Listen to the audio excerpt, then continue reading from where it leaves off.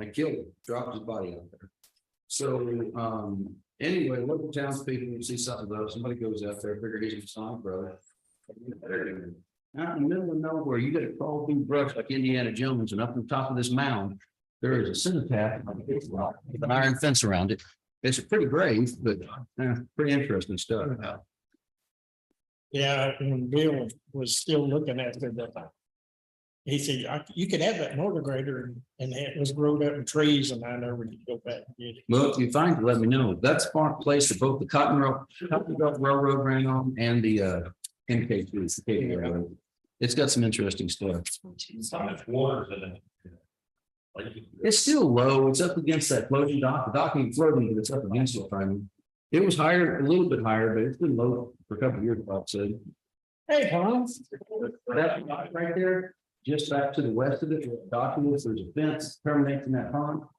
There's some cows missing over there. Can't find them last night. Bob called me yesterday morning early and said, hey, the neighbor said that we've got some cattle in this place, cows. So I went out there last night. I can't find the cows, but I went down there where the cattle pen goes up to the lake.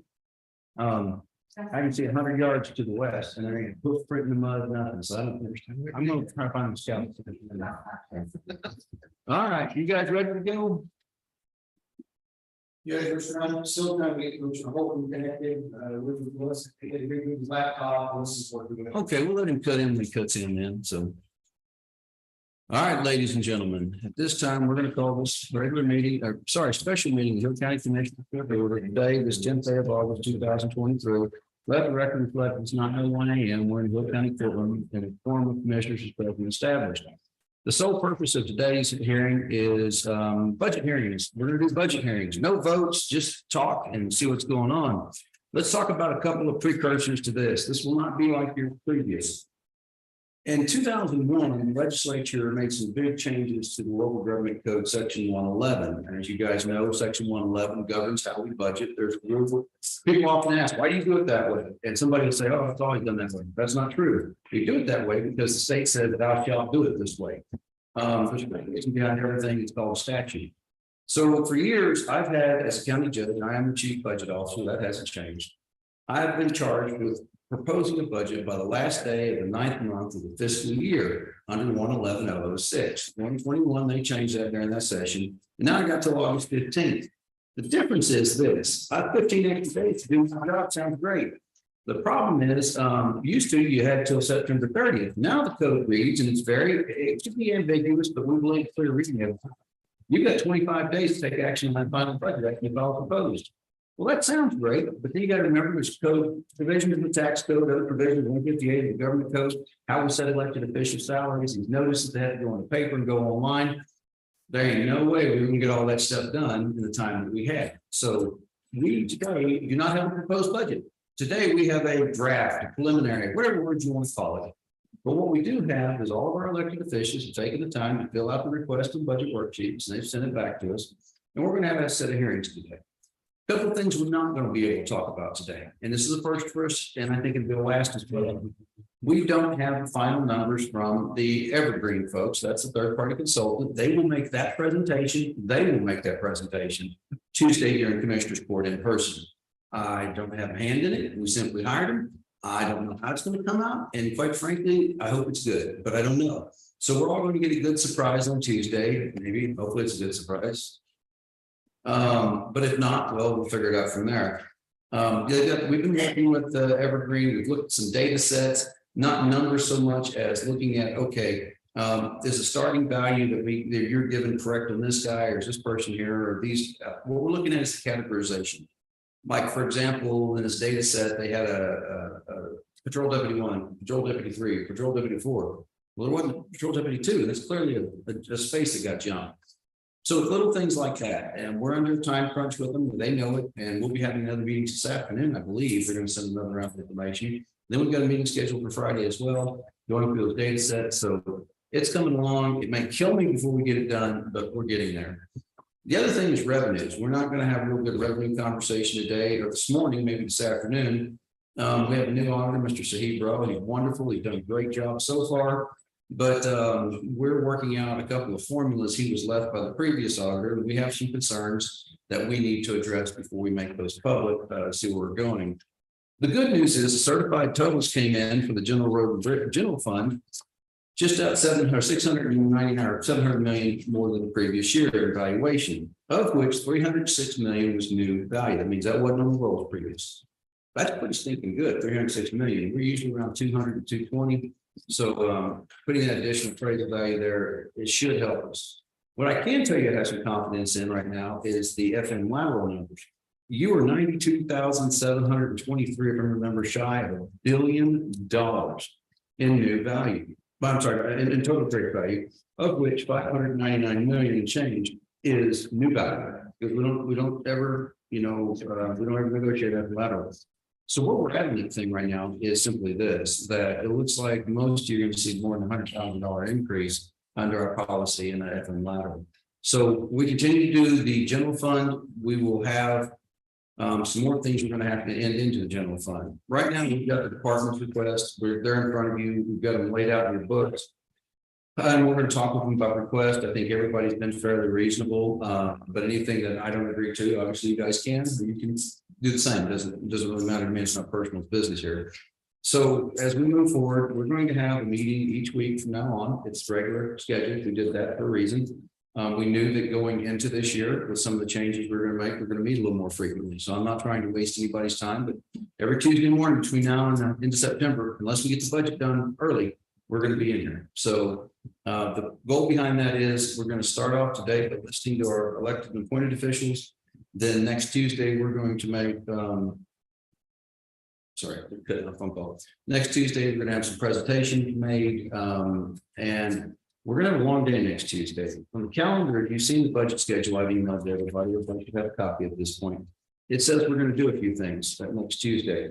And those things are as follows. We'll file a proposed budget. Well, I have a deadline to do that statutorily. That's fine. I'll have something filed. We're going to take a record vote on proposed tax rate and schedule hearings and meetings to adopt. I think that'll be just fine. We've got a proposed tax rate at this point. The commission's proposes elected official salaries. That may have to change. We were originally thought we were going to get the stuff. We were told we were going to get the information from Evergreen over a week ago. It's life. Things are coming away. We're still working through it. I don't know that we'll be able to adopt on that. You may have to push that back a week so everybody can think about it, having a different budget hearing the following Tuesday, which if we do, that's fine. It still gives me plenty of time to run the notices in the paper the way I need to. That and put them online, by the way, that's the thing now too. And then the notice of tax rate hearing being the county website. The tax rate again is what it is. I would like to congratulate Sahib working with Mrs. Hightower. They got that out fairly early this year, and really proud of both of them. Then we have some designated officer on the 15th uploads rates forms and to the appraisal district database. They're just basically going to transmit to the appraisal district what it is we're doing. So you see moving forward, there's going to be a little difference from where we were last year. Most of that is due to changing the law and going and correcting some past mistakes, it looks like. So we'll talk about that more later. But right now on our budget schedule this morning, we are going to have budget hearings. And the first individual up to bat is going to be Constable 1, John Miller. And if you look in your books, you have some printouts in here. And these printouts,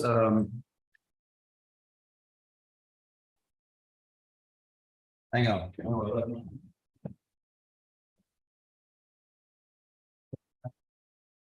You can jump in those.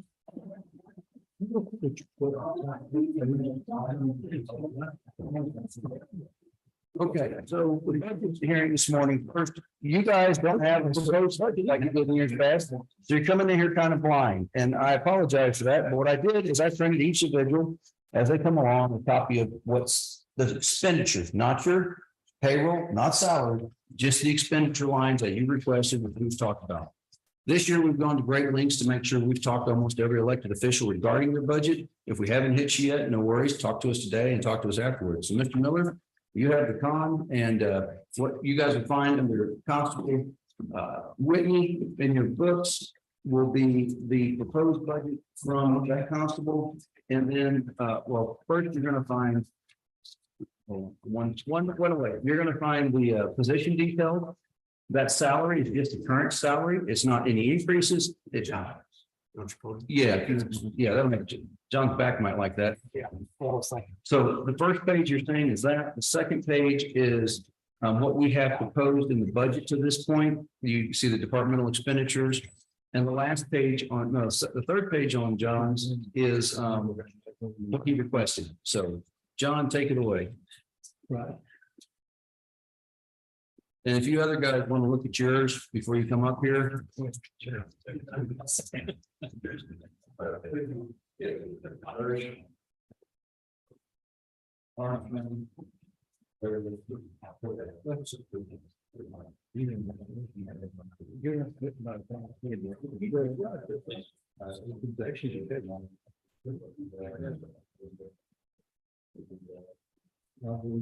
Are you through?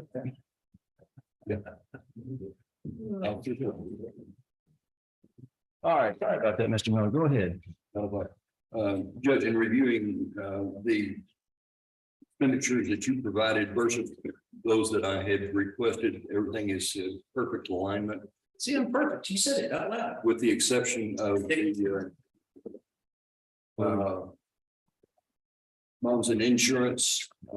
We had $1,000 in that, and it was reduced to 932. So what we're doing on that is, and that is, we're going back into Encode, which is our financial system, and we're looking at exactly what we paid in previous years. And that's okay. That's still open for discussion. I haven't had a chance with Sahib to review it yet, but we'll review it with Sahib and Rachel on all the bonds and insurance. And there's another line, contract services. If you got a printer and you don't have a printer, if anybody's got a printer, it goes under a supply line item. Those things, we're looking at what our actual payments are versus what we've budgeted. We need to look at that again because we adopted 3,000 last year. But, well, I'm sorry, no, we didn't. Forgive me. Bonds and insurance. We adopted 1,763 last year, which was a considerable increase from the 931, but there's been no change in it. Year to date, it shows actual at 1228, and I don't think that's right. So we're going back through and looking at those lines, and that line may come back up. Can you hear me now? Yes. The actual for this year is 982. For bond and insurance. See, yeah, so here's the biggest problem, guys. This great new budget system, numbers are wrong in it. And we're finding tons of wrong numbers in it. Yes, sir. That's the reason you don't have what you need today. I don't want to throw anybody under the bus, but I'm going to tell you right now, I'm not impressed with this budget system anymore. We sent them a file that was a direct extract out of our financial system. They have screwed this up so much that I can't tell you up from down in places. That's why I've been living on 3 to 4 hours of sleep a night, trying to get a handle on this. It's the reason I'm probably this weekend going to go back in the Excel budget and just recreate the entire damn budget in Excel. Because I've got the old sheets, I can do that. What I'm telling you is I don't have any faith in the numbers in the paper in front of me. That's why I've had to go through each one of these lines, one after another. I just think this gravity thing has not worked out the way it should. And it's made my life a living hell. Made a lot of other people's lives the same thing last couple of weeks. I can't trust any numbers on that expenditure page. I just, except for the proposed, because I've personally looked at every one of those numbers. But again, this is a beginning place. And if that's the only thing we need to talk about, I feel comfortable we can talk about that. Aside from that small difference, we had a net overall reduction of $382 for the entire year, Good deal. which was intentional. The biggest part of the reduction was under training and mileage reimbursement. The majority of that expense is being taken care of through Leo's funds rather than county Okay. line item. Good deal. So that saves us money. So It really does. And I ask everybody to, all the constables, all law enforcement, as we come throughout the day, I'll say this again, anybody that has Leo's funds. Do me a favor this next week, not this week, please, but next week. Get with the auditor or the treasurer at one of the two, because they'll be able to tell you better than I can. Make sure that the things that have been posted against your training mileage reimbursement is what you want to be there. There is some places where, we all make mistakes. Sometimes I code things the wrong line, it goes there. Sometimes it gets put in wrong. What I'm getting at, no fault of anybody, not pointing fingers, is go back and look at your expenditures and make sure the stuff in your trainings and mileage needs, if it needs to go in Leo's, we need to have a conversation and make it a correction and move it to Leo's funds. I know for Larry, we found that. And again, it was a miscue, but those things can be fixed, but if you would, take a look at that, make sure that we're getting them done. That's all I have, Your Honor. Bless you, sir. Thank you, Mr. Miller. Appreciate your Thank you, service.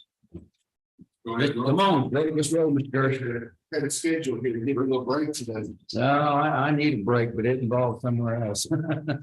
So Um, with my elephant in the room is my vehicle. yes, I want to make sure we're prepared either for repair line. It's really the only thing that wasn't within the realm of what I was asking for on the line. and as I said, we're still looking at that one, and I get it, it's not, we're also looking at putting a capital lease line in your budget. We bought, sorry, went too far back. What the heck did I do here? I scrambled my pages, that's what I did. Okay, so Justin bought, we got Justin truck just 3 years ago, 2 years ago. It's almost 6 years old. Is it really? What year did we get it? So we got it at the end of 18. Okay, and the warranty ran out earlier this year? Ran out. Like while it was in the shop getting the engine replaced. What year was that? No, this last year. Yeah. This thing has been a lemon, guys. I talked to the guys at West Chevrolet. They've had a huge change up in their maintenance people. They're trying to get me the printout of everything that we had done to the truck under warranty in the last 2 years, just to kind of give ballpark of what we would have had to spend out of pocket.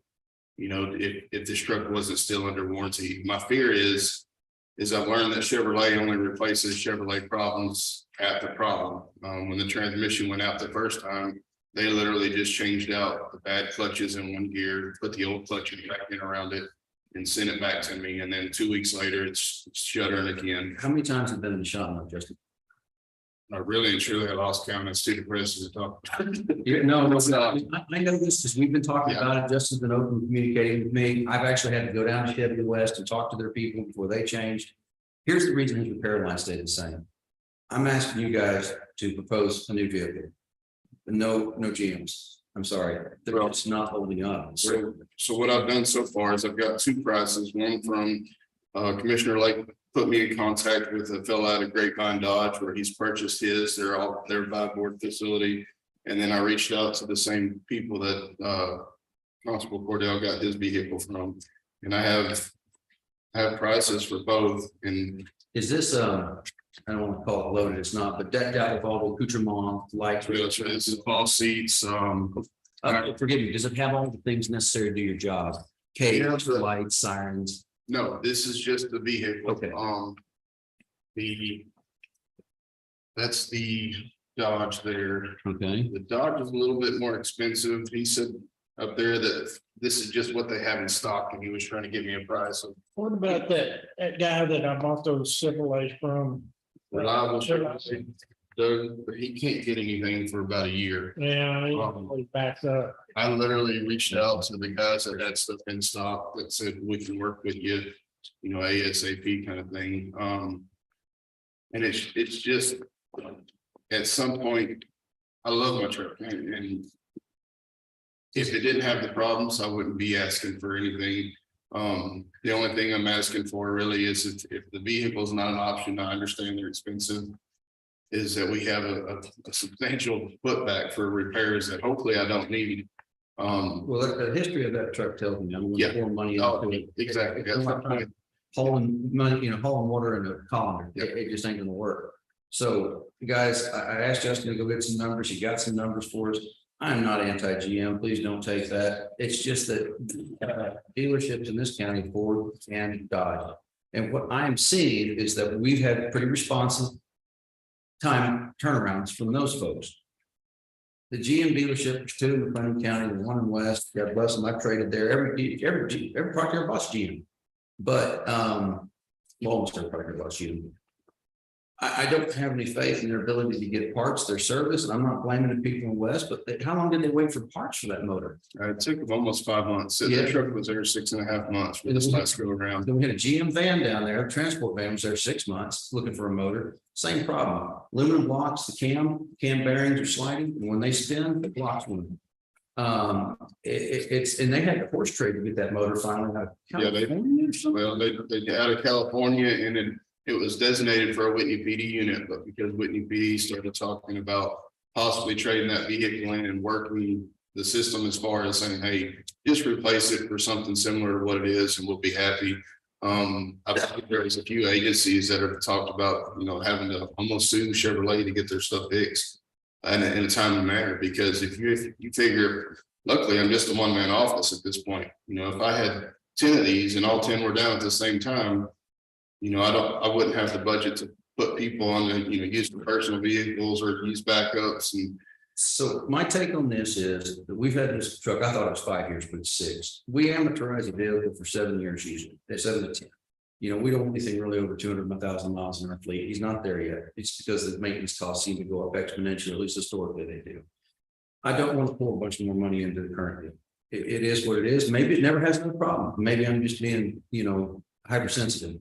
But man, the history of this truck is one headache after another. I just said, get it out of our fleet, replace it with something, and then he's taken care of it for 7 years, and the repair bills goes in for us. It's not just Chevrolet, it's Ford and all that. Everybody's having problems. I mean, and like I said, I love this truck. If it was up to me and I could replace it and, go back and that's when we got it and not have a problem on, I wouldn't be standing here today. I'll tell you the difference is you lose faith in something. I mean, if y'all have a road grader that's continuously going down and you're going to lose faith in that piece of machinery, and that truck is my office. That's the only thing that I have to work out of. That's what does 99% of my work, other than standing in a courtroom saying all rise. Without a vehicle, or when a vehicle's down, it puts a bad spot on everybody. It's one of those that if somebody else already has the loaner unit, Constable Cordell's, and I'm using my F-250 and paying for my own fuel and submitting it back for reimbursement, but at some point we'll run out of money on that line item too. Marvelous. This is not a bad price. No, and if you're comparing vehicles, so the biggest difference in the two vehicles, the Dodge is going to be a civilian style truck. It's just going to be a lower end, base model package, where the Ford is a police unit. It's made for Heavier suspension. heavier duty suspension. It's supposed to be a little bit stouter drivetrain. And it's supposed to be set up ready to go for an installer or upfitter to put lights and sirens on. The good news is I already have a computer. I have a brand new camera system. There's no sense in exchanging that. If computer's working great, the camera system, like I said, just got installed this last year. It's nickels compared to the big overall price to have a guy come in, take it out, reinstall it to the truck. My preference is a police package, and here's why, not because of drivetrain, not because of motor, because of wiring. Yeah. The heck we went through with that stinking 911 truck, you hooked into it, and because it changed the voltage somewhere else. I mean, that was a nightmare. So if the vehicle comes ready, pre-wired, that we can plug and play. I would rather do that instead of chasing ghosts like we do. And so here's That's what this one, we have to wait for. This is what was it, 7 or 8 months or 10 before you got you? that's if we order one. This vehicle here is one that he has in stock, supposed to be delivered this week. And I asked for prices for now. This is going to change. Every month the vehicles are getting more expensive. So my 10 cents is, if we're going down this road, we can take action now if we borrow the money to do it, like go to government capital and the next payment's next year.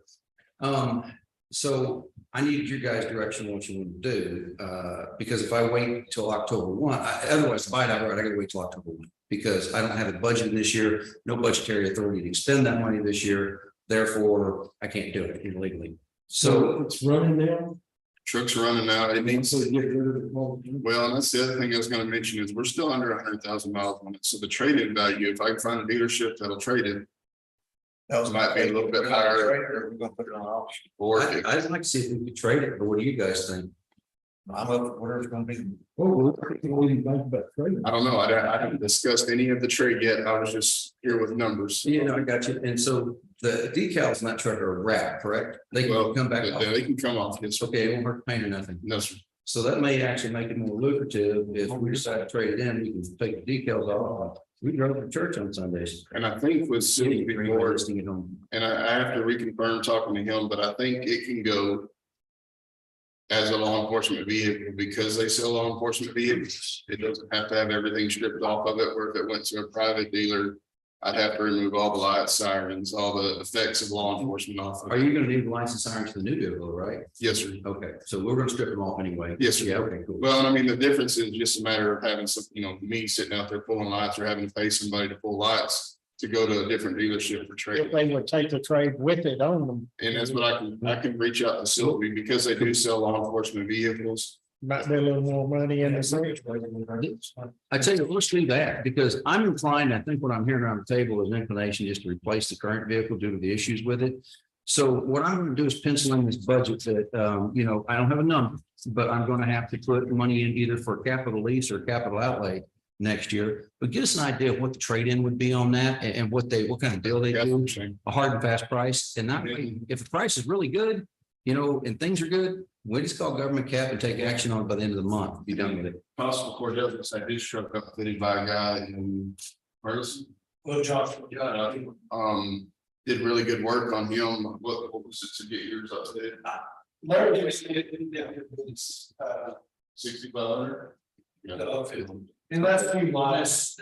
New light siren. Oh, that's everything new. Okay, yeah. Yeah, if you don't want to use something you do, it just goes to age out the lots and Okay. he does an extremely nice, neat job. Okay.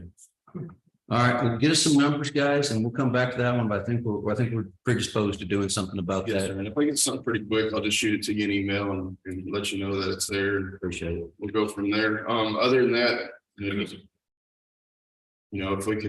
we talked last time about the salaries coming up a little bit. And I know, it's kind of in the air right now, just It's where, yeah. get all of us to understand. I think you're gonna need to show up here early Tuesday for anybody here today, if you want to see this place. I imagine holding the football stadium, there wouldn't have enough seats to hold everybody. But we're trying to decide if we need to be here in the official capacity for security. I might need some. Well, but thank y'all for your time. I appreciate it. Constable Larry Armstrong. Constable Armstrong, how are you today, sir? Better than I thought I was gonna be at this time. I just, I passed my test the other day. All right, glad to hear this. I Very had good. 50% blockage in one artery and 30% in the other, so they Man, you're not left me even- alone. you're not even really trying at this point. That's good. Said I'm good for another 150,000 miles. I don't have any problem with anything in this Okay, here. The only thing that I am asking for, other than money from the people is in the new vehicle. I've got one vehicle that's got 204,000 miles on it, and one that's got 115,000. and again, gentlemen, that one that's got 204 Constable Cox drives. I know vehicles are expensive, but that vehicle was bought in 09, 08, something like that. That vehicle's been around a while. It's been through multiple different folks. I'll be frank with you, this is the best I've seen that vehicle look in a long time. But it does have an excess of 200,000 miles, and it's traditionally been the court's policy that vehicles hit 200,000, we want to start shuffling down the road before the tires fall off.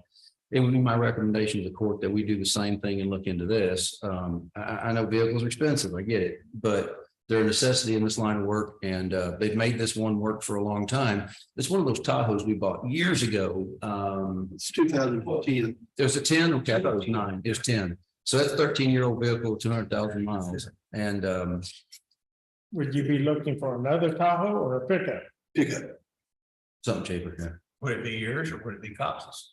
It'll be mine and I'll move mine down to him. Let's fix that now. I didn't know if he's gonna be admirable, let him have it in there.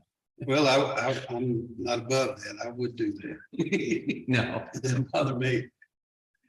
I'm just out here to do a job. yes, yeah. You don't need to run over it like I tried to get you to Saturday night. Well, we've been asking for two. That would have solved a lot of problems right there, I'm saying. See, Yeah. So we're probably gonna need either a capital lease line and we're gonna possibly need upfitting money in this one. If you get me some numbers on truck, if you guys want to work together, see if there's a. I can say I could get the same thing he's got, but there's no need in doubling up on him. So Cool. That'd be fine with me. If they got a vehicle available, yeah, we're open to that. So, I mean, just give me some numbers and we'll go from there. Buy one, get one free. Oh, I'm sure they'll run that deal. That's all I got. Thank you for your service. Appreciate you, Larry, very much. All right, Constable Precinct 4, Kevin Cordell. Constable Cordell, how are you this morning? Oh, that's hers, yes, yes. Good morning. Oh, so let's keep, I'm sorry, sorry, bad. Go ahead.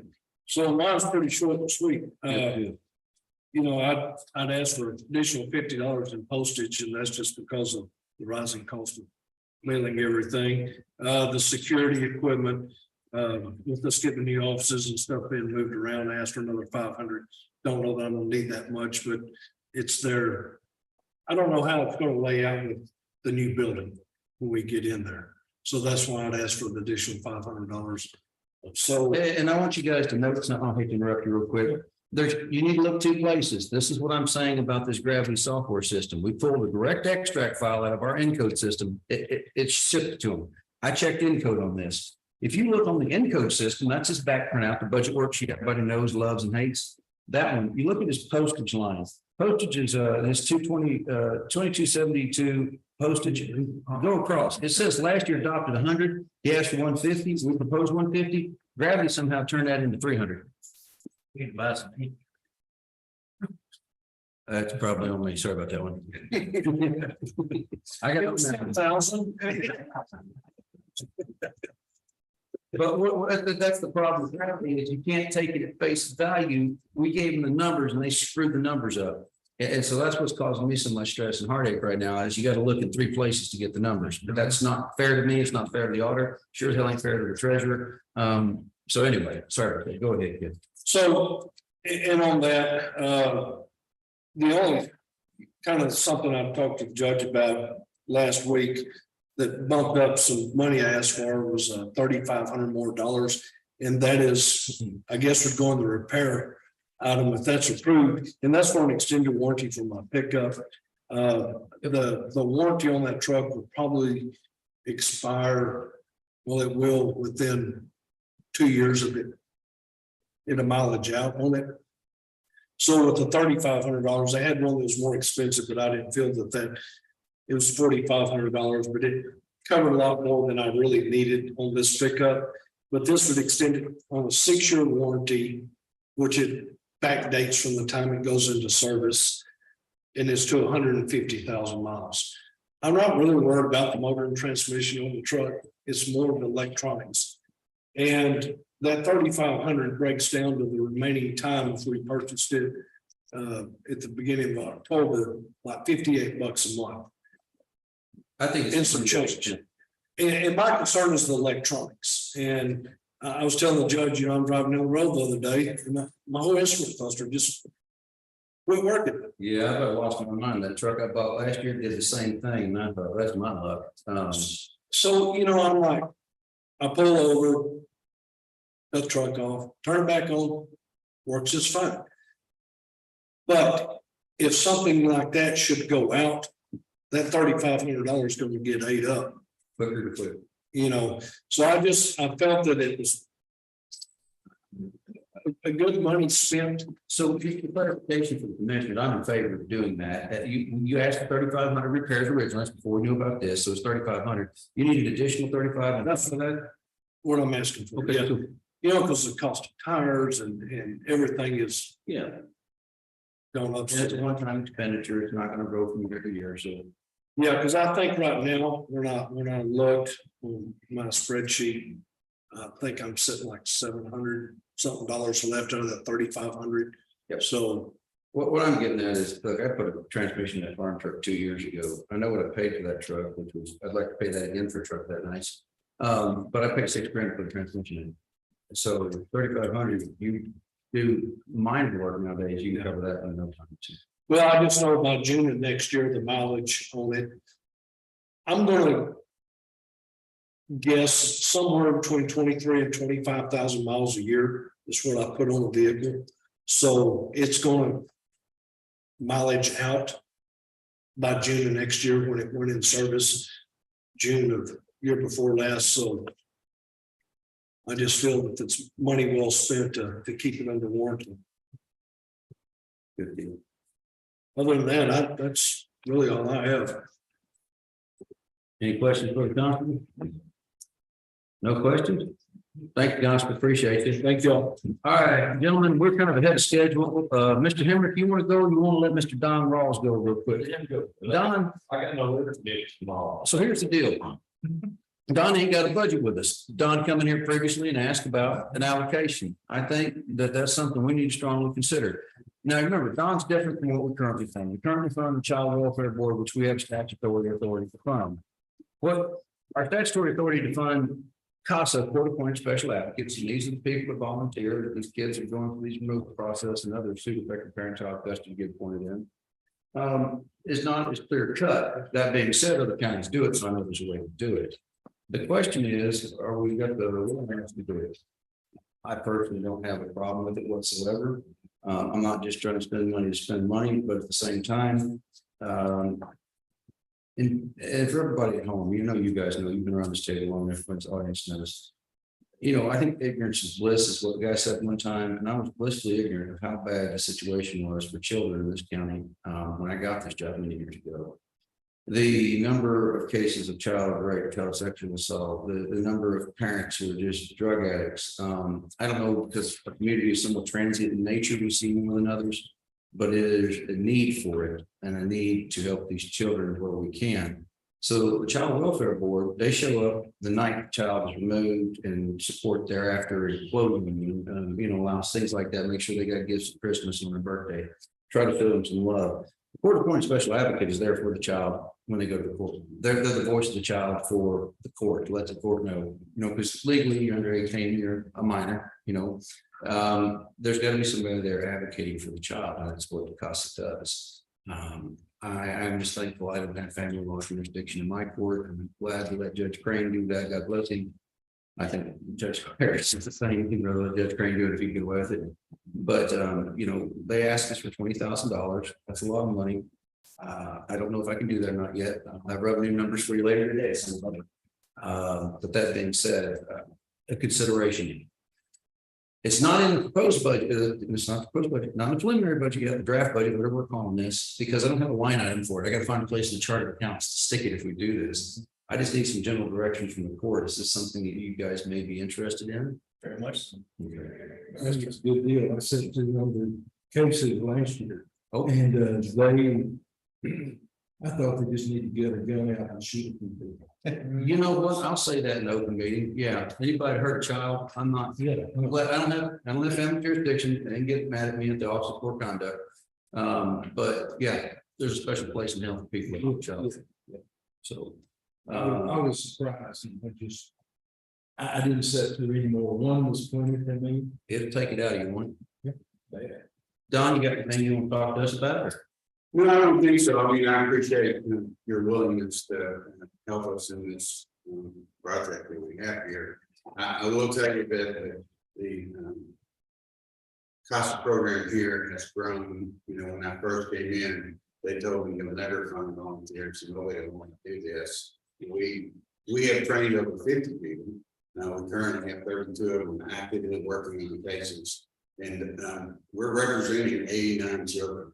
And most of those you mentioned that were kind of transient. Every once in a while we do get a transient, but most of those are our human kids. Yeah. And so. Okay. Hey, when you find where you can pull it from. Yes, sir. I got my marching orders. I'll do it. Don, thanks for being with us this morning. Thank you. Bounce to the other board. Coffee's in there if you need it. All right, Mr. Henry, next individual up this morning. So it sounds like we get gave all your money away. So I got a problem I need help with, guys. So let's go down to my problem. My problem is drones. You guys, I love these, that we're in demand. Is this for helicopters? And we kind of didn't think a helicopter is really that great of an idea. You're not getting a helicopter. We're not doing that. My friend's counting this morning. You need to run. You know what? Give him that one. That's what I'm saying. Anyway, we've been great with drone programming. You recall a couple of years ago, 2 years ago, gentleman, Mr. Rick Cook, who owns, the part owner of a logistics company out here that's growing so rapidly, made a donation to the county of a software called DroneSense, and it allows us to, if Tom's flying, I can pull up on TV screen anywhere in the world, we've got an internet connection, I can see where he's flying, help assist him. Well, both drones are the Autel drones. You can no longer buy the Chinese drones. So the government says we can't do that because of spies or whatever. So we have these two drones. Well, then comes the FAA, federal government comes in and says every drone shall have a transponder by the state. Okay, well, these drones weren't built with it, the software wasn't built for them. So the newer drone we got, it's fine, it's good, it works. The older drone, while you look at it, it flies and operates. We can't see it on DroneSense anymore because they have to update the software on it. Many years ago, these drones started off 30,000, then 10,000 for the camera. The last drone we bought was about 9,900. That's with the both cameras, big 4K camera and the FLIR camera. Thank you. I will tell you, that's what saved a lot of time, trouble, and energy up at the Blum fire 3 weeks ago. Putting that thing up in the air at nighttime, it's like a photograph in black and white. It's insane how well you can see. We use those drones on a regular basis, and with Chris, they're rotating now. So Chris goes out one time, Tom the other, so you don't have somebody out all night. On a regular basis, we're called to assist local law enforcement, your sheriff, PD, because somebody's run from them, fled. You know, we found a guy in Walmart 2 to 3 weeks ago and found a field. We've used it to locate elderly people that wandered away with Alzheimer's. We used it to drop a life vest one time to a drowning person. These drones have a utility and a viability. Unfortunately, we're somewhat hamstrung. This one drone that's the older model with the older software can't be upgraded to the newer. So what I'm telling you is that drone, we can get in the air, but it don't work with the system anymore. And I want to find a way to replace that drone. It's $9,600 to get a new drone. That's not cheap. We wanted to do it this year. We found some money in Tom's budget that hadn't been spent. I can't find the rest of it right now. There's some other overages around. If I can't find it in this year's budget, and I didn't put it in the preliminary here, I'm going to ask you guys to replace that drone. The old drone still has a trade-in value. We can trade it in. It'll be worth something. I don't know how much. For a department that's not using all the technology we're using, there's value there. The biggest problem is starting September the 16th, every remote airplane, I mean, even the obvious remote control aircraft have to have remote ID. So we're trying to fight that FAA mandate as well. So while we're having this issue with the drone, whoever we would send it to would still have the same issue. They've got to figure out a way to meet that. Well, it's like me. I've got a lot invested in the drone I use to check cotton and check, because I don't like walking through cotton fields. A, there's snakes out there. B, it's just hot. Okay.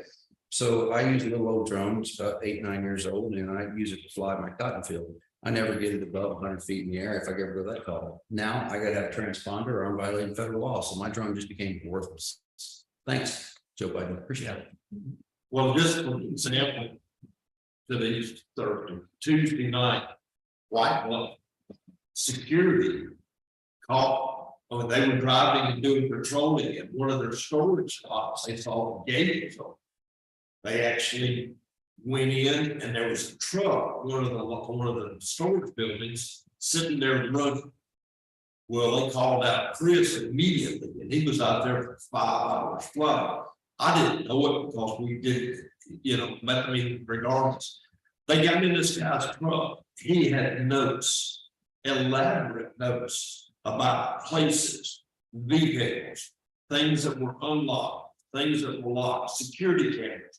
This guy, they didn't find him, but he's a program.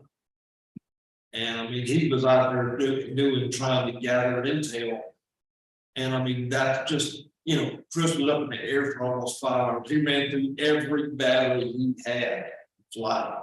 So This time of year, the FLIR works great for certain things. It doesn't work so great for others. For example, when it's 100 degrees at 10 o'clock at night, that camera, it's hard to distinguish other things that held heat. During the wintertime, it's amazing what you can detect. We can see frogs in the wintertime. The heat rate, the heat signal is so good. we've used it to catch a lot of people. We don't catch everybody we put in the airport, but it's been a good tool for us. And it's a heck of a lot cheaper than on a helicopter. If we're going money for trucks, why don't we just throw $9,600 in there and go for it? I'm not No money is money regardless of what you're doing. agreed, but because it's so low, what I'm looking around to see what we can put together towards the end of the year. We've been through 6 people, we spent a lot of money. Yeah, so my deal is, I'm looking at what's left over the repair lines and what's left over here and there. What's not been hits. So what I'm prepping you for is I'm going to try to buy it this year if I can. I'll have to file a budget amendment to do it. But if I can't, I'm going to ask you guys if we put it in next year's budget. So, and I'll know something by the end of next week. The only other thing I mean, we went over the budget, I mean, there's some little things in there we addressed. But one of the things that I think that really and truly has come to light is the fact that I don't know how many of y'all eat out every day. The cost of going out and eating and everything has gotten more expensive. Because of all the specialty certificates that we have to do all the things that we do out of our office. Going to training seminars and going to different places. I mean, we've got one coming up for the Harris. It's in Mobile, Alabama, and honestly, we've gone through our training. Now, you know, that's something that I don't know, if maybe it's whole per day for eating, it's not enough money to cover the cost of eating for a person in a day, especially if you're in an area like they had the TDM conference was in Fort Worth. I mean, a hamburger at the closest place down there is $18. I mean, it's so again, that's just one of the concerns that I have, that, you know, we don't want to go over our budget, but some things we just have to do what we have to do. But other than that, I think to have thrown it together as fast as we did last year, we've done a pretty good job at staying in budget. We haven't really gone way overboard on anything. I want to point out there's a new line in this budget, and that line is the 3103, 1209. That's the radio line. You see, it's never been funded before. It's 40,000 this year. That is not $40,000 randomly out of the general fund. Recall when we put this program together, we said we needed a way to help pay for maintenance to these things, and we're charging, not outside of the county, anybody that's not the county, $5 per radio per month. We've talked about it. 15. I'm sorry, 15 per radio per month. Sorry, I just don't think it's right. Anyway, we've talked about it. We think that that's a conservative estimate at 40,000. So we put that in the revenue side of the general fund, and then we have on the expenditure side for radio repair and maintenance. Right now, Tom is pretty good. You got another grant. You guys approved all back 57,000. That's going to buy a lot of radio spare parts pieces. My request is on this particular line that if we don't spend that money, it just rolls forward. You know how expensive these dang things are, and I don't want to be taken out of the general fund just to randomly, you know. So what you're saying is the contract fees that these entities are paying in, they just roll over continuously. That's a request I have. I would like that too, because I don't want to be making money off of them and So put it back. It needs to stay in that. I put it here for the preliminary. I started to think, well, how does that work? As part of the general fund, nothing else in general fund. So what I'm thinking is, I need to talk with the treasurer and the auditors, creating a special radio fund, like a special budget in back, so that it rolls, you can see what's actually going in, what's going out, and just better track it. I just did this because we had these conversations in the last week and thought, well, this is the place to go. Then we've had all these problems with this gravity program. God, it's been terrible. I would be in favor for it rolling over like you're saying, because at some point it's probably going to be a sizable amount. And I don't want anybody saying, well, the county just making money off of us. Agree with that type of thing. No, this is for a reason. I think so too. And that reason needs to stay The there. things we're looking at too, we're fixing to go out with a big grant this year that's going to be available, because we want this system to be the system of all systems. And we found this out. We knew that one of our weakest areas was the Metcalm area. We proved that the other day on that fire, and you get off right there on that Sunny County, getting close down there. We were having, if like my radio, I've got the short end, so I was having issues hitting the repeater. Chris had his radio with big. And he was able to talk. And It you was want that vehicle we're able to talk to, Yeah. just the handheld. Yeah. And because of our school safety mandate, the handhelds is what the teachers would have in the schools down there. It needs a little more up down there, but we're not gonna ask the taxpayer for the money. We're looking for grant funding. All grant funding. We wanna do, we're looking at two possible. Using the infrastructure we have at Hubbard. For to do on the water tower, where we already got a place to put the equipment. Or the other option is, man, coming back from that fire, your place up there, it is on a hill. I'm up there and, I mean, that would be the ideal place, That's gonna ask them to care on if they're. well, good luck. so. Anyway, that's kind of just letting you know what we're looking at next year, but we're not coming to ask y'all for money. We're looking to do this 100% grant funded if at all possible. So that money that for the radio fee, we're lucky this year. We're not being having to pay any maintenance at all because it's brand new. But starting next 2025, Mhm. that's a pretty solid chunk of money for the maintenance, and I'm telling you, we've got What was the money? How much? of it? about 60 grand a year. So, you know, it's That's why I say I think this needs to roll over every year, just so it'll be there when we need it. correct. And then the expenditures out of it will be an expenditure line for radio maintenance and then an expenditure line for radio repair or capital out or whatever you think of. And again, this is a preliminary number that we're all kind of shopping going, okay, with $15 times number of radios outside of our jurisdiction. This is a little low, but we've kept it there. There are a couple of things that could happen before we finalize our budget in September that could cause that number to go up. And if it does, great, we can amend then, but we want to be conservative in our guests on expenditures for sure. So. Will the schools pay $15 for the? Yes, yes, sir. Anybody that's in the system that's not Hill County will pay the 15. And you know, we're not asking them to pay the full maintenance. We're gonna pay more than anybody else pays. But this system is state of the art. We're the envy of the counties around us now because we were able to put together something just incredible. But at the same time, it's expensive. And so far, that whole radio system's been paid with non-county taxpayer dollars. It got funding from ARPA. It got funding from another ARPA grant.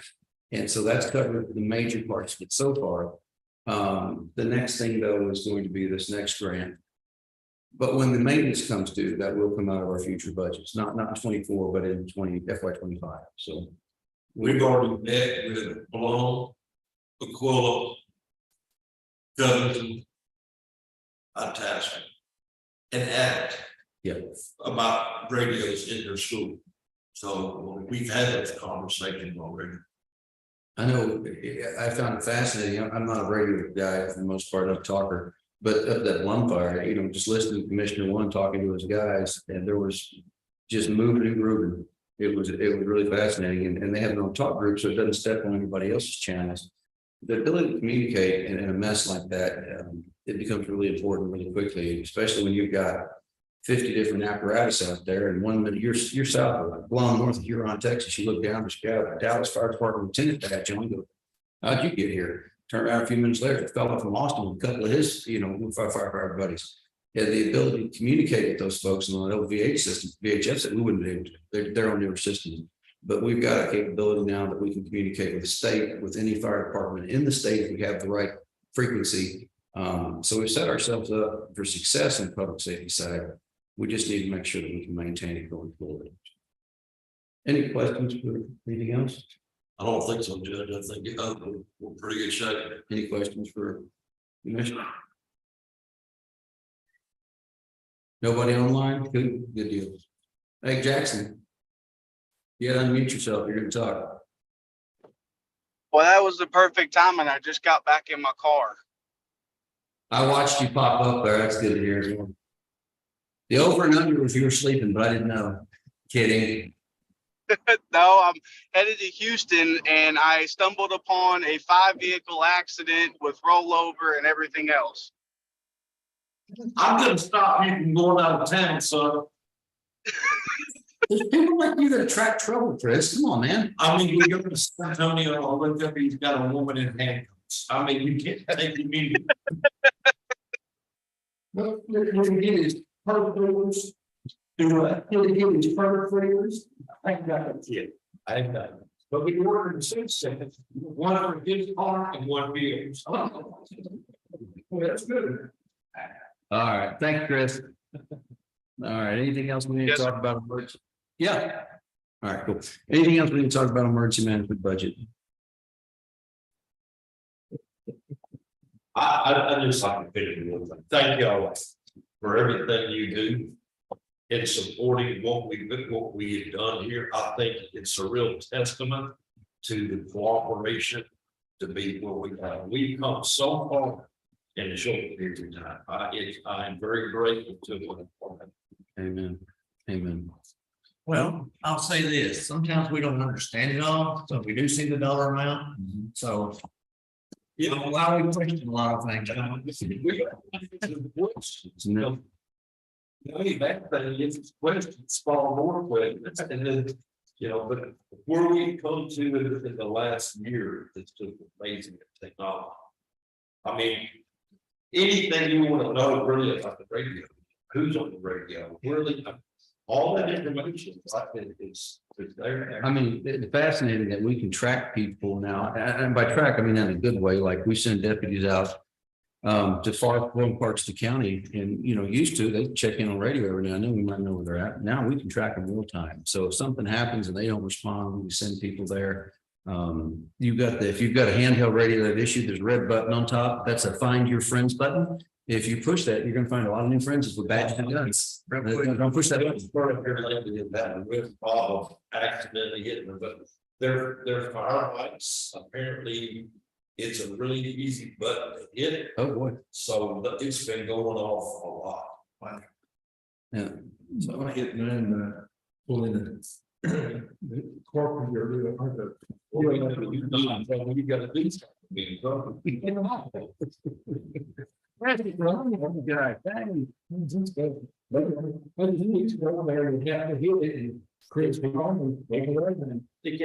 But the good thing is.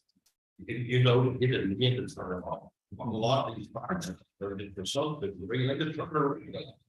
Well, that alarm is still active until somebody clears it. Both of that, Grizzly, he'll check whether to make sure they're not in trouble and he can clear it off. It's just learning things, with this new system. We're talking about really a bad winter, snow, sleet and hail and everything. And Right. It's in the day of August. That sounds pretty good. You can't talk about it. I'm just saying. Yeah. I mean, it's pretty bad, and then talk about a cool front, it's only gonna be a high 98. That sounds good. Breaking my heart. Yeah, and it's 112 degrees.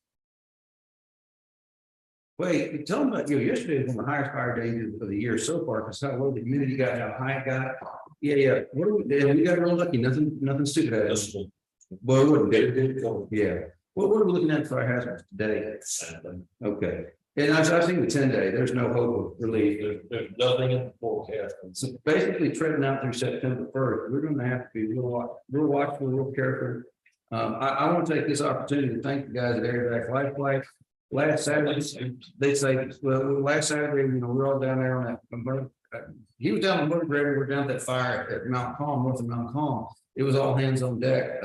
Texas Forest Service. We had everybody south of Hillsborough and Hill County down there. Everybody else in Hill County wanted to come, but you can't put everybody in one place. It doesn't matter. Navarre Mills, Groesbeck, Prairie Hill, Golson, Ross, you name it. Every fire department in probably a 50-mile radius showed up and helped put that thing out. We had individual landowners show up with a bulldozer, and then of course the Forest Service showed up with 3 bulldozers. It was going fair. Well, everybody pretty tuckered out. And we kind of rolled out, had a game plan about 10:15. I left. And then I go to the house, and then about 1:30 that morning, 2, somewhere in there, they get a phone call again. Airback Life Flight had delivered a patient up in the Fort Worth area. They're flying back to their base. They see an unreported fires about 5 acres between 35. If that thing had gone on for another hour, goodness knows that wind where it'd gone. So I appreciate those guys reporting that one in. Hillsborough, I think a deputy went out there, found a way in, or maybe Hillsborough did. Up there and flew it, and he was on his way back. And he flew it with the drone and found a way to get into that fire. So that wasn't good at the, I didn't get the story on that one, but they got up there pretty quick and knocked that down. just everything is a tinderbox right now. I won't, my place was terrible. I didn't shred. I refuse to. I just don't, I wouldn't plow that, frankly. I'd be afraid. It was a guy we talked to the day, it was John Yeah. talking about he could plow with his plow and scuff the rock and start his farm. Yeah, there's a lot of that going on. So anyway, all right, well, thank you, appreciate you. So Mr. Auditor, you are next if you want to talk about budget today. Please.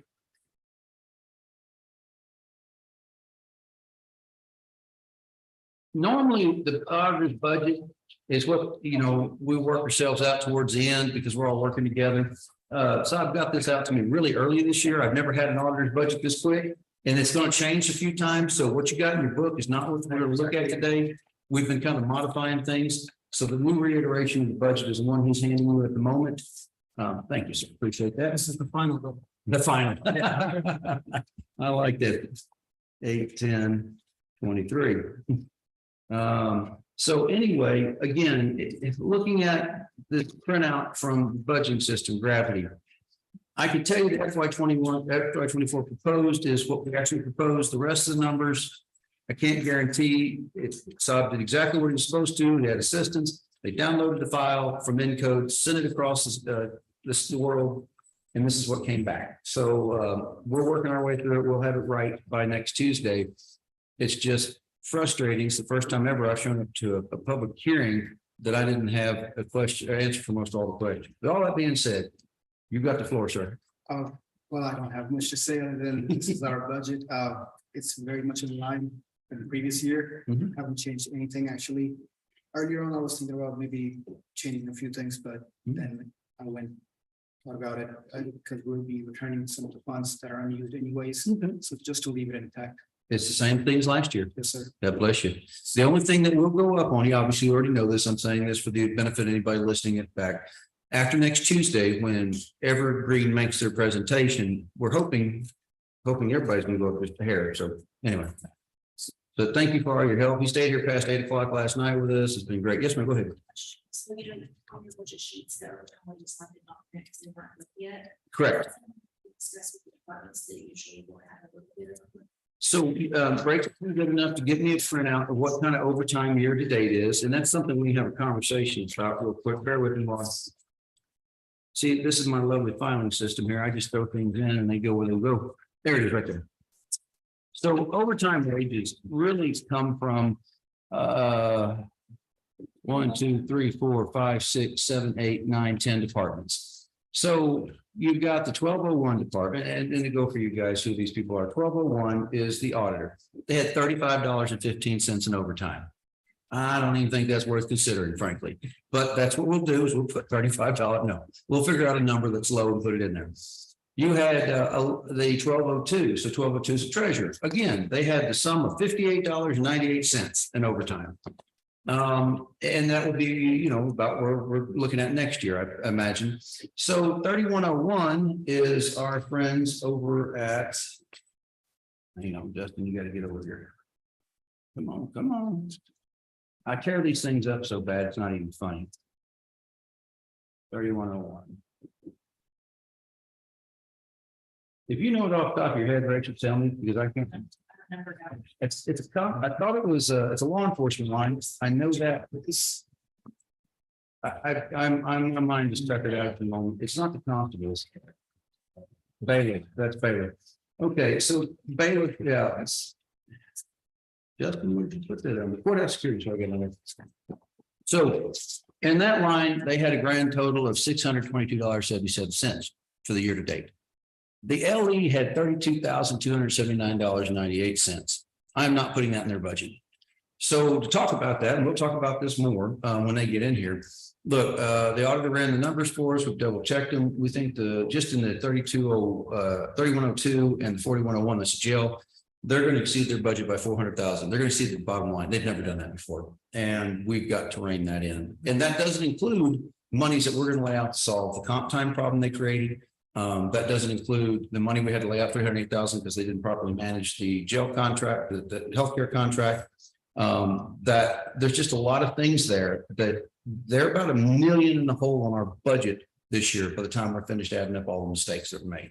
And I still got explanations for things, and that's fine by me, but I've got to run a budget and I can't have people going over. The other thing is, I don't know what their statutory authority to spend over their budget is. I don't think they have one. So they're gonna have to come in here at some point and ask for a budget amendment, just like, when Andy had to at the time, he had to do that stuff with FEMA. He had to come get a budget amendment. We loaned him money, so he had statutory authority. I have been told 2 days ago, the sheriff in the morning and then the sheriff, his chief deputy, his chief jailer, you gotta quit spending. There's no money left. You're done. That 300,000 in overtime so far this year, where'd that come from? Oh, that's $238,059.46 came out of the jail, and $32,279.98 came out of law enforcement. $3,481 came out of dispatch. No, that's What's that? correct. Oh, it's SRO. Yeah, so that's being charged to us that was supposed to go to the school. And that would count the top time. That does not count the top time. This is overtime only. Scotty and I talked about it the other day, April started making 88,000 a year. Well, That doesn't set too well. I think it's going to be an issue that we had a policy out of the auditor's office for years that we only basically got one exempt person for office, but that's not what IRS says. And looking at these people, a lot of these people are considered exempt. They're salaried folks. I don't know why they're getting overtime. I don't know why they're getting comp time. They're salaried, just like we are, and just like Tom is. You don't work all them hours, you don't get nothing extra. So like the jail captain is a salaried position. New chief deputy is a salaried position. So why are we paying overtime and comp time to those? And that needs to be fixed. And there's some others too. I'm not trying to single those folks out. There's other folks too that have that same problem. But I mean, I can't picture what she does. Why she gets that much money. I mean, well, if they're just making 88,000, you're not. But- And I'm really lucky they over. I mean, people, I personally, I would say it. Well, And I just wondered if we can't, whatever everybody comes up with is her salary for her slot. If we can lower her to that. I mean, that's something the court has the jurisdiction to talk about, that's for sure. So I have no problem having those discussions. I would be cautious if to say lower, but then maybe more. Let's see what evergreen has. I more than It's like that, I said evergreen. I didn't think that we never.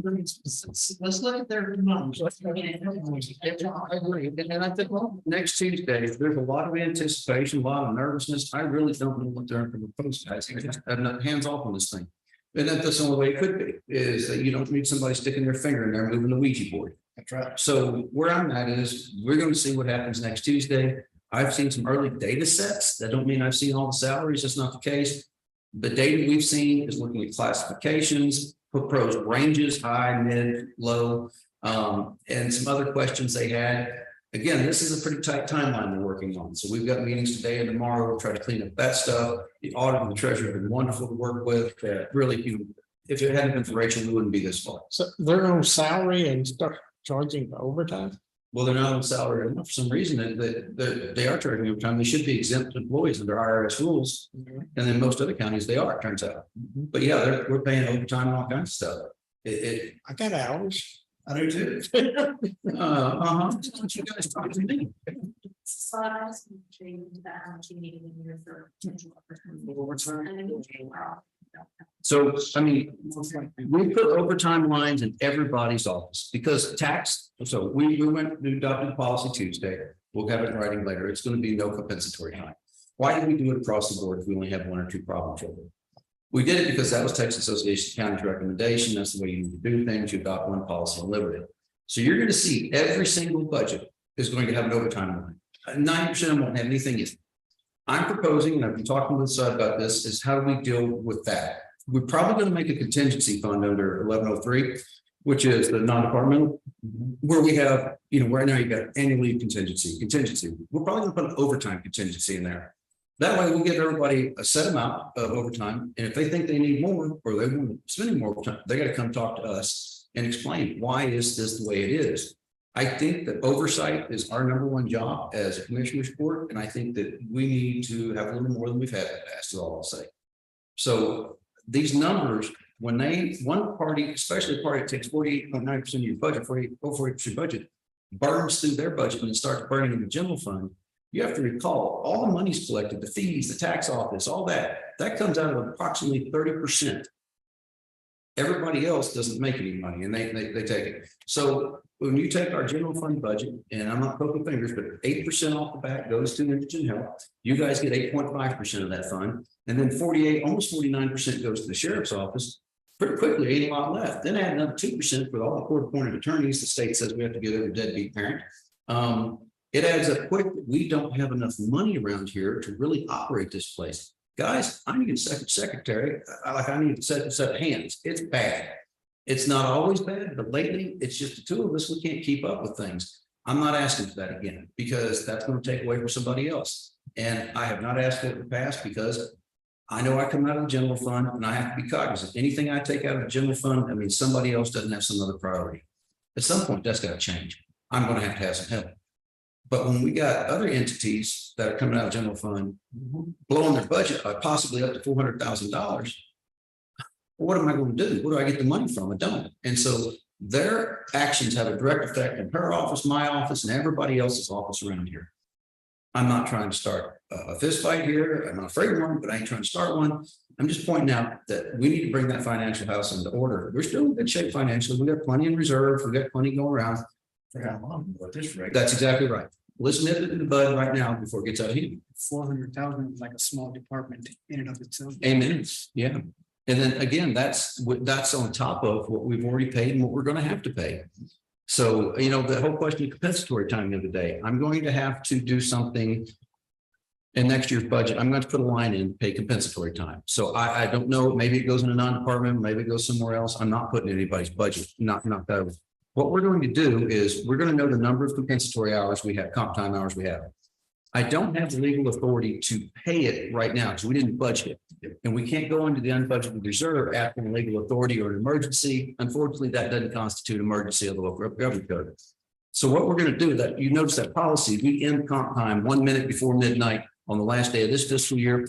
I propose that we budget for that comp time in next year's budget and we pay it off that first full pay period or something like that.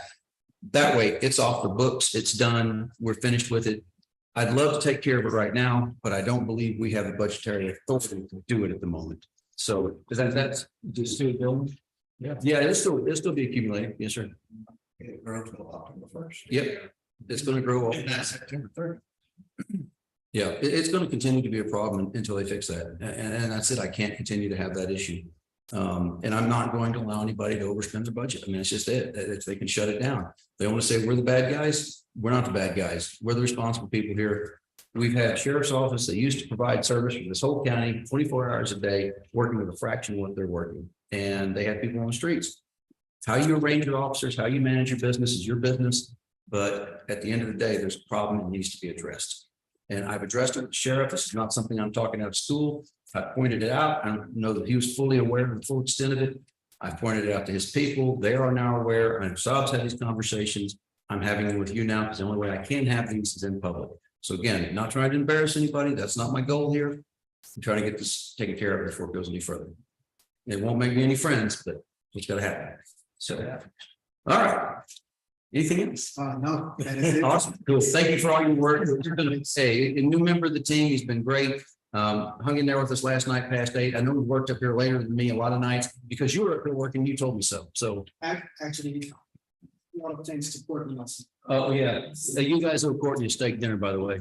Yeah, I can't pay for that county fund. Last night I went home, changed clothes, went back up here to the lease place and looked for cows for an hour and a half. So anyway, yeah, I don't know, but bed was sometime about 1 this morning. Get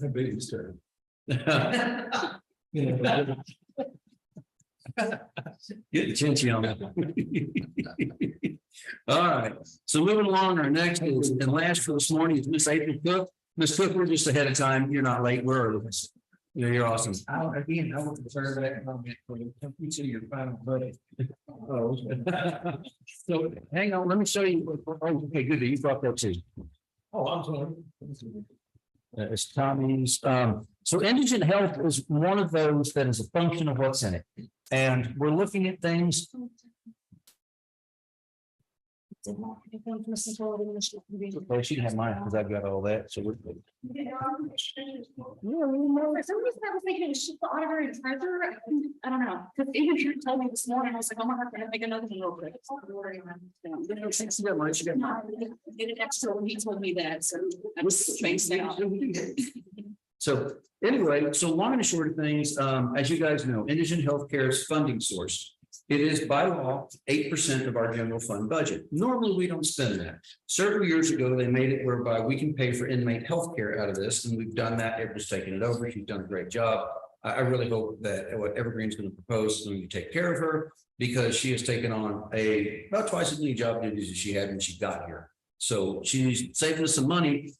So our function right now is we have a pretty good handle. We think at this moment, it's not in the papers in front of you. We'll print it during lunch hour of what the revenue number is now. And so that's not going to be in dispute. So the question becomes, all right, what are we paying for out of indigent health? And we have what Ms. Cook has provided us here, which is the one side is the printout from Encode, which I trust that system. Any numbers that are in there and light colored, those are clearly numbers that came out of our system and therefore accurately reflect what we spent. Those numbers have been audited by our outside auditors. What you see in the gravity system, only thing that I can give you any credence on is the FY24 proposed. Everything else is just kind of junk. I mean, it may be correct, it may not, but we found so many wrong numbers at this point that I'm not interested in taking up for them or do anything like that. So our major expenditures in this fund have been over the years, not wages and benefits. It's our operating expenses line. So our wages and benefits, just ignore it for now. It's the same thing it was yesterday morning. It's not going to change until we see Evergreen. But go down to your operating expenses. And you see that dues and membership, $300. What was requested on that? Same. Same thing. So she's lowered that request. We need to probably go up on training mileage and reimbursement. We're going back to, they requested 2,000. I only have 1,500 in there. And so I think we need to move that up to 2. Because the number of things I want to send her to is increasing.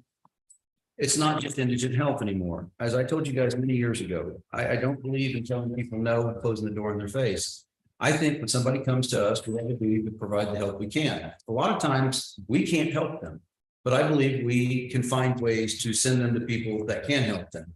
To that end, I've had Ms. Cook go and become, I don't want to call it certified, I don't know if that's the right word, is community planner, community partner. Basically, she's been going down to Hong Kong on her car, so we got pair reimbursement, and learning about the different programs that we have and where we can send people. So if somebody comes into her, they don't qualify for our program, which is very difficult under state laws to qualify for our program, very difficult.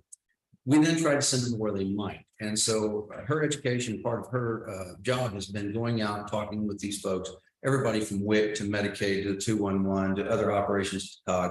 We've really expanding the operation of that office.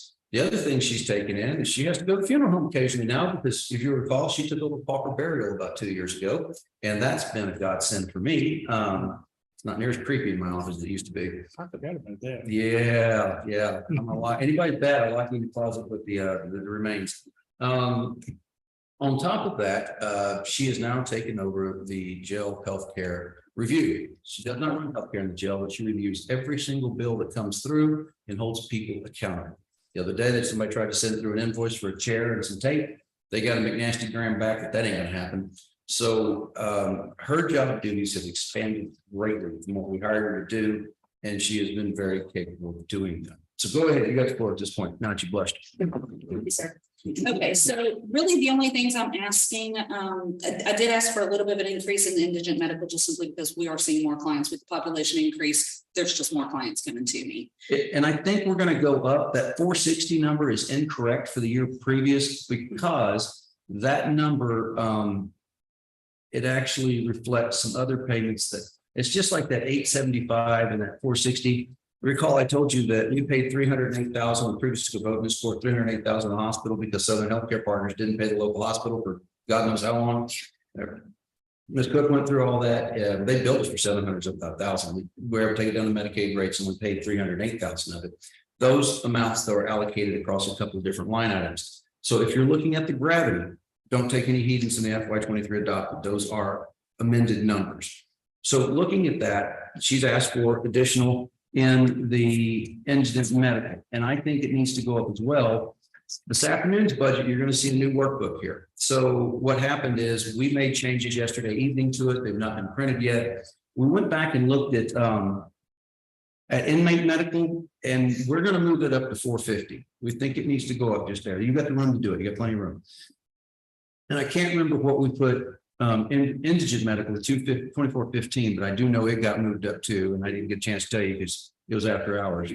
But we believe both of those things over the last 15 years, well, mainly the last indigent medical over the last 15 years is a trend. It's slow, but it's going up. As the population increases, hard times, you name it, whatever. The Oh,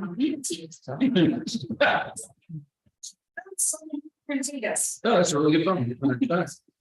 Anyway, we've seen an upward trend in those costs. It's not astronomical, but it continues to trend up. As you guys know, from time to time, we are allocating money from the indigent healthcare budget back into the general fund to pay for things. Indigent is, oh, okay, this is when you have your accountant in the next room and they can hear you. We moved inmate medical up to 450 from 425 and indigent to 250 from the 160. The reason we moved it to 250 is looking at a trend line. Again, this year, current year is a little bit of an anomaly because we had to cover that mistake down there from these funds. But I think I feel safe with that. If we don't need the money, it's fine. It rolls over in your budget. Right. To the next year. But I see that the original was proposed at 586 for inmate medical. So Yes. let's talk about that. Where do we get the 586? Okay, so our monthly invoice from Advanced Correctional is already 39,400 and something, so almost 40,000 a month. So that already puts you at 480,000 for the year. You're right, 473,99904. Right, so then you actually have to take into account all of the invoices that I am paying out, because there's a lot of them that come through, a whole lot, and I can only control so much of that. Fair. The other thing is the dental care itself. That's where you've got two different propositions. I've got it broken down to where we continue to do offsite services, going to Dr. Ottover and Whitney and everything. And then I've got it broken down to where we actually have on-site care come in and they provide everything. If you look at the very back, the last page back here on the right-hand side, gives you guys a breakdown telling y'all exactly what on-site dental services provide.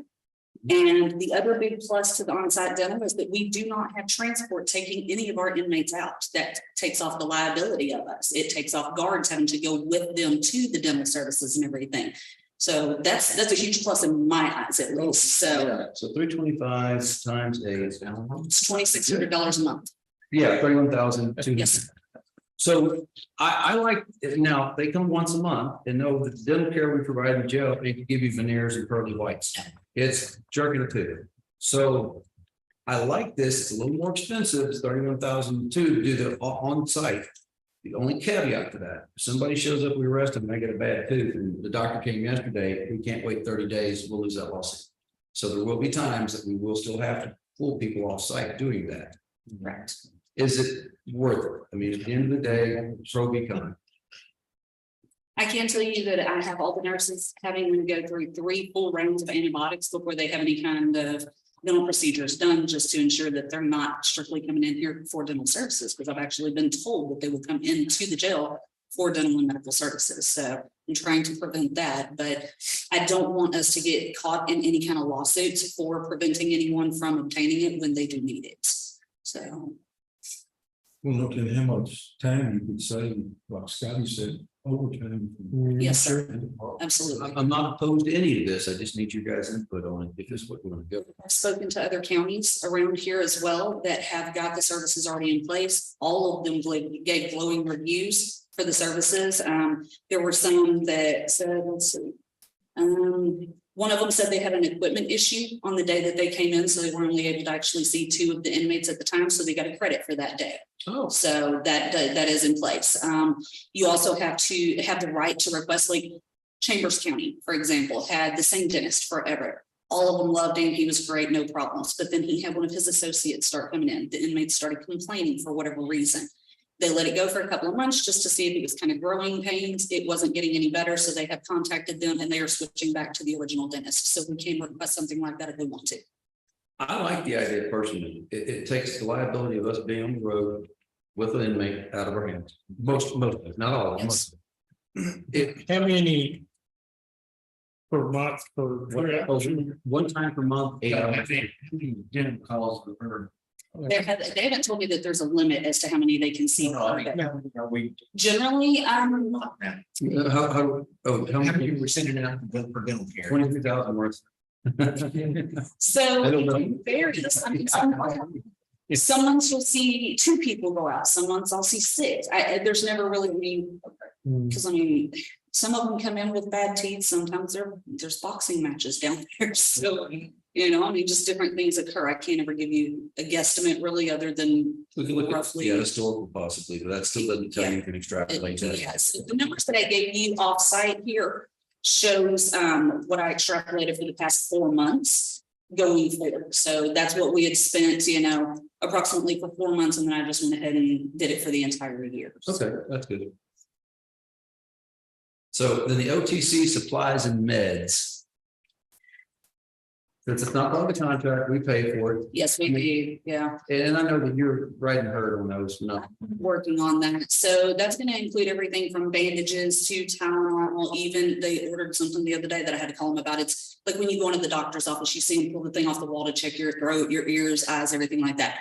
They bought one that was exceptionally expensive. I called and asked why. Apparently it was actually doctor ordered. So, I mean, I can't argue with the doctor necessarily, but you know, I am trying to watch everything like that. I've been working with Zahid getting a Walmart.com account set up because it seems to be the cheaper route as opposed to going through Henry Shein or Amazon, or it's just different suppliers. And so it does seem to be a cheaper option because we are looking around for all the cheapest ways to get everything done. So. That piece of equipment, this is a question I'm just throwing out there. You probably won't have an answer. We bought it for the doctor to do his job that we're paying him to do, right? No, it's for the nursing staff that's there to be able to check, you know, daily, because the doctor's not there daily. So, But they don't provide their own tools. We have to provide the tools. yes. Okay. So. When they go, The dental. if they ever leave, so there ain't nothing cheap about inmate medical or any jail. It's expensive. So anyway, we can swing that. That's not a problem. We can move it up. It takes more out of the general fund because, you know, we always transfer out a certain amount. But it won't be a killer by any means if we need to do that. So I'm open to taking those moves. Okay, what else you got? That's pretty much it. So it's like I said, the second proposal shows you the on-site cost and, you know, just gives you a breakdown in here. So I just wanted y'all to have clear pictures of everything. Thank you. Yes, sir.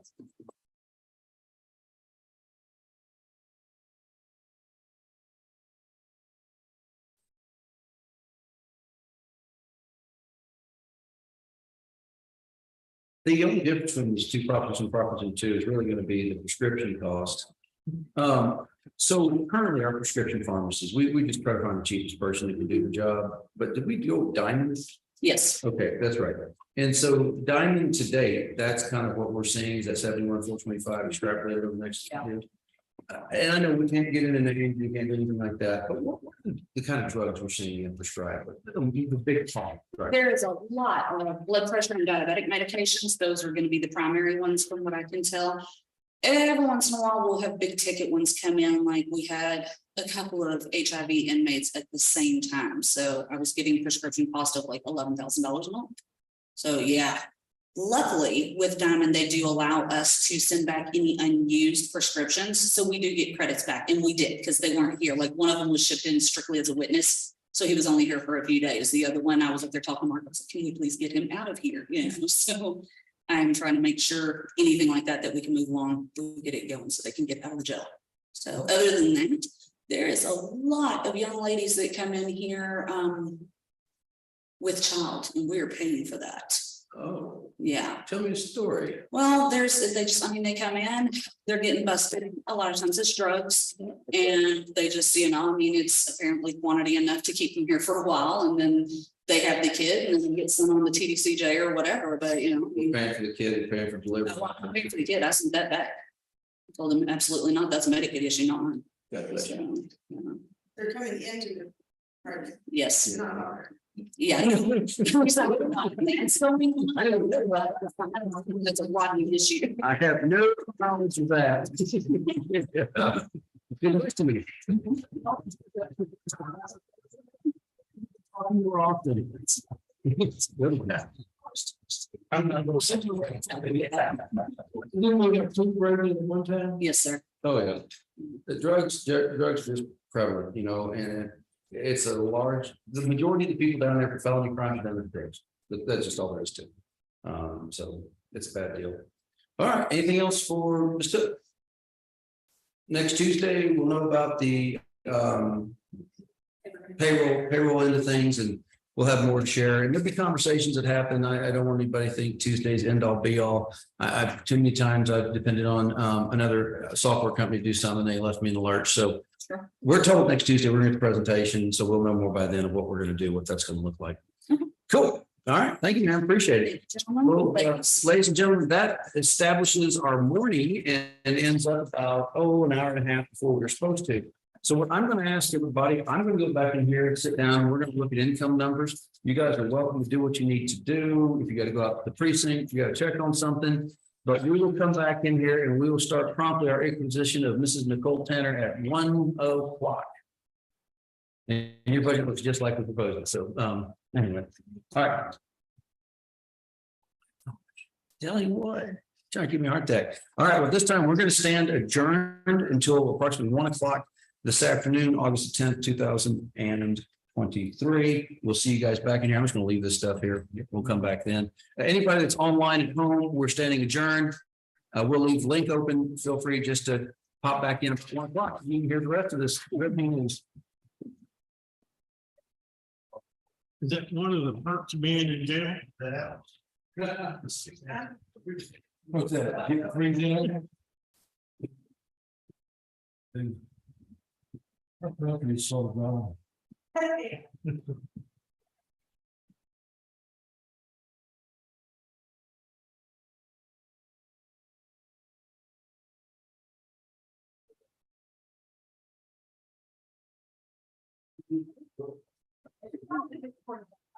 All of that, we just.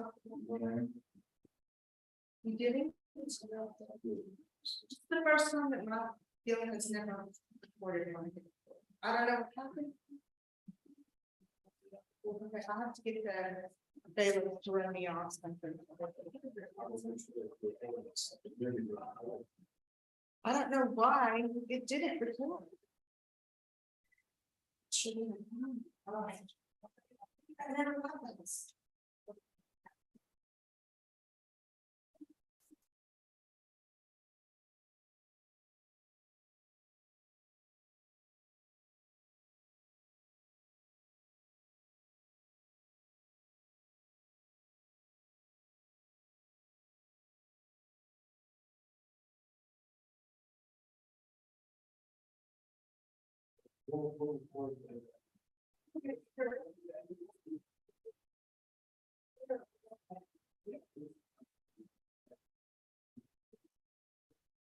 I wasn't sure it was recording the document.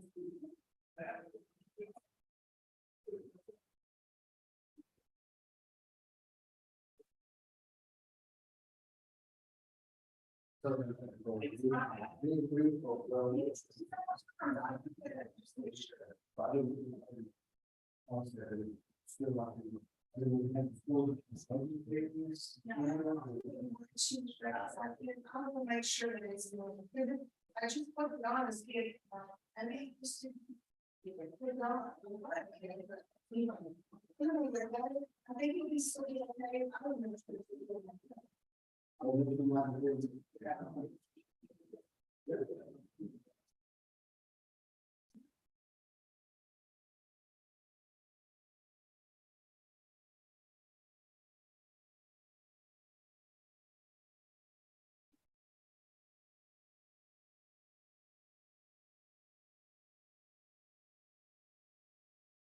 Brings it to as awesome. And then it for a couple of us that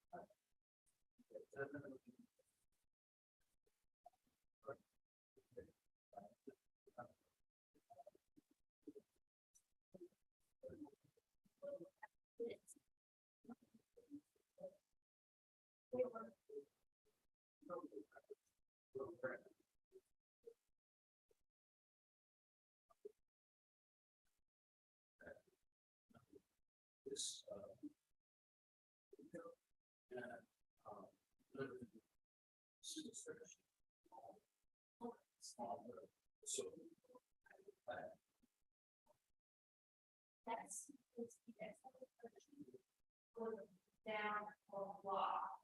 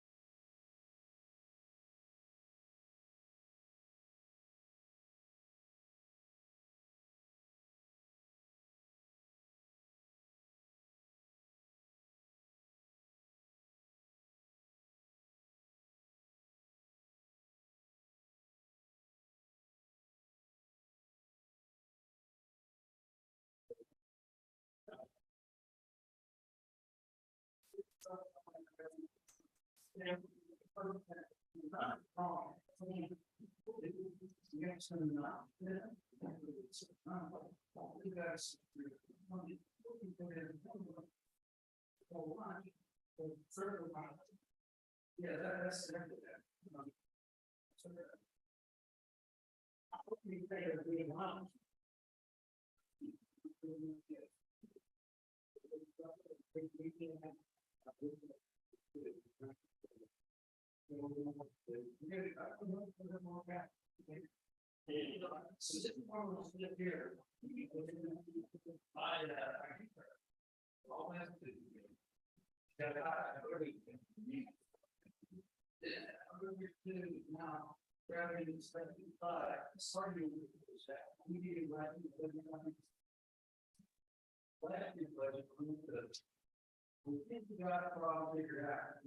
You don't have a problem with your year, with this year, yeah. I think the 13 hours down a couple of years. And they were.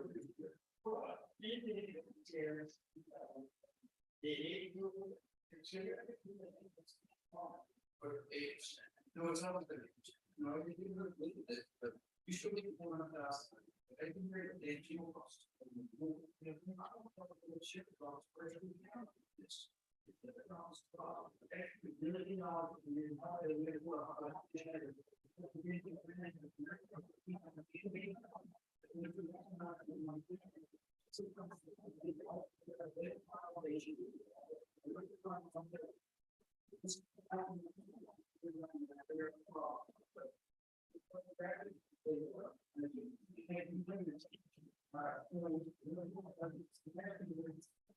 So you got a meal? He said, I want to overflow. I mean, I'm not gonna complain by any stretch of the imagination, but. These last night was Sonic. Just about anything would be Sonic.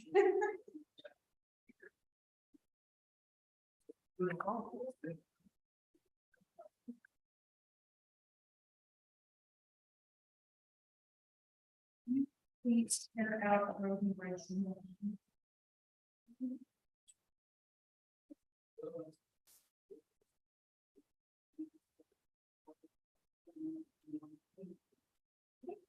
It's just those.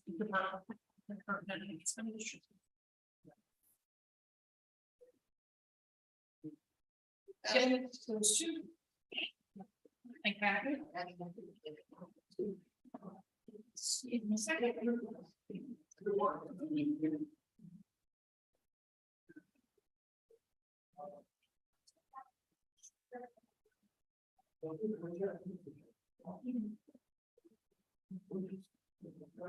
Sonic. In between. Yeah.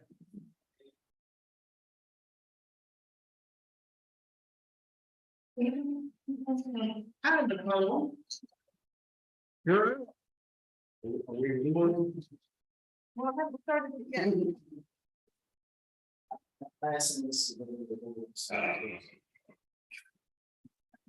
Oh. I'm gonna, I'll look at the calendar. Sorry. Where am I? Ask her, I'll get you next time. Okay.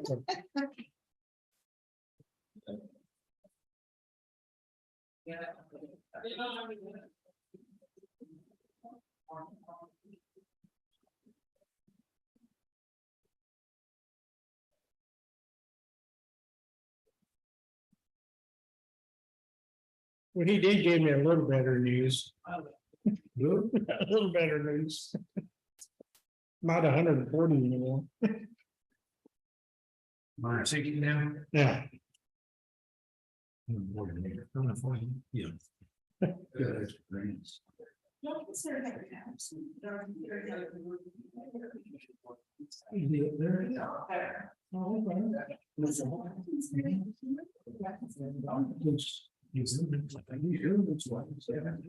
Brad. He just had to turn it on. That will be the case. We may have it on, maybe gone 1 million. Commissioner Holcomb? How you doing? Yes, sir. He said something, somebody said something. Somebody said something. Okay. Yes, sir, I'm here. Hey. You hear me? Yep. Since you're not here, we're splitting your budget up 3 ways. Huh? Oh, yeah. Don't make him laugh. No. Oh, you're not.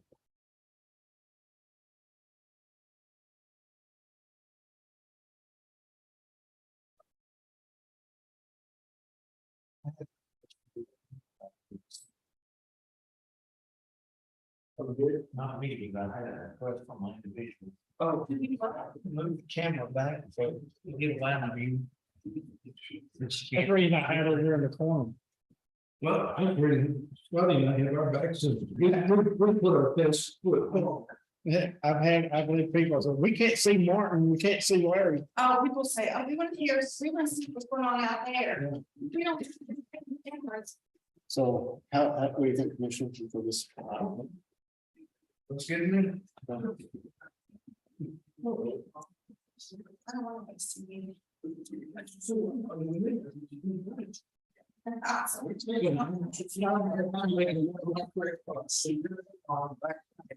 Larry and Judge and Jim. Okay, so you can all of the speakers.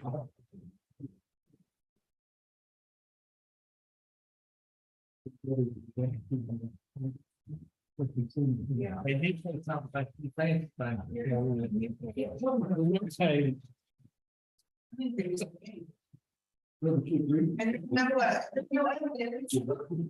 You did agree, you should give it. You're welcome. This is the new page for River. He's not really here. you go ahead. Yeah, be careful. We go ahead and move that money, Jim Roseman. We're saving that for tomorrow.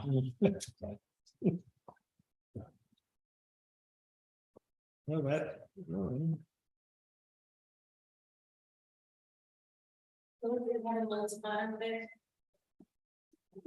Yeah.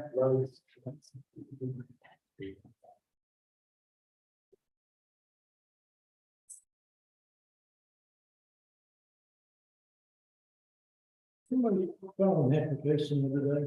They did email it to you already because they didn't say which was the. He lives in Testing. No, no, he told about how he did. No one sure I would. I thought that was, Everything he told me he was fired the day before. Oh, right. I thought maybe that was a guy you told me. His lady goes around. No. He said he was fired the day before. He's looking for a job. It's a big old sorrow. Hamilton. Huh? Hamilton. Yeah, Hamilton. Is it? my company downsized and I don't want to work there. But you know, he evidently went to the attention and where is it? On foot. That's what he. So anyway, I didn't really. So we took. So. We don't have enough.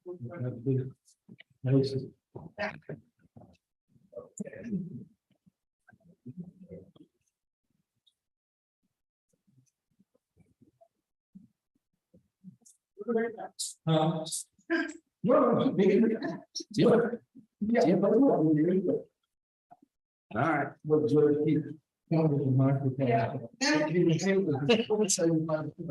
This morning, I'm gonna question that seat over there. He's like a bad kid in school. He's gonna get me in trouble just for synthesizing. Oh my God, you don't get fleas. All right, you ready? At this time, we're gonna call this meeting in the Hill County Commissioners Court back from recess. We are still. We're back from recess from a meeting that started this morning, August the 10th, 2023 at 9 a.m. It is about 5 minutes past 1 o'clock in the afternoon, and we are here for the matter of budget hearings. First, a few incidental things going into this. During the lunch hour, we finally, with the help of a lot of folks, we appreciate it, got the revenue numbers worked out to where we think they are good to go now. Most of them were right before. We just had some issues where a couple of things weren't carrying. I am not impressed with the Gravity software system. Our people are working very hard to correct all the mistakes we're finding in it. But there's more mistakes in it than I can shake a stick at right now. And it's really our financial people a lot of grief. I will figure out what we're gonna do with that going forward. But all hands on deck, we finally got some. So the first order of business this afternoon is the county clerk. She asked for zero budget and we said, no problem, we can do that. We'll just transfer everything over to precinct 2 and make them do it. Make a motion. Any questions?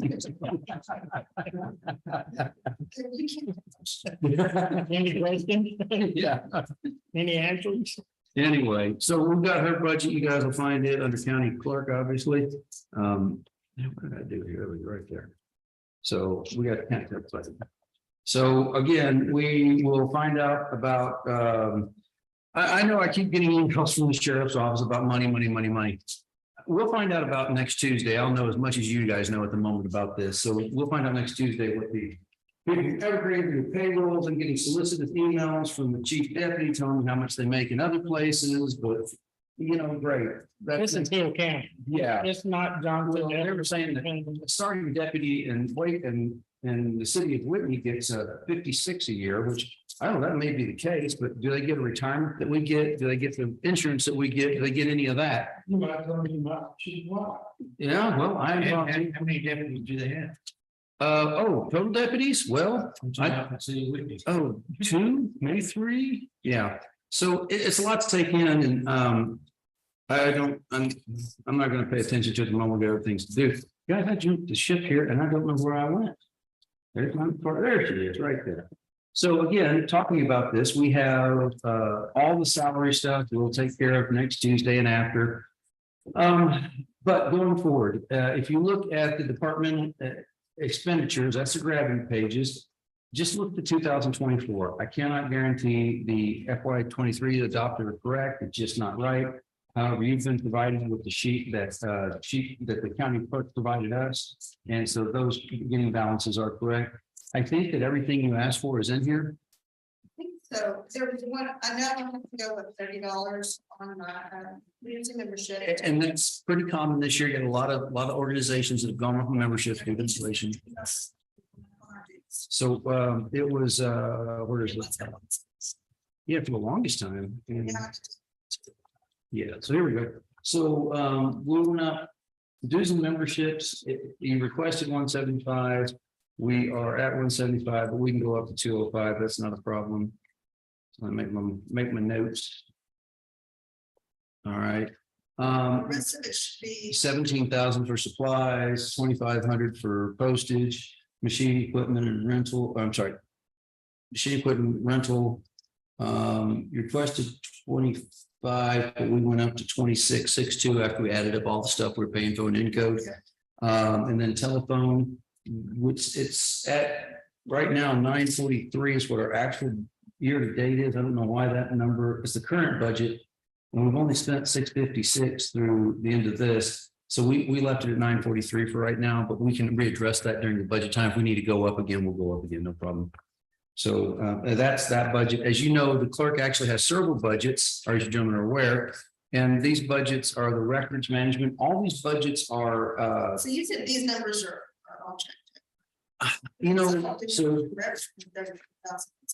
well, I don't think you did either, because there's benefits, there's supplies, there's no 34,000 there.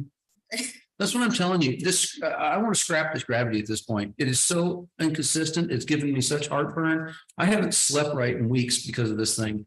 And I'm finally at the point that literally what I'm going to do this weekend is I'm going back to the old way I did things. The Excel spreadsheet that Courtney and I created years ago and other people have added to, that Saab's got all the revenue in it for me already. I'm going to start putting all the expenditures in it, because at least that Excel spreadsheet, those formulas do not lie and they do not change.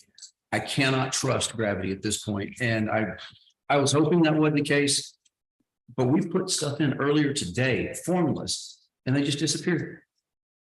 And there's no understanding where they went, what happened to them. And they were there for a while, then they left again. Like the stuff, the pages we took out of your budget for Holcomb's budget, it somehow created this magical 1104 line that we have no 1104 lines. That would be a staff and wage, but it created it 4 times. It charged $83,000 to it each time. Well, nobody knows where that stuff came from. That's not an input error on our part. We would have never done that. That's whatever we sent to Gravity, what they sent back to us. I just can't trust it. And if I can't trust it, I don't want to use it. And I'm not trying to make life difficult. I will figure out a way to make it pretty budget. I promise. I think Adobe, we can print the Excel spreadsheets, import them into Adobe, slide our other sheets in pretty quick in a template. I think that can be done. Because what are we paying a year for Gravity? Okay, because it seems like to me, whatever the amount is, I'm just paying for a heart attack. That's what I'm doing. That's what's going to give me. So anyway, county clerk's records, again, county clerk's records is one of those things that a budget that can only be used for certain things. It's a fee that's collected, doesn't come out of the general funds. It's one of our special budgets, but we talk about it at the same time. Let's do all that. Back scanning and that's where all that linkings from. Any of those projects that I did with all that probate records management stuff that we did, that's where I paid for that. And then I do have a part-time line item in there. Is that in 230 or the two? Yes, it's in the 230. yeah, but this, see, that's the problem. Gravity doesn't allow me to print the wages. Yeah, so Filled it only because I can't find anybody for $11. if that money can only be used for certain things, if you need to go up. Go up. Because you gotta get more. And to learn probate, it's not. You know. I've been teaching a couple of people, it's cool. We're still. We should have that. So, I mean, I'm just waiting for that special person to walk on the street. She hasn't done that yet. Who in? Yeah, I think we're all back over with here. So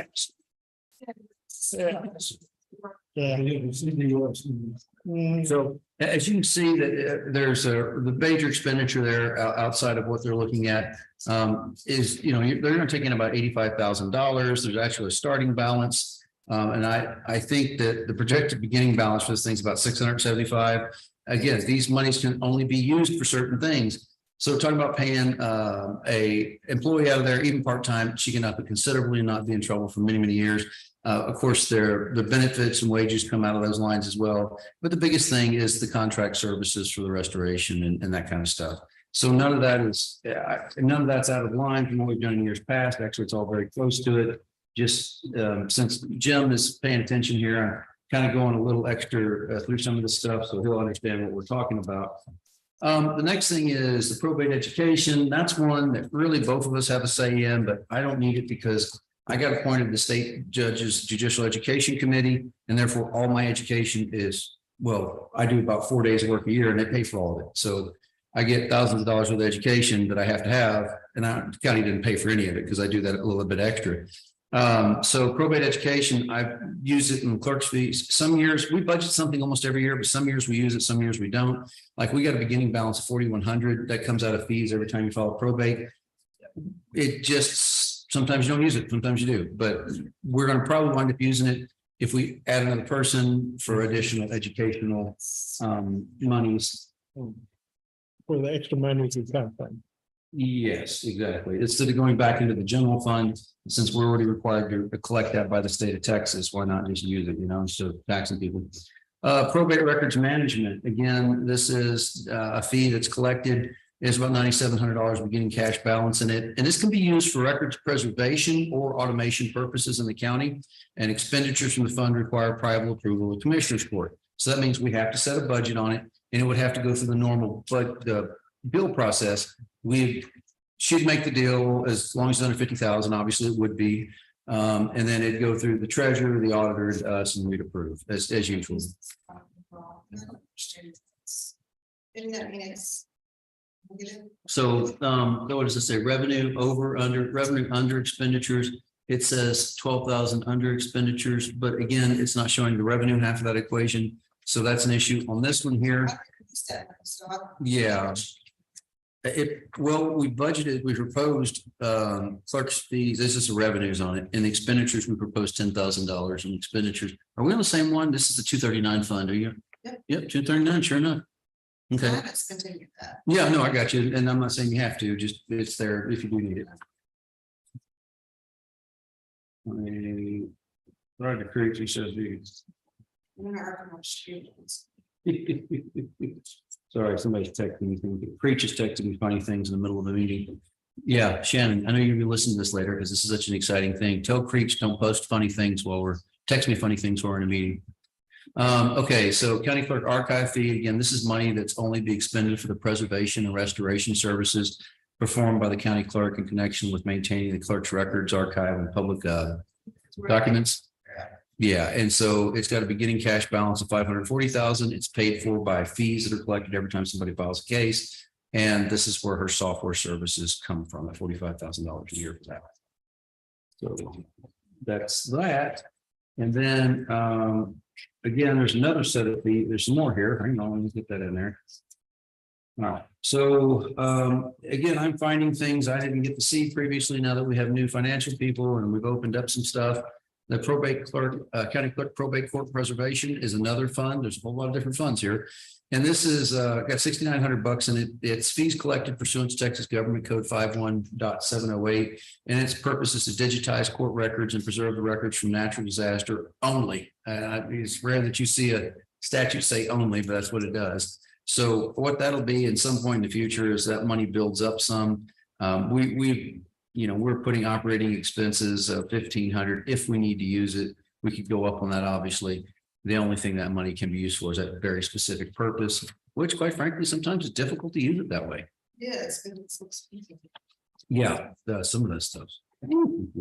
What's the last time you had one of those probate documents, books redone? What did that cost? Not different here. Probably $3,200. But there's records we preserve, we're supposed to maintain forever, so. Any questions for the county clerk? The Spanish Inquisition for anything else? Going once, going twice. Going to move along. Miss Rachel Parker, we got the county treasurers. I love how it dinged at that very moment. Good afternoon, how are you all? You can find, ma'am, how are you? I think it's my first time doing this, so y'all go easy on me. Who brought the hot shot? Come on, where's Cal brought that? Right. So Tuesday better go good, right? Yeah, Tuesday's the only thing hanging out there. We got the revenues figured out. Since I've had all the revenues done weeks ago, but we've had help with figuring out the road and bridge because of the way some things were done formerly, and then because of some mistakes we were relying on fundamentally in gravity. When we ditched that and went back, I think things look a lot better now. So, yeah. So departmental expenditures, you got the con. So I think I'm gonna need just a little more in my dues and memberships. There's a couple things that Rhonda wasn't a part of that I want to be a part of on the HR side. And then for training and mileage, I just added a few extra $100 there because everything is going up and Crystal hasn't been to any of our trainings. So I really need to get my chief deputy going to those training webinars to get her up to speed. And then my bonds and insurance, I do believe they're going up next year after talking to our insurance agency. Okay. So I'm just kind of preparing for that. Well, I know it's going to go up. We need to look at it because of the rise in overall property and casualty that everybody gets a portion of, has been up significantly from last year. And quite frankly, I figured TAC would after $1.8 million they spent on this place. That's just nature of the beast. So we'll go back and make sure we redo the bonds and insurance and look at it accordingly. And you said that, do you know how much dues and memberships need to go up? It's only about $45, just to $700. So I think I'm at $636 right now. So just up to 700. Oh, so I've got 710. Oh, for next. Yeah, I'm sorry. There's already proposed to 700 for next year. Yeah. I don't know why we've got 180 proposed for this year on bonds and insurance. But again, take this with a grain of salt. Use what I just had historically. Okay, okay. Because if you pull that up, that is exactly what it is. But I do believe next year they're raising it. So once again, gravity's mistake. Your bonds and insurance, 1920 was $50. 2021 was 180. 2022 is 180. Current year budget is 250. Oh, they just put 550 in 23 adopted. All this got shipped off to other people. I'm never doing that again. This is embarrassing how bad that is. It's nobody's fault here. We tried something, it didn't work. We got it. That's not good. So, okay, so we've got the 180 for that, but I think that's probably going to go up. So we'll look at that and add accordingly whatever we need to add to it. Thank you. On the supplies and expenses and everything to the liking, I what we think need. the only thing we need to look at is the telephone, because I do have my cell phone in my hotspot, and then also my landline fax is still in there. But Okay. that is going away once Xerox works me over. I still think we're not gonna be on. Do I need to go? So I think that we do need to come up on that to cover my hotspot, my cell phone, Okay, and my office ones. that is doable. And then miscellaneous, I'm sure it's 700 in case there's something that I'm just not aware of in the first year that hasn't come up yet. I would, I say, and the only thing I have to say about that is historically, guys, the courts have a policy.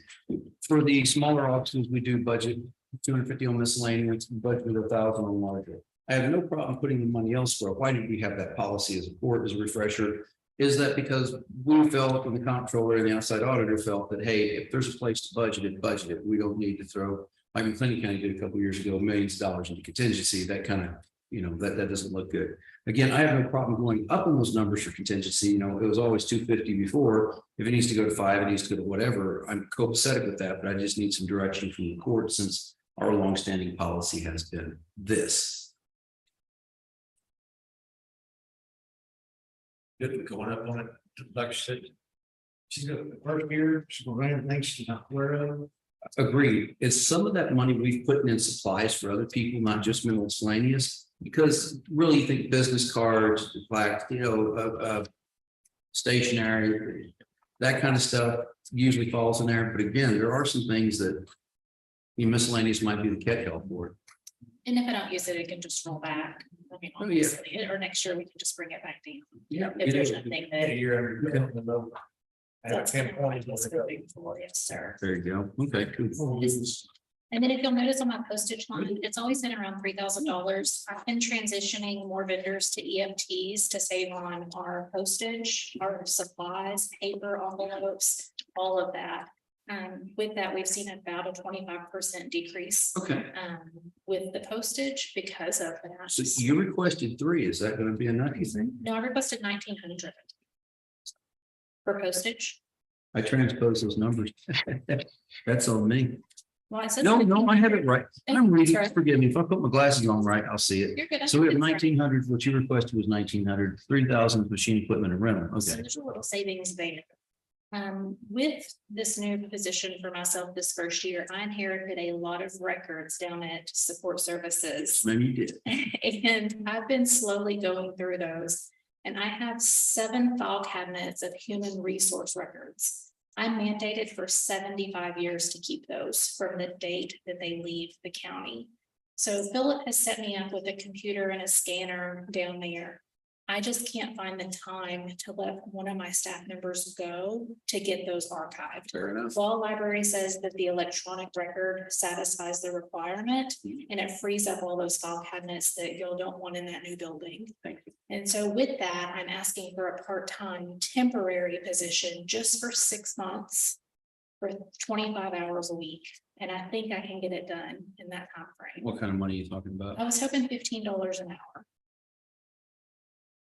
And in our handbook, if I hire them as temporary with an end date, we do not have to give them any benefits or TCDRS or anything. Okay. Okay. Can you get someone like that? I don't know. I could try. You can try. I could try. Consultants. I could try, yeah, before that. Before that. I think that would help, clean up down at Support Services, get all of that out of there, and then I can focus on the back room where I have just floor to ceiling records. It's better than it was. Yes. That way. Yes, absolutely. And thanks to Philip for setting us up, because we have been able to get on there a little. It's just slow progress. What other thing we've got going on up there, especially during budget time, Madhouse? Okay, good. I got no objection to that. Anybody else? Thank you, man. Appreciate it. Thank you so much. Mhm. Okay, so we need to get that in. Yeah, Yes, sir. so the original cost for gravity is $18,000 even. Yes, sir. If we use, April 2023 at 18,720, 18,000. $18,720. Let's make sure it doesn't renew for 24. Sir, Make sure it doesn't renew for 24. I hate to be that way. I love this program last year. It may be because they're having difficulties because where they're located politically in the world, in the Ukraine. And nobody was bombing them when we looked at it. We demoed the software, things are copacetic. So I don't mean to badmouth those people. I know they're under pressure, but this is important to us and we're paying for service. And if we're not getting what we expect to get, there's no reason to continue it. So I will not leave us high and dry. I will find something else that doesn't cost 18 a year to do. So I'll talk with you about Adobe licensing to have an idea. Okay, well, good deal. Mrs. Parker, Mrs. Hightower, we're running ahead of schedule. Let's go on to county judge since I'm here. A couple of things. Let's go first to judge. I got a lot around over here, so we're gonna move quick. The printed budget, did it print? One over lunch? It is, Courtney has the copy. Did you go grab it from her? I'll get it from here. I need to get that because nobody's had a copy of it right when they're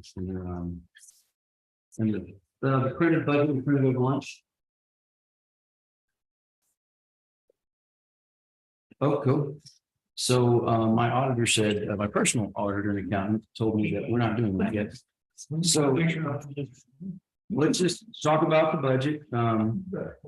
I'm not asking for anything additional, dues and memberships going down. We're just not. Where are you at? Oh, I'm sorry. I'm on the county judge. 29. I'm on the under county judge tab. I'm very front. That way, nobody, I'm not hiding anything. Everybody's up front and center sees what I'm up to. Kind of ignore wages and benefits for now. Again, next Tuesday is really going to determine what we do there, how that operates out.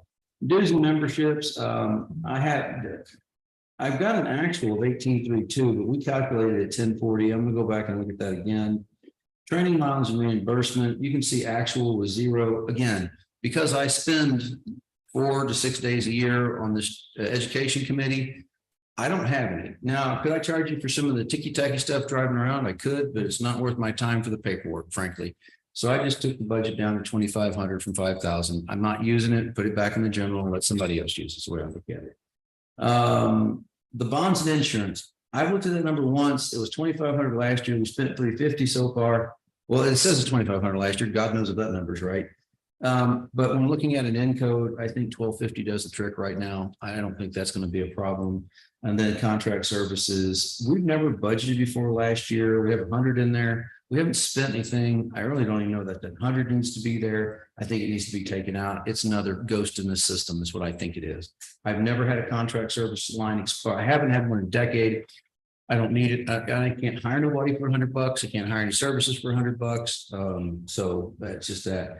Supplies, we are way down from our adopted. We're probably going to need to go back up on that some. The postage, we went down because we just don't use the postage like we used to. Specifically juries. We some of that was coming out of ours for jury trials. A, we're not having as many, and B, when we do, it's electronic a lot of it. So it's not a big issue there. Most everything's email. That's it. That's a large part of it. So we post some for the courts, we still have a docket and we still have to run some postage, but nothing like we used to. The other one, it's the machine equipment and rental. I want to double check that 3,100, but that's what we came up with. Again, I don't believe that FY24 adopted is FY23 adopted at 4,000 is correct. It's never been that high. It's lower than that. The telephone, that's pretty spot on where we've been. Again, that 3,460 in the FY adopted. Don't know where that came from. That's not the actual number. So what I'm getting at is the miscellaneous. I have 100. I would like to go up to 250 on miscellaneous. It's just kind of, it was never 350. It was 250. We just don't usually spend it. It rolls back over. So that's kind of my budget in a nutshell. If there's any questions on it. If not, moving along to the things that I'm somewhat responsible for drafting. So I need to get something real quick. Did you have guys?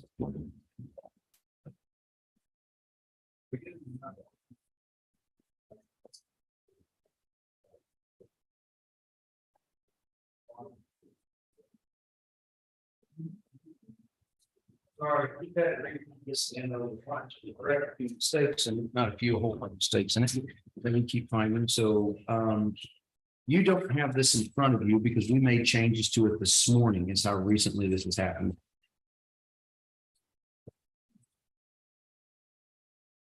So again, yeah, same screw ups on FY 23. That's the same. Looking at the general non-departmental guys, this is kind of where we do a lot of the administrative business out. This court has control over that fund and solely over this fund.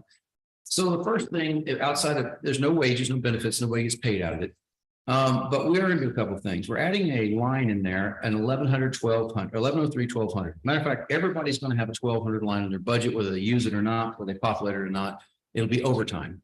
Since we're doing away with comp time, if there's emergency, if it floods and everybody's got to work all weekend to pull everything out of your office, or, you know, there's a disaster and everybody's all hands on deck for 7 days, we have to have a way to compensate those people by the IRS. So everybody's going to get a 1200 line. You might not get any money in it right now, but why we're doing that is, you know, we can move money through budget amendments if it's already budgeted elsewhere.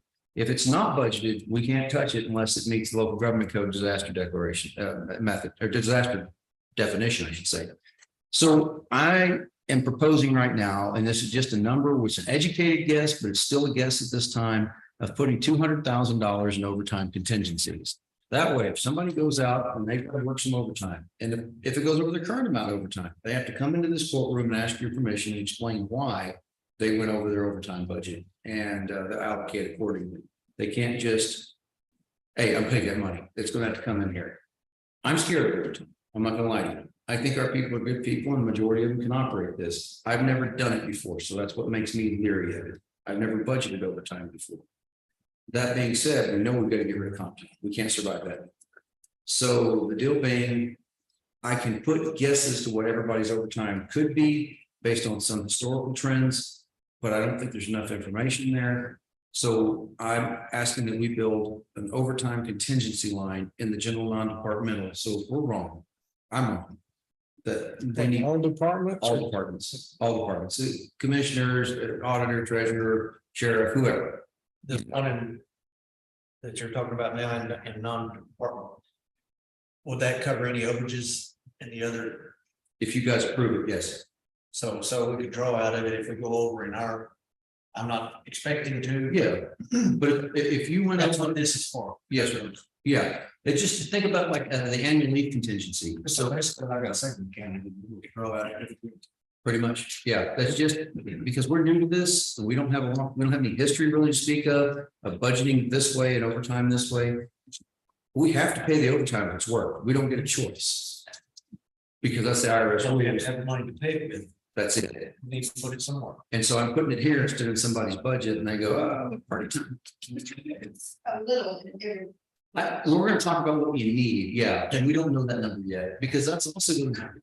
Well, the other thing is, it's a factor of what happens Tuesday, because remember, overtime's time and a half, until I know what you're making, I can't really figure out what, so, yeah. We're gonna meet every Tuesday from now on. Yeah, just, you know, It's starting tomorrow, there. You better get your overtime for the shipments. well, don't vote for it then if you don't like it, that's all I can say. So anyway, going along, telemedicine, the Telephone over there. Yeah. Because what you're looking at mine is. Because we can do one thing only according to tech. Yeah, we've had to look at this legally for a long time. We got to get this under control before it sinks us. This problem down there has cost me $1 million of the budget. We didn't budget for insurance and licensure. Still in charge, I mean, you know, because if when I was didn't have a whole lot of PTO. Well, she always thought she could fall back on, you know, working on overtime to make up for what she's missing out of her PTO. She looked at it much. She looked at it at time. And so that's where they're gonna miss the So, money. yeah, Do I still have the ability as the office holder to say, okay, will you come in, if you got some work to do, we can come in on a Saturday and work 4 hours?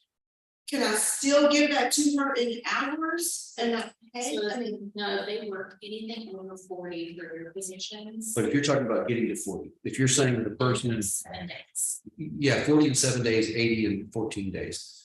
Let's say we had somebody, hey, I need to take off because of graduation of bar mitzvah, baby shower, or whatever, on Thursday. Can you as the office holder say, okay, come in Saturday and work it? Yeah, you can do No, on it. the first. Yeah. Not on the second. Well, it's only if you got 40. Yeah, correct. But that's yeah, weekend thing. I think what you're saying, what you're wanting is to have some extra comp time. So they can take off of that time and not get paid for it. They take those hours. and they get- Yeah, Honestly, because I've always preached to my employees that we don't pay overtime. Well, now we do, but I still don't want them getting overtime. Mhm. No, I agree. It's our management decision to do so. But like I said, if it's within the realms of it's 7 days, it's not more than 40 hours. You know, yeah, can you allow them to work different hours? Yeah, it's the office owner. You set the hours of operation for your office, not us. So if you say that, okay, well, I know you need to take Monday off to go to the doctor or whatever. But you come in and you can work late these other days to make up for the 8 hours you missed on Monday. Yeah, that's within your purview completely. See, right now, I've got most guys that are working 10-hour shifts or 10-hour days. Mhm. Some of them are working, they're about Tuesday, come in Friday, and work to get to their point. Correct. And it's working out real well. for them. We got 2 that are still working 8-hour days. Because that's what they want to work, and I like having somebody there all week. Anyway. But have somebody there on Friday. So you still have all that control that you did before. It's just, we're not, it's a matter of, it's kind of a headache. Keeps them. Paying extra time. correct, exactly. Yeah, So, it, you know, that's from, if they're at, say, 36 at 5 o'clock, and you say, oh, you work Saturday, that's when you paid for it. Yeah. So it doesn't work. so it's gonna work out that, yeah, anything over the 40 hours per week is gonna go on to overtime. But if it's a situation that didn't make their 40 hours, yeah, then you can figure out different time to work different hours. Okay, the next thing is the 1209 telemedicine line. That's the Help MD. It's been wildly popular. I personally believe it's one of the main reasons we're seeing a decrease in our health insurance costs this year. Is so many of the claims we used to get where employees went to the emergency room or the urgent care in the middle of the night with a snotty nosed kid. Now they're, you know, and I've taken advantage of myself. You know, you can call them anytime, day or night. They'll call you back or video conference you. You know, your basic cold and flu kind of stuff. They can handle that, and there's no money out of pocket. It's also further a benefit for our part-time employees. It's also a benefit those employees who don't take the complete family. This thing's available to everybody in your household. And, you know, it's not like if people get sick in silos inside of a house. In my house, if somebody gets sick, I'm going to get sick every time. This is how it works. Yeah, no, everybody in the household, even your husband. Yeah, I did. You did. Yeah. It's terrible. I think that's none of my kids. You can use your husband too, but like, you know, Charlotte's part, no, she's not anymore, never mind. Part-time people, it's available to them too. So we do it as a benefit to everybody, and it's one of those benefits like I don't think people look at, but you know, anybody in the sheriff's office, you can only afford to pay for yourself, great, everybody in your household's covered though. You can call telemedicine 24 hours a day at no cost to you, there's no charge. That's the help of me. Yep, Help MD, that's it. Purchase professional services, these are our outside audits, are things along those lines that we have to have. That's where that money comes from under the 2101 statement of facts. These are the things that come out of our courts. And you see it varies pretty wildly. 12,000 is what we think it should be this next year, and I hope that's going to be it. Grant expenditure is currently a 0 because grant expenditures, unless we know of a grant ahead of time, well, you don't have an expenditure. Usually that's a budget amendment at a later date that moves that up from 0, unless we knew for fact that, hey, we're getting a grant that's not otherwise accounted for in the budget this year. We would have to then put it there. But like most things, if it's not anticipated, we're going to go through the certification and revenue process. Dues and memberships, those, again, that FY23 number is completely wrong. It's not right. 7,100 is what it should be. There's no training and mileage reimbursement. We did not adopt 300 last year. That's another ghost in the system. Bonds and insurance, we moved it to 30,000. We're going to look at that again, but I think it'll be a little bit less than 30 actually in the long haul. I just need to see the final numbers from TAC on those things. Legal notices, those continue to go down as we do more email, things like that. We just don't have as many legal notices come out. And then the bank service charges have gone fairly far down. Again, it's a matter that interest rates are up. Now the banks can make money. They don't charge me as many service fees. And more importantly, our treasurer pays the bills on time now. And so we don't get charged as many service charges. I'll just say it out loud. So that's the important part there. Yeah, I'm going to be on everybody's birthday card list this year, aren't I? So supplies, there's some supplies that come out of there, machine equipment and rental. Most of that, you know, is for copiers, machines like that. I think actually the postage machine lease comes out of that line as well. Then the miscellaneous, we put 20,000 in there. I know that's a huge number for miscellaneous, but we've got a lot of new people, a lot of new things happening. I'd rather have money there, never spend it, because again, to spend anything out of that line, it takes a vote of this body. I'd rather have it there where we could get to it if we had to versus we have to declare emergency. Other supplies, insurance, that was something that was put in previously. It wasn't adopted last year, and I have no plans to adopt it this year. Capital outlay, that's a $2 million. So then utilities, not a peep out of one of you when I said $2 million. So what am I doing with $2 million in capital outlay? I'm gonna tell you exactly what I'm doing. I'm running a deficit budget on you this year. Hey, Shannon, if you're listening at home or later this week, I'm gonna do something I've never done. I'm gonna turn in a budget. I think I've tried to do it, it's never worked. That has more expenditures than revenues. And let me explain why I'm doing that. For many years, it has been the policy of this body to hold back and increase a little bit at a time our unbudgeted reserve. The rationale behind that. We knew we had capital projects we had to complete, but we didn't want to go out and borrow a bunch of money, incur the cost, incur the anger. So like you do at your home, you save up, you do the thing and you move on. Well, then we had the windfall. For all the ugly that was COVID, there's some silver lining. They're called ARPA funds, the tune of 7.14 million, another grant for 250,000, multiple other grants of varying denominations. So a lot of our capital stuff was done with those funds, including the towers. Why am I putting 2 million in? Because right now our unbudgeted reserve stands at 49% of our general fund. Why don't I just give it to the commissioners? Because I can't, because I have other capital projects that have to be done. I need to go to precinct 3. That's going to happen this year. That's what that request for qualification was. We have had a need for over 4 or 5 years now to put administrative offices in gym. JPO, juvenile probation office, it is atrocious how bad those places. They're affordable classroom buildings from the 80s. They're bad. We got to start making plans to get them out of there. Will 2 million cover all that? Probably not. But what it will allow us to do is back a down payment on some of that. Like if we got to pick up a house around Covington Street or whatever, great, pick it up because that's where that money would come from. If we don't use it, it goes back in the general fund and we can formulate for another project. Again, there's no expenditure out of that 2 million that doesn't involve 5 people around this table making a uniform and informed decision about it. If I don't budget it, I can't use it. We saved that money over the years to use for capital projects. We've gotten lucky. We've come in with some other outside money. Will $2 million finish what we're going to do? Heck no. But it'll make a good down payment and it'll allow us the ability to get started on things. So I'm asking to take that. What's that? No, it won't be the. We can go up to 3 and leave ourselves about 25%, 3 and change, leave ourselves about 25%. We have to have 25% of the unbudgeted in a reserve according to the comptroller, disaster and whatnot. Yeah, could we go up to 3? I think Sahib has done the numbers and he's a cautious guy like I am. I like that about him. But yes, could we go up to 3? Yes, we could go up to 3 million in there. And if you guys want to talk about it, we can. I just thought everybody choke and hit me too.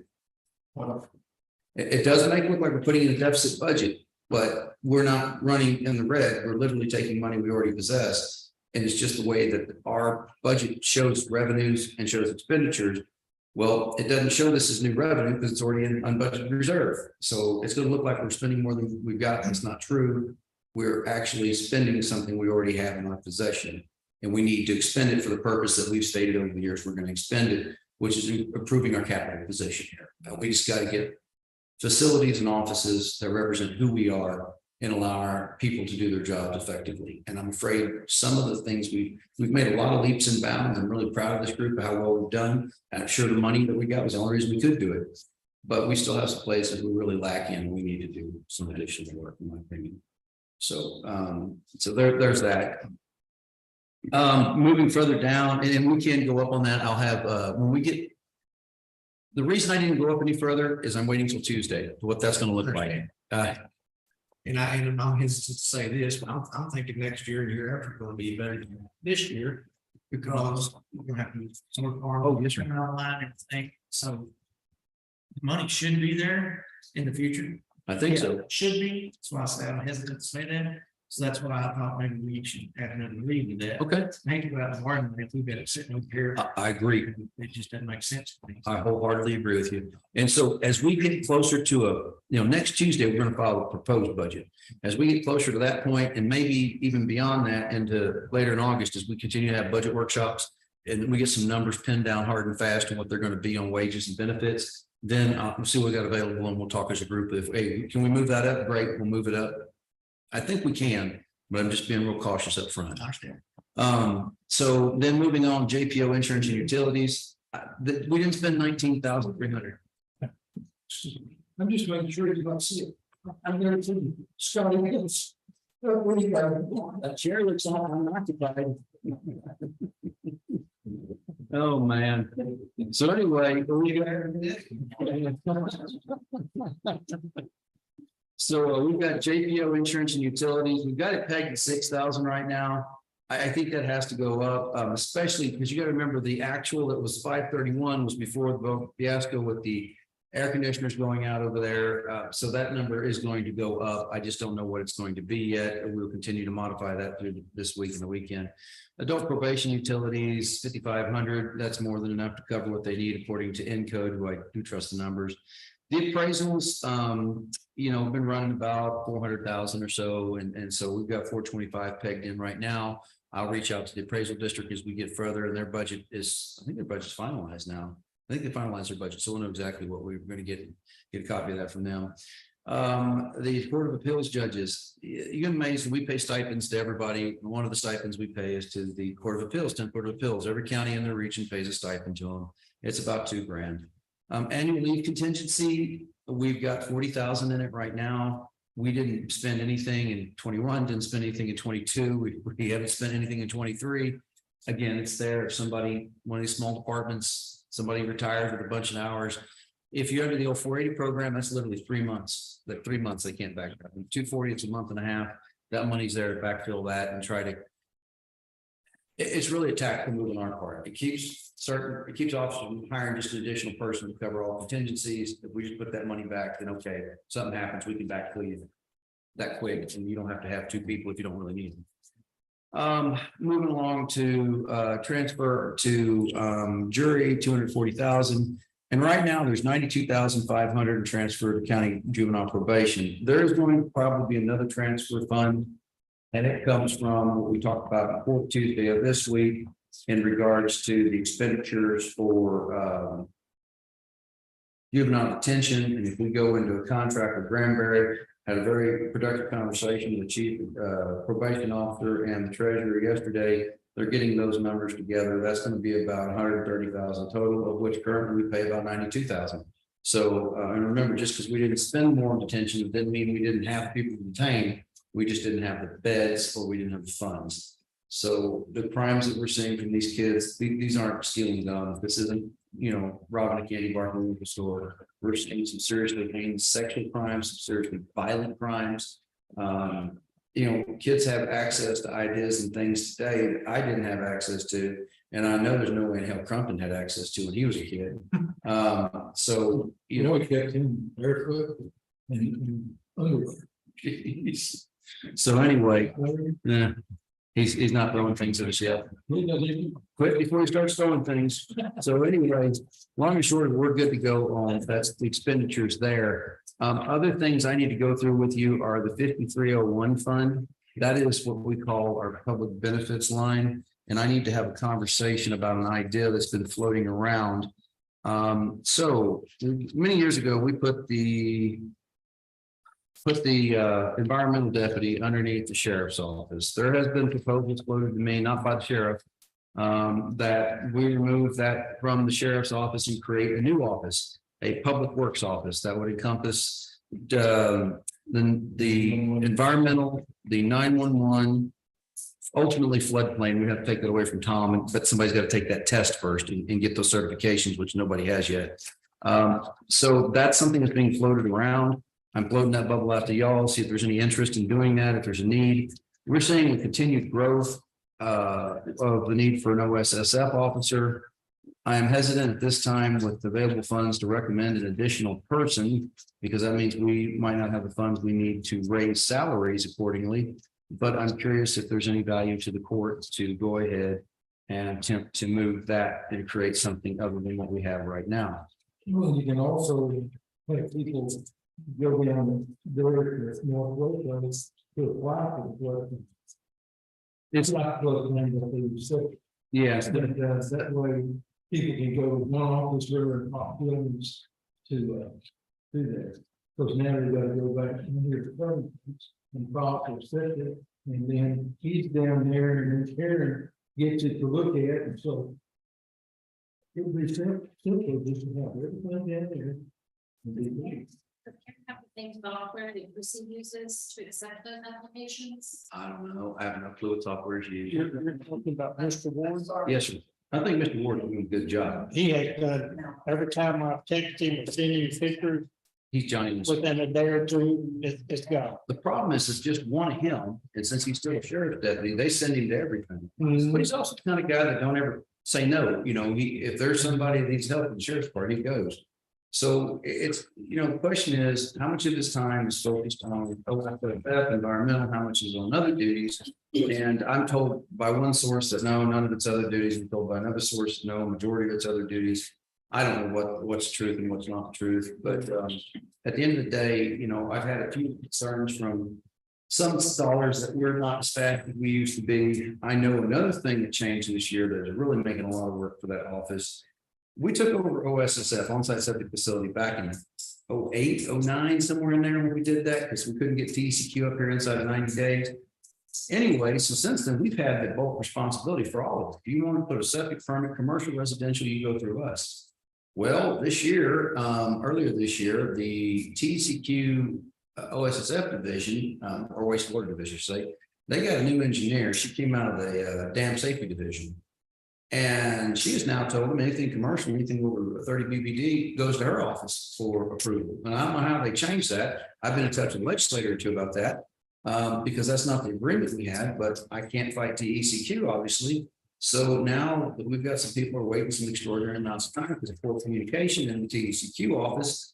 And TCQ said, you give it to me, but then they said on their hands. We're starting to go back to where we were. And I don't know how you move the state to do something they're supposed to do, but it's, you know, that's making things complicated on them. And it's not fair to Jeff, but it is what it is. So. We also go in there, we're up here too. When we get to that budget later, I'm going to propose, he's 208,000 miles on that thing. It needs to be replaced. What's that? He said the top of that truck is that. Okay, so last week when I talked to him, it was 208,000 miles. So now it's 0. Got it. So yeah, vehicle. That's it. We're gonna wind up buying more vehicles than I want to, guys, this year. I hate it, but it's a 7-year break. Anyway, the next fund I want to talk, the world that I did around your head, we can discuss it further. The next fund I want to talk about is the 5301 fund. This is what we call our public assistance fund.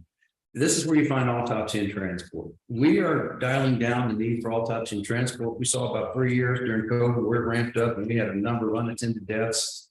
Another thing that Pat Miss Cook in the back, she figured out what we should pay for and what we shouldn't pay for. We're paying for a lot of stuff we shouldn't be paying for.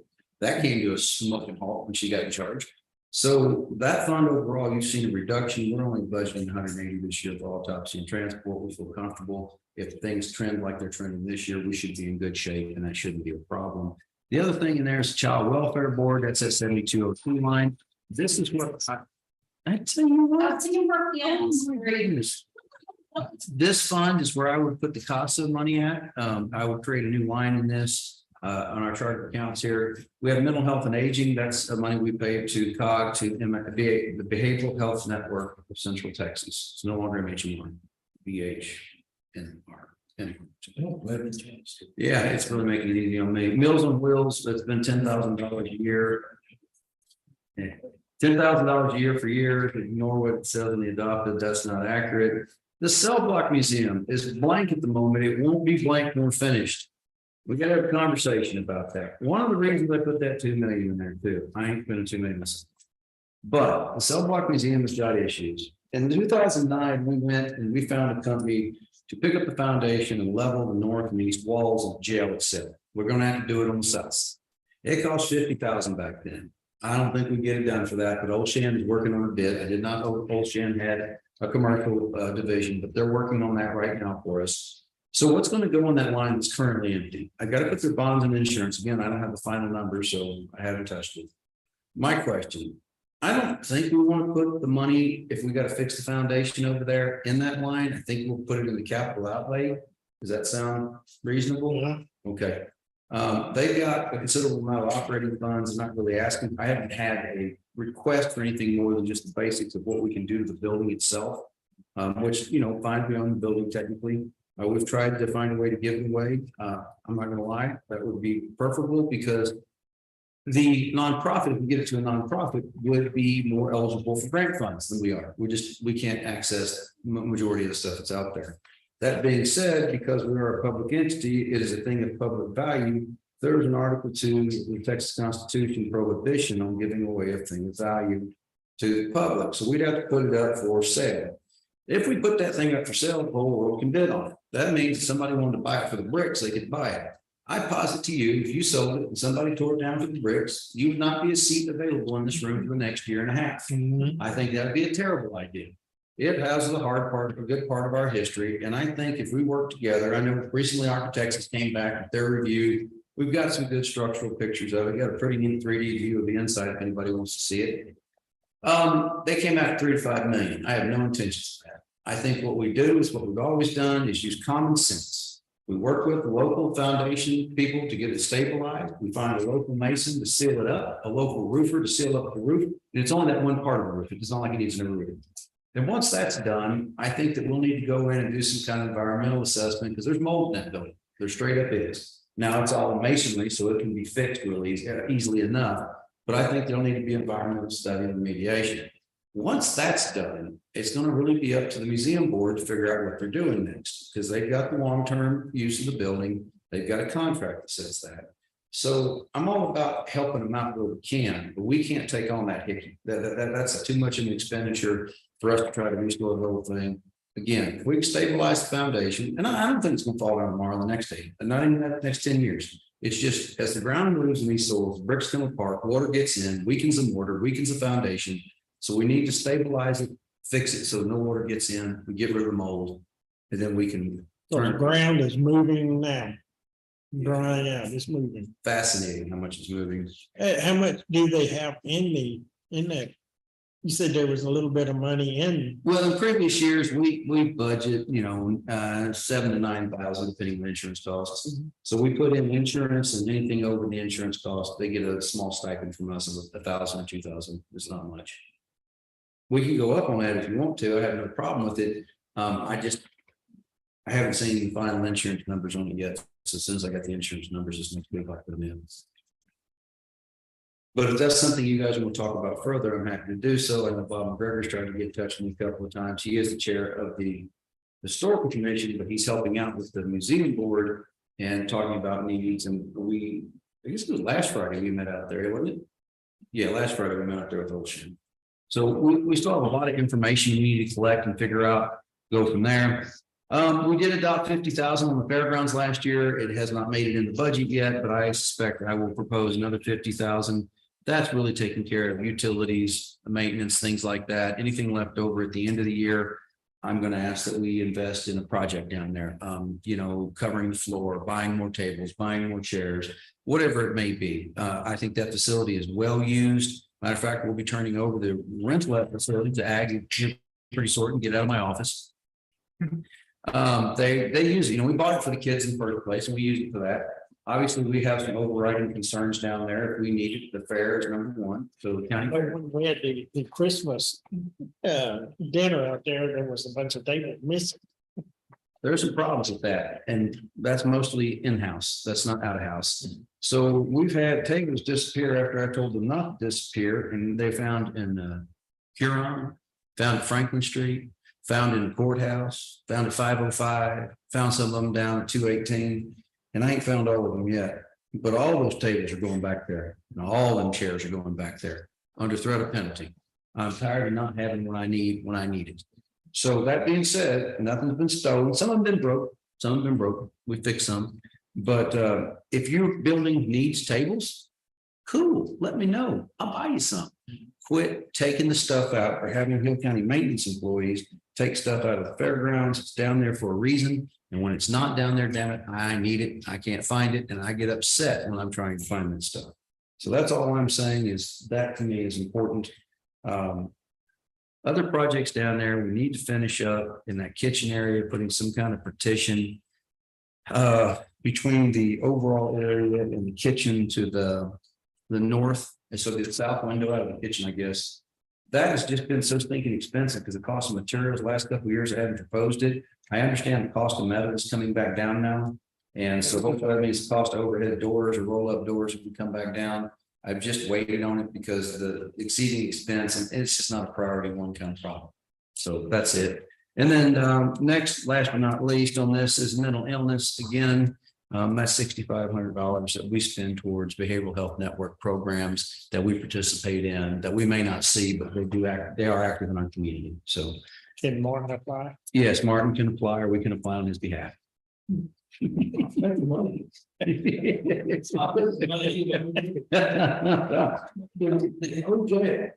I would like to see us give that to the historical commission. Historical commission would love to have that, I'm sure. But I got to figure out how to do it legally. I'm talking with council.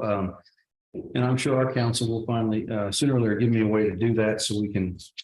I mean, because we talk about people filling up the place, but if we have to raise taxes or borrow money. We're not doing that thing. Yeah, I ain't, $5 million, I wouldn't be here for that. I'm not doing either one of those things. I'll promise you that right now. I ain't bulldozing it. I ain't raising taxes to fix it and I ain't spending 5 million on it. There, you know, I'll pour concrete around it if I have to, but I don't think 5 million is a rational number for Hillsborough, Texas, what that thing is. So the thing about it, even if you get everything fixed, Mhm. you can't make it wheelchair accessible. There's no way to make it. You got one room that's this much above the other room in the slide close to the wall. And then the doors are too narrow for wheelchair. I agree. That's the reason I don't want to get in the business of rehabbing it. Just stabilize it, keep the water out, get the mold out and let them turn loose. I agree. I don't see how you ever make that functionally ADA compliant. Not with the openings in the building, but let's say that I heard somebody say they wanted to cut a hole in the east wall and make a ramp. Okay, let's say the field commission goes for that. Because number one, many years ago, that building got a store commission designation and they're going to tell us what we can and can't do. That's all there is to it. So let's say we apply and they say yes. I think the answer will be no, but let's say they say yes. Well, even then, if you get into that part of the jail, you can't get into what in between those sheriff's offices because it drops down. Let's say we build a ramp that meets everybody's expectation. We can get there. We still can't get in the main structure of the house because it's 18-inch drop. Then through the house, you step up into the kitchen, then through the house, you step back out of the kitchen into the house. Then most of the exhibits are on the second floor, which is upstairs in the elevator. I mean, I understand everybody's got sentimental value. I get it. And I wouldn't want to see anything happen to that building. But at the same time, it's not our core competency to run museums. And I'm not in the museum business. I'm in the taking care of constituent needs and taxpayer business. So I think that building would be better off owned by somebody else later. But since I own it right now, and I have previously leveled the foundation, I got no problem with that. Leveling the foundation if it's reasonable, if it can be done. But that's the other deal. Just because somebody did it before, don't mean it can be done again. It's a different situation. So there's a lot in there. I don't want to pour any major money into it. Just enough to seal it up and turn it back over. And if we could give it to the museum commission, the museum board, the historical commission, I would be interested in that by all means. Let's go on to the next one. This is special budgets. And it's by special budgets, you shall see a lot of different things in here. The ones I want to point out to you, most of them is other people go over. Some of the court's language access fee is a fee we collect off of every case that's filed. And that's basically to us to pay for translators if we need them. That's something the state of Texas thought was important. County Dispute Resolution Fund, Judge Brazel's working with us, Judge Harris working with us, Clerk Eubank's working with us. We collect these funds. Either we use them, or we have to remit them to the state. I don't like giving the state any dollar I don't have to. So I believe mediation is a very important tool in the court, in our jurisprudence. We don't have enough of it, I think, especially in the lower courts, because the parties don't believe they can pay for it. I have put Judge Brazel in touch with JP1 Tarrant County. They run an incredible in-court mediation program at one time, many years ago, I was part of, and they settled about 80% of their disputes before it ever gets to the judge. So that's something we're looking at. And then, of course, too, trying to get people settled down in family disputes, things like that by using mediation. This fund will ultimately be used for that. We're in the process, hopefully creating the rules for it here pretty soon. We have some base rules, but really fleshing it out. Moving along, let me get through all the record management preservation funds. That's nothing we need to talk about today. We'll do that with the sheriff tomorrow, and we'll do that with the clerk, with education, public record management, technology fund. All this money is it's sent over to the general fund to help offset cost of IT. So that's what happens to that money. Bear with me, I'm getting there. Hill County Tourism. Beginning cash balance of 130,000 for we project. We expect total revenue of about 25,780. What we've been paying out of that is dues and memberships to the Texas Hotel Motel Association, which anybody that pays in the hotel tax gets a listing in there for free. It's not real flashy, but it's a listing. Next, we have contract services. We've adopted budgets. It's not 89,000. Again, this thing is so long, it's not funny. We have 39,605 contract services. That's everything from paying for the website, paying to upgrade the website, paying for some advertising in places, just different odds and ends. There's a miscellaneous of $500 and payments to agencies of 20,000. That was back when we were doing a part-time person that we're using some tourism, some economic development money. That's still in the budget. We just haven't utilized it lately. We've not made expenditure out of it since that deal ended. At some point, I think we will find somebody else that will meet our needs for help with economic development. But we'll talk about that at a later date, because I don't have anything right now. The courthouse security fund, again, that's money that is just transferred into the general fund to offset the cost of the bailiffs program. County clerk preservation, that's pretty self-explanatory. We already went over that. Election machine fund, Aaron's here. We'll talk about that in a minute towards his. Economic development fund. We're going to start the year at 392,000. The income of this thing is hard to predict. I apply for capital credits every year. We get them. Some years it's 20,000, some years it's 100-something thousand. But we've been piling this money in here so that economic development projects come along. We have to participate in financially. We have to hire outside person. We got to pay for an economic development attorney. That's where it comes from, right there in that fund.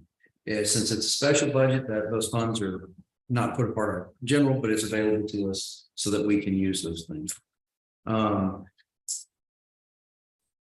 The ARP grant funds, that's the funds where we're paying for the rest of Covington Street and finishing out the radio project, before we stuck all that money at as a special fund. We hold this as a special fund, not our full cash, because we have to account for it separately. Just today at lunch, I got the final notice on a new note from the Treasury Department. So I'm sure I'll have a great reading tonight, put me to sleep early, about different ways of using it. We have a specialty court fee that we maintain. Again, this is part of this offsets some of Judge Brazzel's juvenile drug court, which is a very important court, has been very successful. Court facility fee fund, again, it's just transferred into the general fund. This is a fee that we collect. It goes in to help operation, of course, in the general fund. So the 2022 tax note construction details, we have expenditures we adopted last year. We've expended those funds, I believe, because I need to check with that. So I had to step out. That's for the money we borrowed to finish the Covington Street project over there, and we're getting that knocked back. Last but not least is the form that gave us some heartache through division of tax rates proposed. That's a lot of numbers. If you want to know me, ask Ms. Lewis. She's the one that figured it out for me. So I hadn't done revenues previous to this year, so I've got to learn a whole lot. Anyway, that is basics of mine. I'm happy to talk any other time, answer any questions about any of that very exciting information I just shared with you, and there will be a pop quiz in 20 minutes.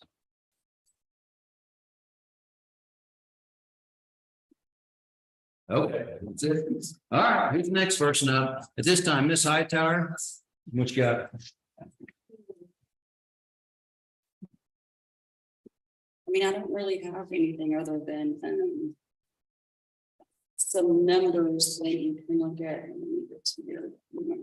Once again, if you're looking for historical numbers, please pay attention to the sheet that came out of Encode, do not pay attention to the gravity worksheet. It's so long. It's Is this the encode sheet? Yes, ma'am. That's it. That's the historical numbers and these others are FY 21, 22, probably right. 23 is not. Some of it's right, some of it's not. Yeah. The only thing that I'm actually, that I want to do a couple of years ago, probably, 2021, I took a part-time or a full-time position and transitioned it into a part-time position. I thought that might work out great for whatever reason, but it's weird hours and, they can have 28 or 29 hours and that makes it like 3.5 days. Well, nobody wants to come in from, 10 to 4. Anyway, I just would like to have that full-time position back. Back when I changed it, everything that went through my office that year was $25,305,146. And as of today, we have, so this is fiscal year 23. This is as of yesterday, we've $28,641,760. So it's a difference of a little over 3.5 million. And for whatever reason,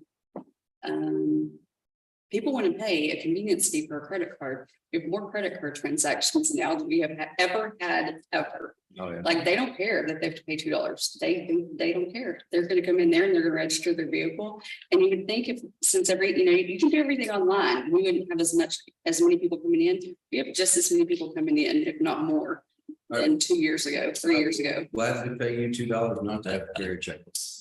Don't want to keep up with it. Yeah. And for somebody that's fiscally tight as I am, I don't like messing with checks. I hate it. Really? Yeah. I don't. What I like about the credit card at the end of the year, you pay it, at the end of the month, you pay it off, never accrue any interest. At the end of the year, you can take that file and download it straight in QuickBooks and do taxes. I guess so, yeah.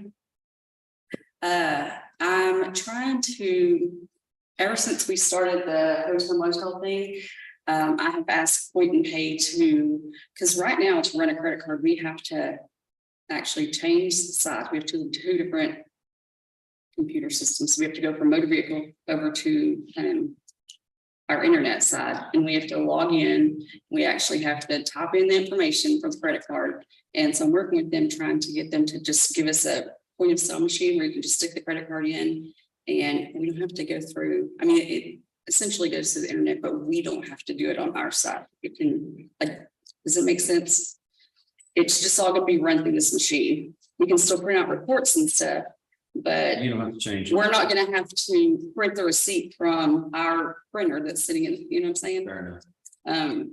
But So on that part-time position, back then, we took the money out of full-time, put it into part-time. Are you asking us to reverse that? So take it out of part-time, put it all back. in Okay. full-time. Okay. yeah, I do have a part-time girl that's working for me right now, and I wish that she had to go back to school, but she'll be going back to school at the end of this month, so would have that position open anyway, and I've been waiting for her until October, of course. All right, cool. I think that the only other thing that I said, I left the salaries open and blank because I think that was just something that, I mean, I personally did that. I don't know if everybody did that. Oh, we had some requests. Oh. Look, in all honesty, I don't know if you're here this morning. They're going to present Evergreen on Tuesday. They're going to present it, and then we'll go from there. I really don't know what that's going to look like yet. Matter of fact, there's some money not expended in this budget simply because I don't know how much that's going to cost. I got an idea now at least, but I don't know for sure what it's going to cost. So depending on what's done on Tuesday during that court and those discussions, it'll be, somewhere it's going to be a packed house Tuesday, guarantee it. But don't bring your whole office. The elected official is the only person who needs to show up. Those people that bring their whole office, it has the exact opposite effect that they think it has on us. It just doesn't work out well for them. Like the first meeting, like all of my girls got that email. No, I'm talking about during budget hearings, people. Oh. in the whole office. It happens more often, Yeah. I'm copacetic. Listen all day. That's awesome. But showing up here with your whole office, the court doesn't intimidate very well. So The only other thing is that, I know we kind of talked about this before. the cabinets that I'm having built are, so the shelves that are up front, I haven't been in there, the shelves that are up front, it's just one long shelf, so.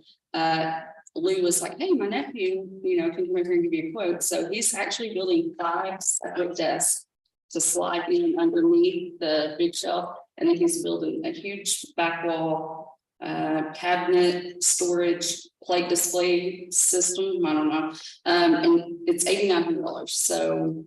I didn't know, obviously gonna be under I think budget, it's so, Included in the furniture fixtures, the FF&E down there.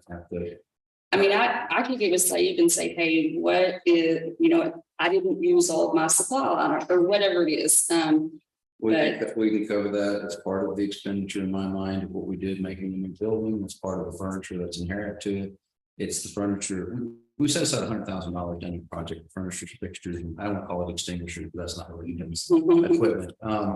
And that's one of the things that was not caught early on, and I don't have a problem. $8,900 is a reasonable business as far as I'm concerned. I got quoted a lot more than that recently for a single. Oh my gosh, yeah, I literally like, the people that are over there, I love Carson, is that his name? Love him to death, but he's like, oh, man, I couldn't build you a desk for that much, and I was like, okay. Oh, Without, you know, because he's willing to help in any way that he can, like, he was even willing to help us move, like, he's willing to help, but he's like, yeah, I can't build one desk for $8,900, like, I don't know why they have to charge so much, but. And then the other thing, I don't know, this was in the paper just saying that we were moving, where I took that out of. That would be the legal notices line we talked about. Now. Oh, okay. Every time we post in the paper for notice of the county, notice of closing a road, notice of this, notice of that, those are legal notices. I've never gotten a notice from the Lakelander. I think that they just go ahead and send it to you. Okay. That's what I thought, but I wasn't 100% sure. We found, no, I'm not pointing fingers at anybody else, we found that it's just better for all the bills to go to one place and that one place is filled out. Yeah. If they go to another place, it's I'm not happy with the registration, so, cool. was that all that I had put on there? I think so. I think everything else is. Yeah, I think the only other thing that's changed really is my software, and I think it went up like $1,000. Let's talk postage. I see something now. I have my glasses on. I put down 20,000. I thought you put down 20,000, but no, is that postage or what is that? That's postage. It should be postage, yeah. You asked for 25,000. That's what, so I get a bill that is at the end of the, like right now, we have a bill that we just got in today from Bureau Verge, that's who prints the tax statements. Yeah. And it's for 13,000. So we pay half and half. So this amount here. So it won't be near enough to do that. It needs to be 25. Yeah. So. Sorry, I didn't see that. But we have started saving, we have to mail out titles every week. And we've gone, so Pitney Bowes offers this where you print the label right there. And we were paying $11 to ship out every week, $11.35, I think is what it was. And it's changed to like $7.95. We save that much on, it's whatever this company is that we have to go through. They're doing bulk mailing. Okay. Is that what it is? It's called Stenpro, and I'm like, well, yeah, we want that $300 machine that we can save, because we have to send titles every week. But yeah, so the postage, even though it looks like I have a lot of postage money left right now, really and truly, $13,000 is coming out of that, and then I add every year at the end of. I seriously thought that said 20 until I started looking closer. I think that's a 5 in hindsight. Oh, yeah, I'm not making my little pops bad. So The only other thing that you might want to know about is that Navarro County has not certified yet. I don't know if you got that email. no. Mhm. What the story on that? They just have too many ARBs that they have to get done, and so. Is this whole thing what they had to redo for the school districts, how to play in that too? I don't know. I don't think so, because, well, I don't know. I mean, our appraisal office got it done, so. They sent that office out. They sent that message out. Yes, they did. That said that might be a problem, but then Mike's like, I'm just saying that just in case. And I think I think it was more of a problem on the back end, because they had to run it as a $40,000 exemption and then undo it and then run it as a $100,000 exemption. I think somewhere on your bill, they want you to see that, oh, look what we did. We're doing- yeah. So anyway, so Navarro County, so I kind of flipped out because Billy Don Curbo with the college is very adamant. Last week, he wants his tax rates, and I was like, you got the same email that I did? Did you not read it, Billy Don Curbo? So that's the only entity we don't have rates for yet. Mhm. All right. But this is, like, they're not gonna start it until the end of August, 1st of September, and I'm like, well, that doesn't work for me. That's gonna put everybody behind, not just, well, no. I'm talking about as far as if bills go out October 1st. Oh, yeah. That's what I'm talking about. But no, it's not gonna have anything to do with our meetings or anything like that, But yeah, I got I you. do have a legal question, and I don't know. I guess I could call Robert and ask him. Are you listening for? Oh, I didn't see by paying my hourly rate, so I don't have. to do that. No, I mean, I don't, if they don't certify that I called in Becker, because it's only 37 properties that pooch into Hill County that have, Okay, so can they give you a certificate? Well, that's what I said. I said, for that one entity, they should be able to, unless all 30, unless, no, none of them are in ARB review. And so Why she's can't they like, we certify? can't, that's what I said. That's what I said, but said no. I mean, you think about it the same way they did that, they might give it for us. The county, we got our stuff as early as he could, but he still had to do the other folks. So That's what I if thought. you only got 37 parcels in the CSE. And I said, and they have nothing to do. So I'm right now in the process of like physically adding every number on the worksheet, Okay, adding just so I can get him some numbers that he can kind of be like, oh, this is what it's gonna be, but I don't know if I can actually give him. I don't think people realize how good of an appraisal given is. I know people always mad at the appraisal. Oh, it's too late. But behind the scenes, that thing runs like a sewing machine. Yes, It really does. Julia will work, Julia and Chrissy, it's like Julie especially, she understands stuff that I'm like, oh, I'm gonna call Julie and ask her what she thinks this means, but yeah. All right. That's about it. Why not? Okay, yeah. I think that you maybe had, it might be in your budget, I don't know. What's that? The hotel motel. I haven't got a final number for it yet. What is our revenue number going to be? Right now through August. Let's see. We have these few little numbers left. It's a very this new website that we've got going on. I'll tell you what we've collected for so far.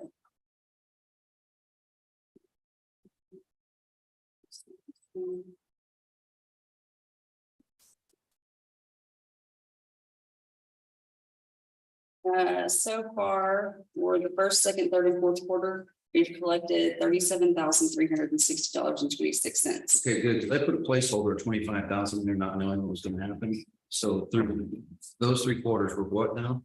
37? It's weird. You know what? I think I'm actually gonna. Right, shoot me a number. Okay, well, I ran this through our fiscal year, so October 1 through yesterday. But do I need to run it through actual, like there? Because they go January, February, March, June, April, May, June, June, Here's July. how we're going to estimate it, is we're going to take, if you give me hypothetically, this is what you've already done.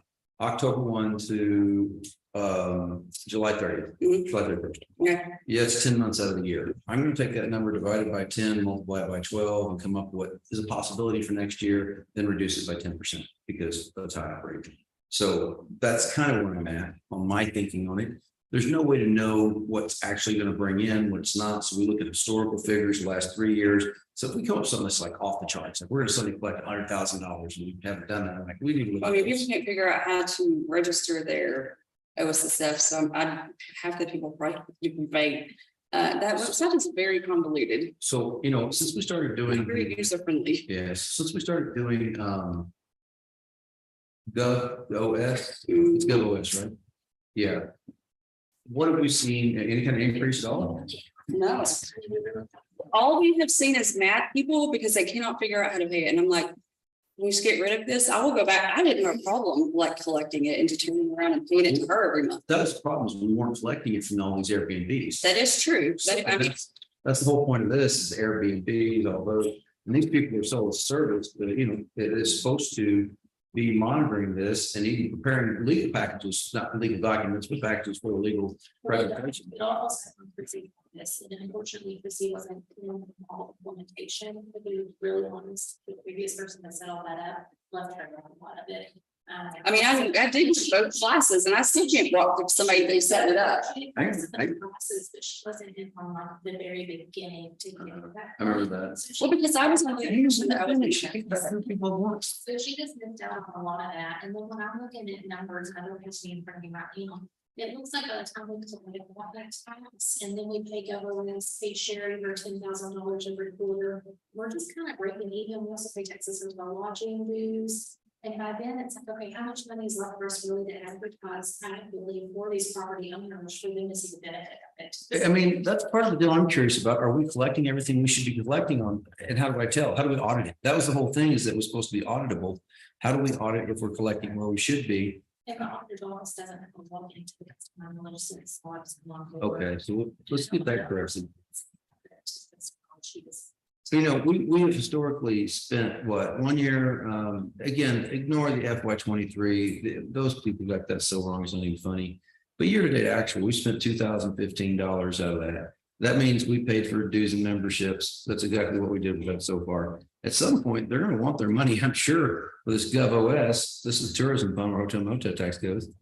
So, yeah. So I think we might be to just further look into that and just remember, maybe Yeah. we can get on board, maybe get some of the log and see if he's familiar with the software, is probably not. Yeah. And see who people are in compliance, and we can also reach out to their support team and see what's going on. I don't even have a login. Chrissy back. I do not even have a login. What? Yep. We have it for you. Nope. They locked me out. Yes, ma'am. As soon as I moved over to the treasurer's office, I was locked out.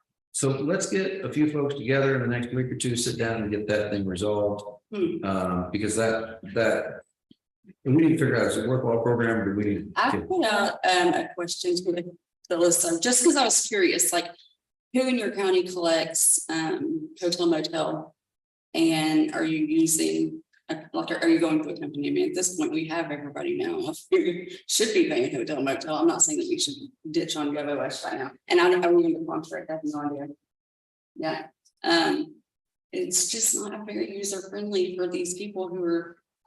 And even though GovOS is like getting hold of everybody, it hasn't changed what I do on my end. I still have to go and post it in, you know, our property tax system. Like, it's changing nothing that I have to do. It's actually made more. Yeah. And I can support her on this for questions. Because you have no access.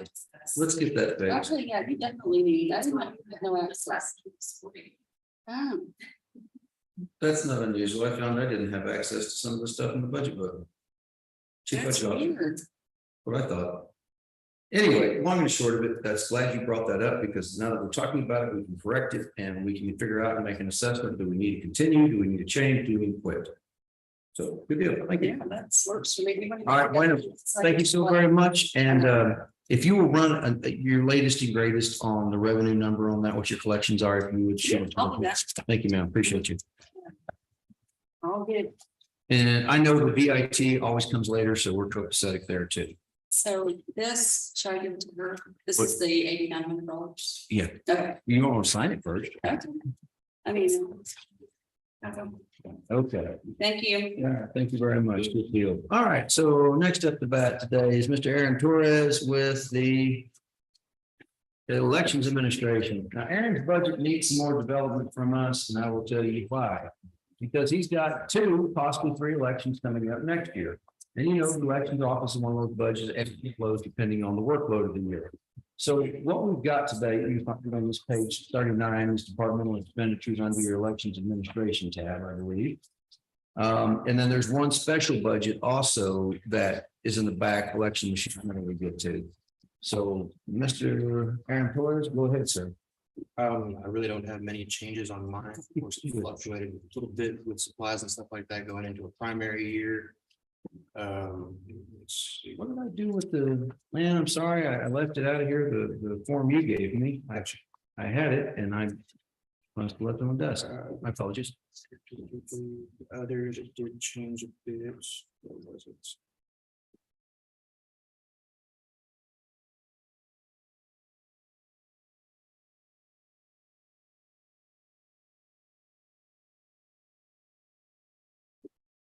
Contract services, of course, there was that's my governance coming out of it now, so that got added in without slightly went up a little bit.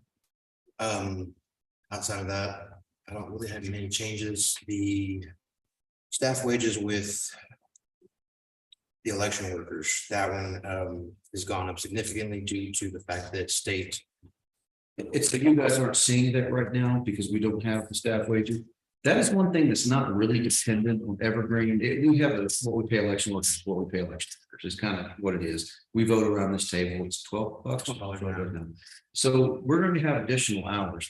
Now, what Aaron just said, you do need to pay attention to, because he's going to have an overtime line in there as well. So in all its glory and wisdom, the state of Texas has now said, hey, guess what? We're not going to just run 2 weeks early vote. We're going to run the first week like normal. Then you're going to run that Saturday for. Saturday is 12 hours, Sunday is 6 hours. Yep. And then next week you get to do what? At our main location here in town, we have to run extended hours, 12 hours every day, Monday through Friday. So those 3 guys, they're going to have to run those kind of hours now. Well, and of course, the weekend voting is supposed to be just to our main location here, but if we were to do that, we'd get, we'd get reamed for closing down the outlying areas and then all the way here now. So last commission meeting, we decided to go ahead and run the weekend hours, 3 locations, and just keep the extended hours to here in town. So anybody at home that doesn't understand the value of an elections administrative office, this is it right there. The amount of work that these guys put in, day out, the stuff they have to do, the thousands, and I mean literally thousands of changes they have to do each month to our rolls to make sure they're up to date, they're clear, we have integrity in our elections. And then the hours these guys work. I mean, during this election cycles, it's insane. So you're going to see overtime money in their budget because that's just how it is. It has to be there. They work hard. They do a good job for us. We don't have those final figures yet because it's not something we've ever really budgeted for. We're working with Aaron. He's been good about getting us information. We're trying to develop what does that look like. Of course, the overtime numbers, again, dependent upon next Tuesday and what happens because you're paying time and a half for what the salary is. So we'll develop that further. But anyway, sorry. I do believe as far as overtime for like the actual election workers, we came out to somewhere around 8,000. It was 7,992, so we just kind of rounded that one up. Over the course of 3 elections, we're looking at an extra 24,000. And that was at the overtime rate of pay for them, which would be $18 an hour. But that one was really the biggest kicker for us going around this year. Outside of that, like I said, it's just a normal fluctuations going into a primary. Machine equipment and lease fund, one of these special budgets that I ran across back here that we talk about every year about this time. It's on page 99 if you're looking for it. It's in the back of the special budgets. We're right now, we adopted $11,000 as a machine rental amount. And this previous year, we picked up 15.5. Year to date through May 1st, it's telling me we don't have any payment that we haven't rented these machines to anybody. And again, take this with a grain of salt. I don't know how accurate these numbers are. Which line is that like? It was going to be the 265, 370, 100 election machine revenue. You may not have the revenue in front of you. You've got an expenditures on chart. Yeah. So I'd like to get with you on that. And if you could get with the treasurer, the auditor regarding those election machine, if there's going to be any revenue, because if there is, great, we want to spend that money for maintenance. We do have a projected cash balance of starting balance of 28,600 in there. It's just, I don't know that we have anything adopted for the actual revenue. And I have no faith that this number is correct. So let's get down with them and figure that number out. We do. That way, a little more money you can use to pay for maintenance and machines. Yeah, sounds good. What else have we got? Anything else? Ladies and gentlemen, anything? All right, let's do Miss Karen then. That's wonderful. She's here and we'll do that. Thanks, Aaron. You have a good day. We'll be in touch. Afternoon. I don't have a lot of changes. There's a couple things. My repair line, I think, is my main concern. If you have what I've sent over to you, Judge, if you're. Let's figure it out here real quick. Bear with me just a moment. One more. Brad Owen, those. 91-1. Mhm. That's dispatch. Favorite. You know, dispatch, I promise. Yes. I'm trying to keep things minimally organized while I'm moving forward, so the minute I stand up, everything doesn't fall out of it. So General Road and Bridge is where we pay for 911 from, it's several things. Matter of fact, we part of a lively discussion earlier. Funding for General 911, funding for the road and bridge over the years is varied from different places. Again, this year, proposal at the moment is to bring 93,000 on engine healthcare to cover the shortfall, because they spend so much money and they make next to nothing for the cover the cost of the budget. It's, a necessary evil. It is what it is. But we've got in that budget, Karen, Kathy, Melissa Watson, the cartograph database manager, and then Tanis, the DPS secretary.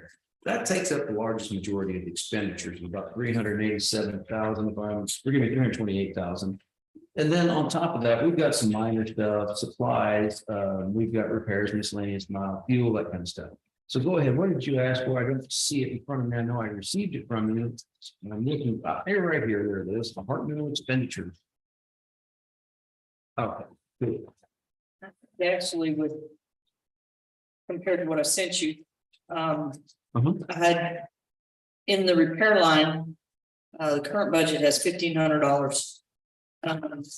Actually, I think I ended up spending a little over 3,000 this year, but only part of that came out of mine.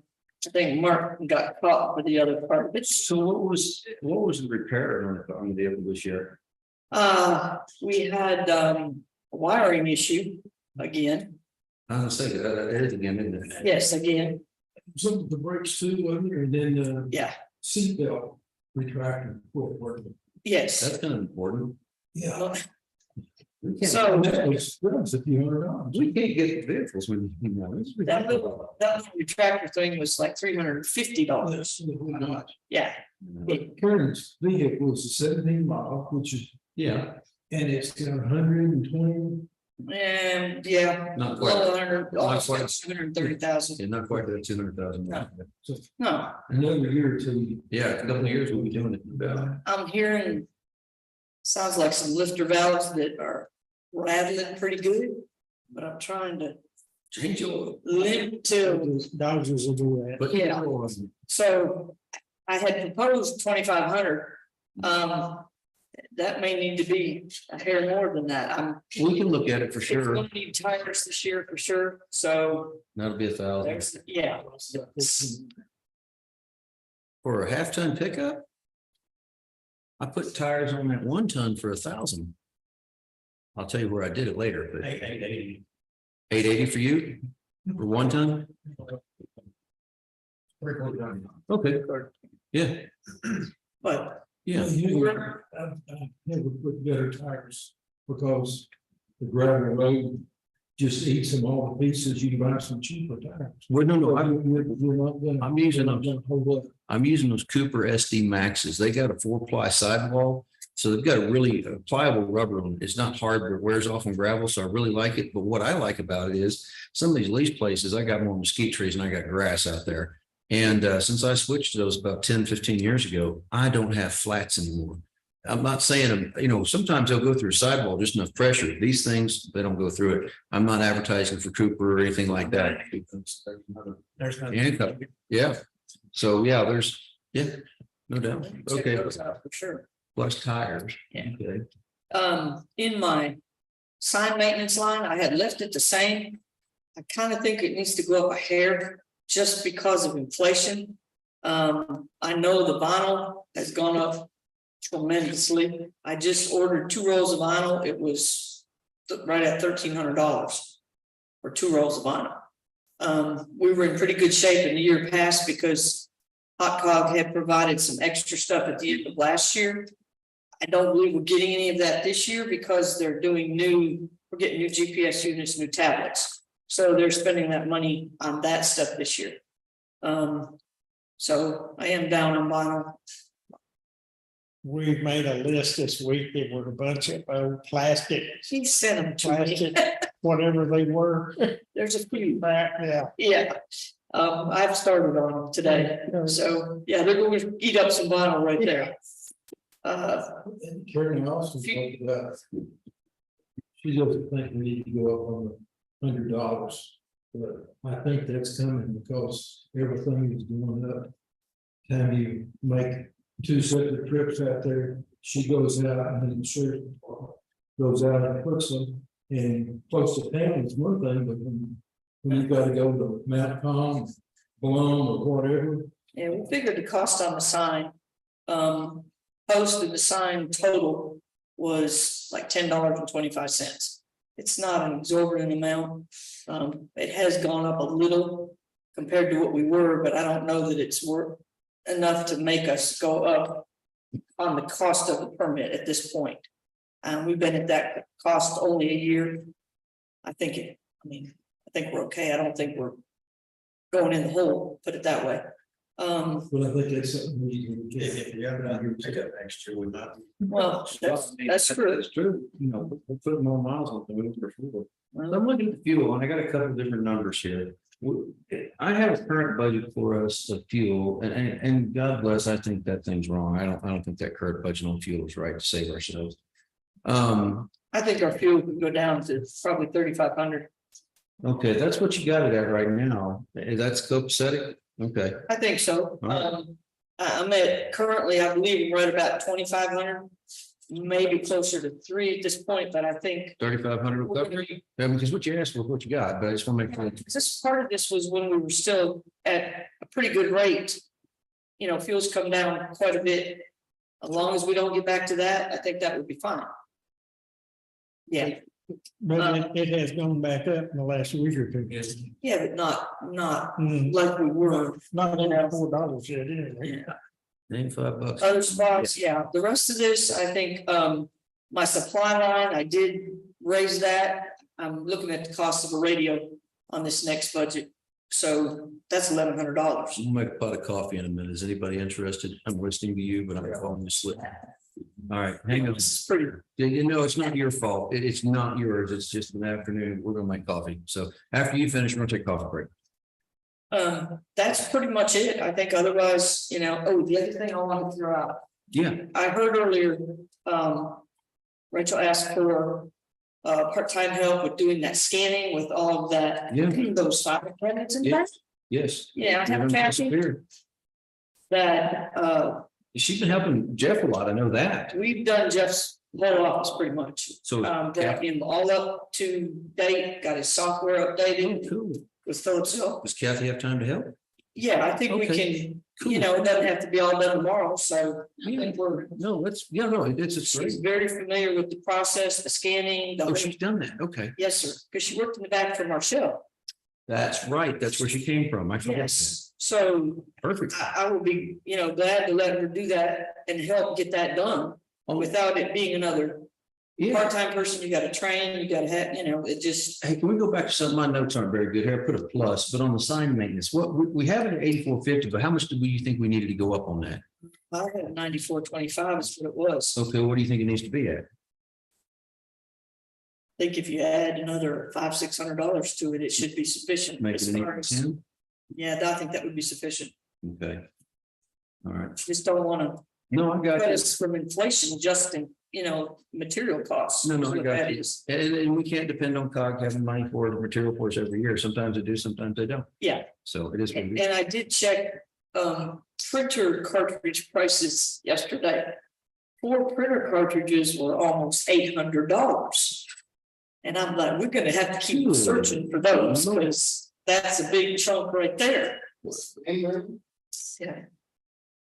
So I'm still, I just kind of quit, and I was like disgusted and said, I'm gonna keep looking for that, but Blame you at least. that was killing me.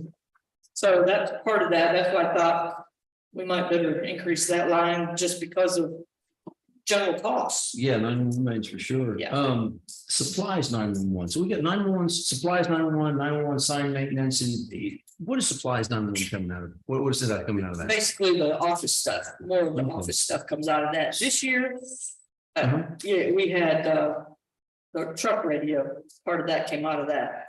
And it came out of other supplies. The whole budget, part of that was that. Okay. You know, we've got nuts, bolts and screw, you know, all that stuff comes out of there. So then, all right, then this 3701 line, the other supplies, is that also something you take out of, or is that something that Alyssa Watson takes out of, or how does? Well, that's the one that you had given me Okay, previously. well, I'm trying to figure out now, we got all four of these people in here as of last year, where are we getting office supplies from Miss Watson at? She's not on our list of people, which I need to change that in the future and ask her to come join us, but What supplies she gets is charged through my road and bridge. Yeah. well, if you're happy to pay for it, I'm not gonna upset you, but you know, wait, just go ahead and do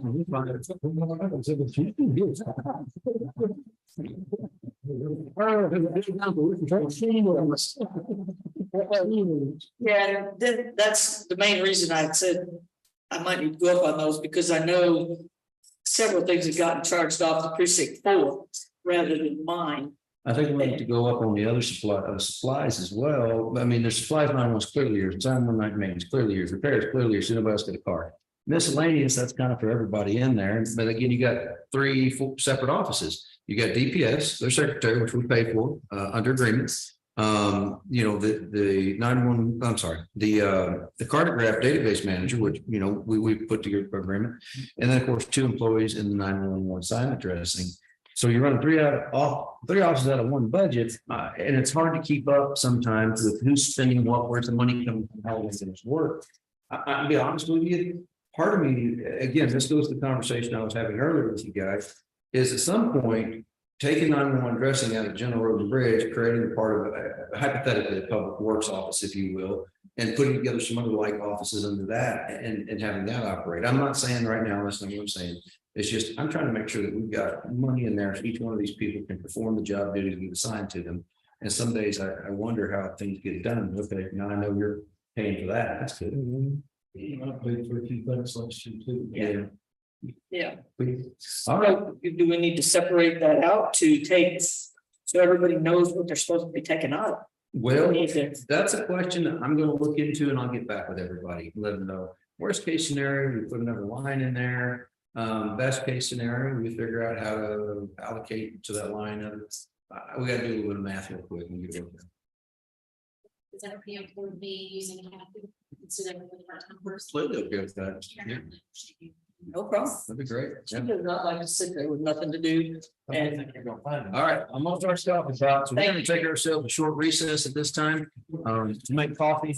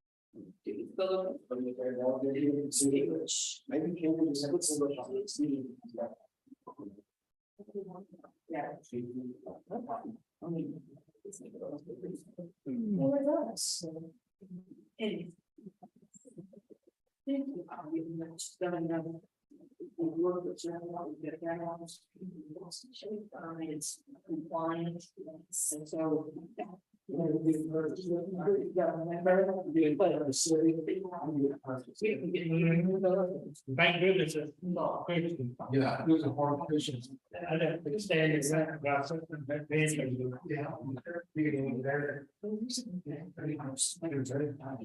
I can't do it. It's not.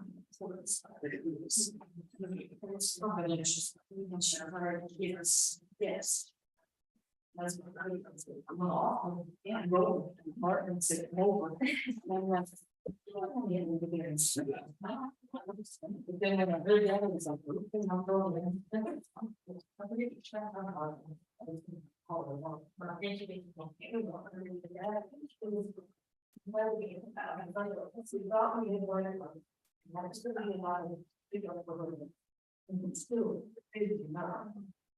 all they had, they still. Yeah.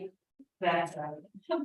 Well, let's see, we'll see. But I think it's been handy to anyway.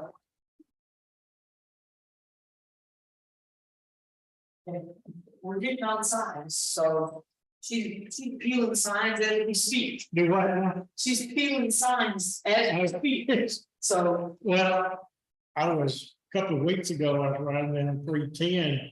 I look at signs, see if I remember which one gone. And in 310, there was probably 4 or 5 of those. They gotta go. Anything you can't, if you can't read it coming down the code, you probably could be replaced. Yeah, There should be no fiberglass left at this point. yeah. They're all too old. And I don't know if y'all got any, I don't think you do. they worked on signs yesterday and they worked on signs this morning. And Yeah, he said me right before I walked down, I was like, okay, but that's all right, that's what's for. And 1313, they Yeah. go sign and holding up. They took everything. Yeah, I think sometimes those farm equipment just take it out and keep going. Yeah, It ends up in the middle of the road somewhere, some of somebody them, picks it up and yeah. off it goes. Yeah. But we're on, Uh, whatever you need, that's what we're for. Yeah. I still think, and I don't know, maybe, I don't know if he brought that up, I forgot. I pitched at the judge, earlier last week, I think, about trying to get a sign guide for the entire county mhm. to take care of road signs. That's what we're gonna. That public work That's, office is, I don't know if it's gonna happen this year. well, that's what I told you, I said, he said, I said, that way we give a position back to the sheriff office. It'd never be a full-time job. Yes, we give a deputy back, because it doesn't need to be a deputy. Mhm. He said it costs money. I said, but actually, you're gonna have to give them. They You have to, take the OSF and. I have to have 2 people. To do OSF and put up, you're talking about road signs? yes, but I think that road sign guy can do some of the other Share stuff. the road with those posts. No, I'm It's a not. 2-man job. Well, with the driver, is it still? Because that driver is about 6 foot tall. Yeah. If you're putting in a 10-foot post. You know, the driver. Yeah, all I gotta do is gonna be. The handle on it, or literally, Yeah, so the driver part is the period. okay, So you get that thing, it's 6 or 8 foot up in the air, it's hard to control. And if you've got it on top of an 8 or 10 foot post, I mean, the handles, this thing's related to, so it's really a 2-man street. It can be done with 1 person, but it ain't easy. okay, so that being said, Our post hole driver's about 6 feet tall. You've got one like this. yeah, well, that's what we're trying to do, is try to, if you get the deputy position back. I realize it's across the left, I think, to get a sign guy, but. I think that's just money. You got a sign there, It's gotta, well, we gotta have all the. you got a sign. I think 2. But maybe both of them can be always. Certified. Each one of them needs to, each one, and then they could also be used as better. Is that type of. Yeah, you want a person. with several jobs, not Yeah. two Exactly. things. And so we're going to truck and equipment, it's a little bit of equipment, not a lot, But that's where. but we're working, so, yeah. But I really think that's. Helps y'all. It kind of touch.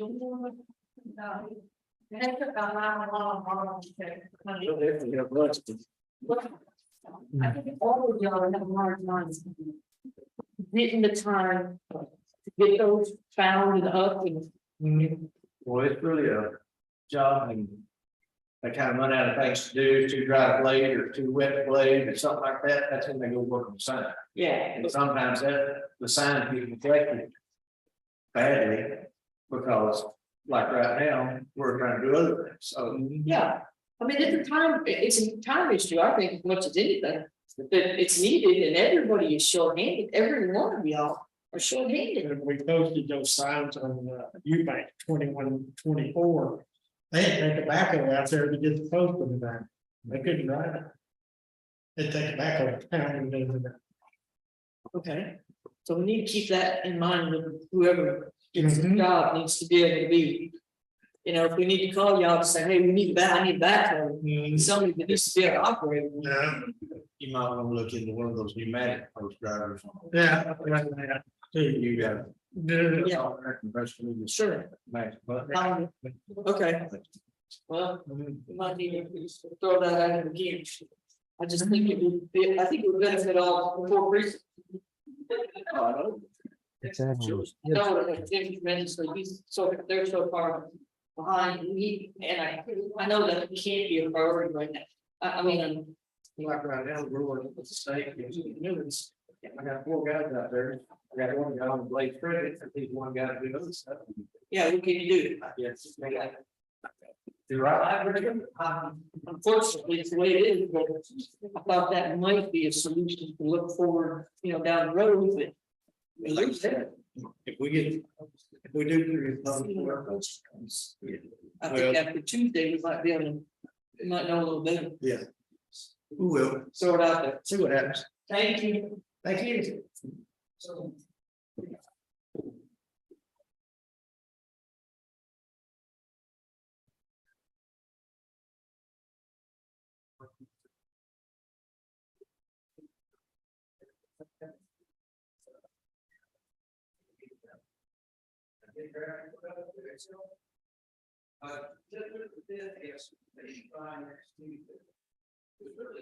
What I didn't realize that she created and I created, she makes it good.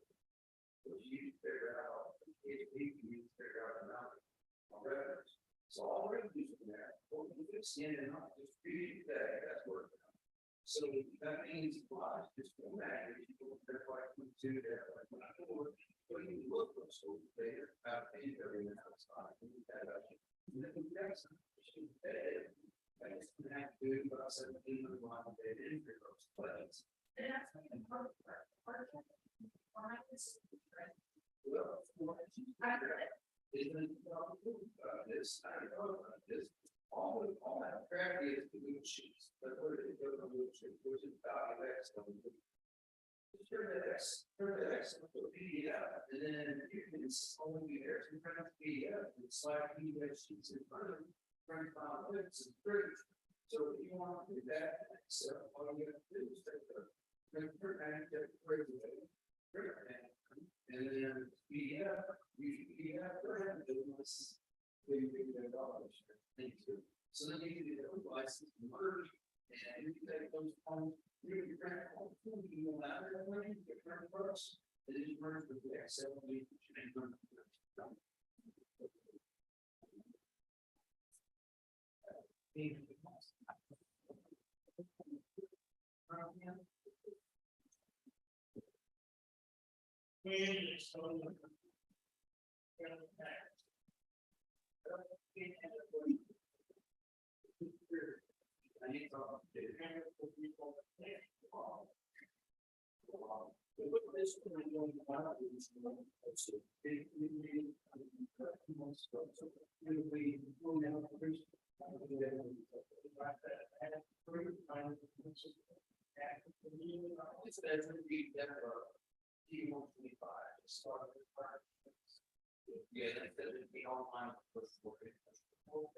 Hey, y'all got a quorum in there?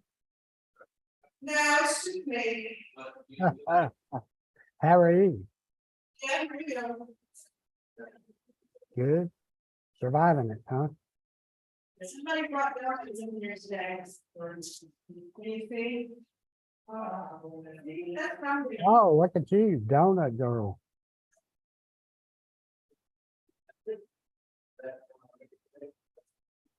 Not a way to keep you awake.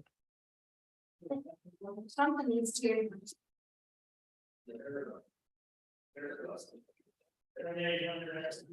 I've had to pinch myself a couple of times. Oh, yeah.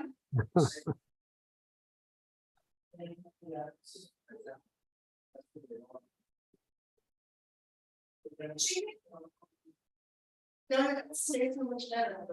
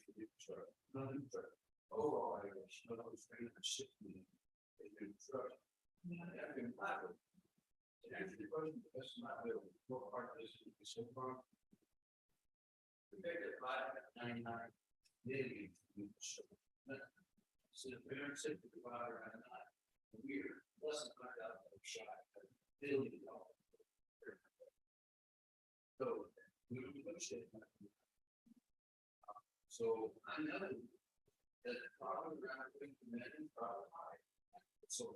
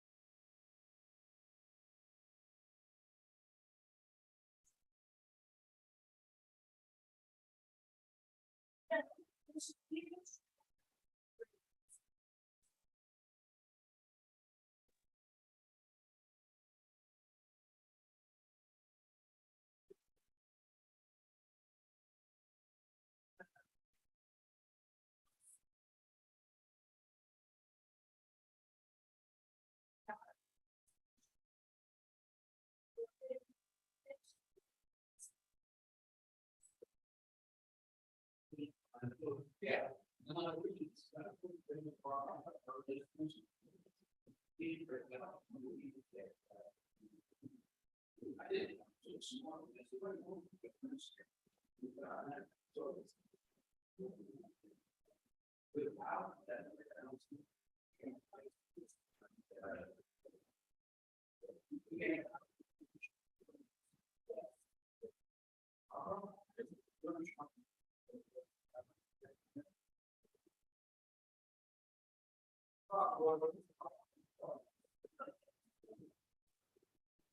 Hey, Jim. Let's see how he's doing.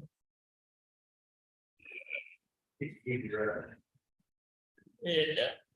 I texted him yesterday, he said he's doing pretty good. I'm still here.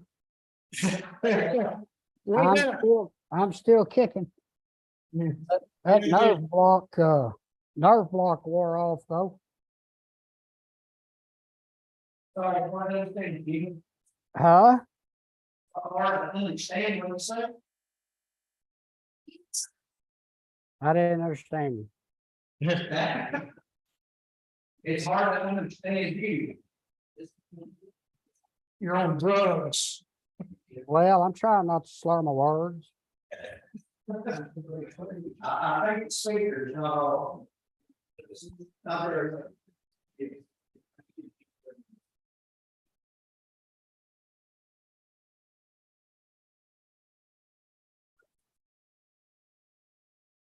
Yeah, we'll have to speak up, huh? Well, I think we have flags on hitting face now. Uh-oh, what happens to the lantern? We can speak. There. It's hard for you guys to listen. And well, he's speaking. Yeah, don't say he's on drugs, he's good to understand. I would be. Mr. Holcomb, can you hear me? I can hear you just fine. Can you hear me? Yeah, that sounds better. Okay. You does sound a little druggy to me. Well, if you were taking what I'm taking, you would be too. I think I can make it through this though.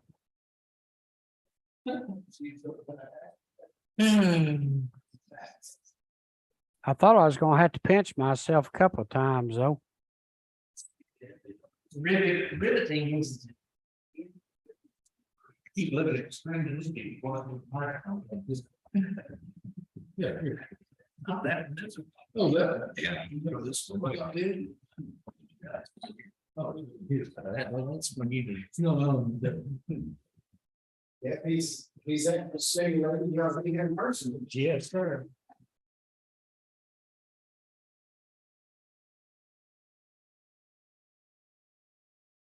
It's been an action-packed day, hey? Yes, sir. Now comes the fun part.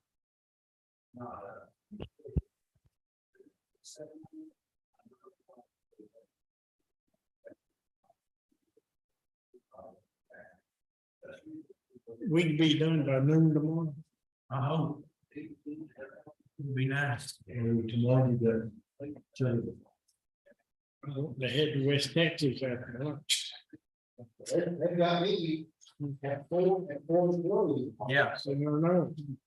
I'll be good. You know, when did you go then? First and all, come on. Most of them's here in the courthouse, we go in the morning. I think the sheriff is gonna be it. What's gonna be it? Yeah. That's the way it is. Yeah, that's. gonna be Hello. fun.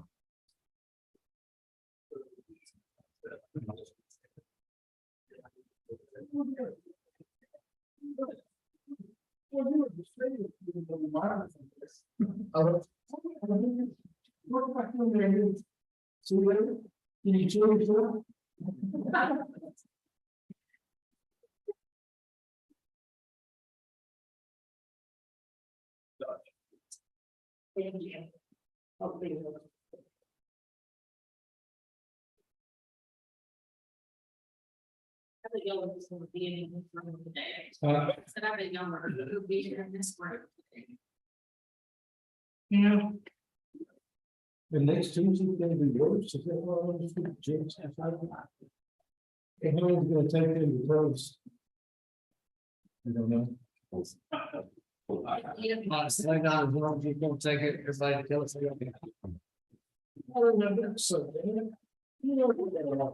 It's M&M's, because I don't. Well, there's no point in buying them in a small package. That just goes to waste. Need M&Ms, buy them in bulk. All right, ready? We're coming back from recess. This is a continuation of more, meeting began this morning. The Hill County Commissioners Court, this is the 10th day of August, 2023. This is a sole item on our agenda today is budget hearing. There's no votes, no consideration of other things. And we have now gone through just about everybody on there except for Jim Holcomb. So it's time to take Holcomb's money if he's not paying attention. You there, Commissioner? He is paying attention, his paper in hand. That's good, because it's pretty cutthroat around this place. Anyway, you down and back, man.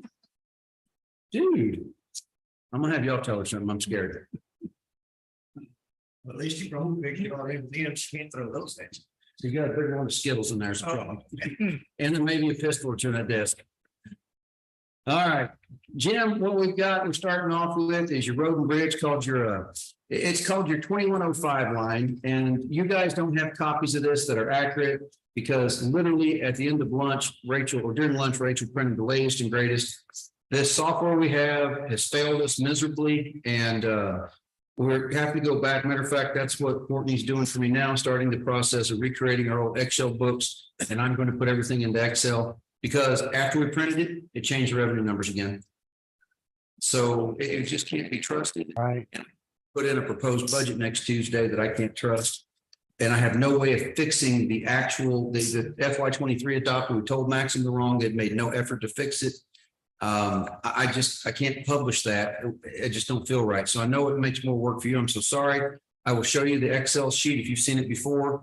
It's really fairly simple. It's actually, I think, pulled out of Encode and then put in comma separated files, but we'll work with you and give you all the help you need on that. So going back to what we normally look at on the commissioners' budgets. Recall the commissioners' budgets are unlike the general fund. They roll over from year to year to year. So whatever you don't spend in the general fund goes back in the general fund. Whatever you don't spend as commissioner, well, shoot, that just shows back up in your commissioner's budget. Let me go get the recapitulation sheet because I left it in. So I'll get that right back.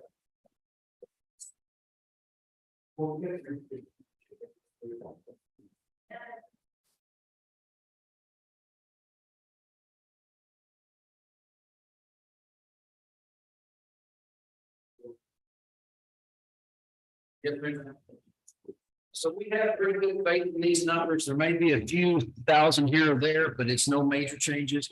If you guys knew the amount of work that's gone in to get this stinking system to work right, you told us a year ago to quit. But everybody's worked real hard to get to where we're at. So what we're looking at for Road and Bridge 1, we're expecting a beginning balance of $404,687. Again, that's just a projected balance. So say from this current year, how much are you going to carry over? That could be more as we get closer to the end of the year. I encourage you to have conversations with Sahib, with us, and say, hey, well, I'm actually going to carry over more, carry over less. So for us, it's just a guess, a starting point. It's a very educated guess, but that's what we believe your beginning balance will be at October 1 of this year. The good news is you've got $769,173 in new revenue. That's the most new revenue you've ever had. Anybody, yeah, it is it. So you have total resources of $1,173,860. Again, these numbers can vary by a couple of thousand going back and forth. You currently have expenditures you've set out to me in a total of $1,057,574, which leaves you $116,286 ending balance. I personally recommend we find a place to put 100 to 106,000 of that. I like to leave about 10,000 ending balance in case we don't collect as much in taxes as we thought or something happens. But I think you've got about 100,000 to expend. So if I go back to my expenditures and I look at Road and Bridge number 1, R&B 1, I got dispatch. You don't want that. Maybe you want that. I didn't think about asking if you want dispatch. I shouldn't be so quick with that. All right, adding extension. Hold on. I got a lot of paper here if you haven't noticed. Okay. Oh, that's man. We're starting revenue just fell off the price.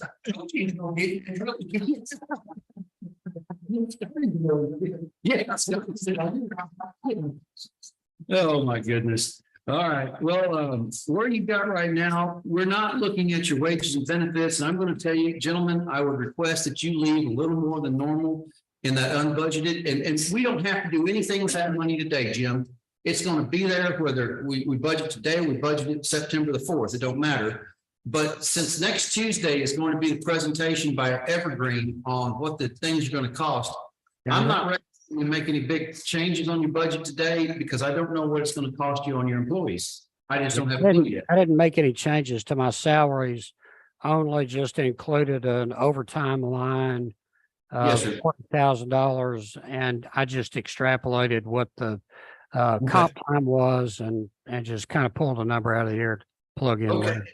And I'll let you know, we've not made any changes to staff wages and salaries on this, or wages and benefits on this end, because we didn't want to do double the work. Now, what has happened is we've put overtime lines in people's budget, but we haven't filled them out yet because we need to work each with one individually and kind of figure out, okay, you know, what did your comp time kind of look like? What do you think your overtime is going to look like? Again, your budgets are easier. You have an amount of money. And that's it. It doesn't go anywhere. You figure out how you want to spend it and you tell me how you want it. The biggest problem is we didn't have your starting revenues. You didn't have your actual revenues until after lunch or right during lunch today.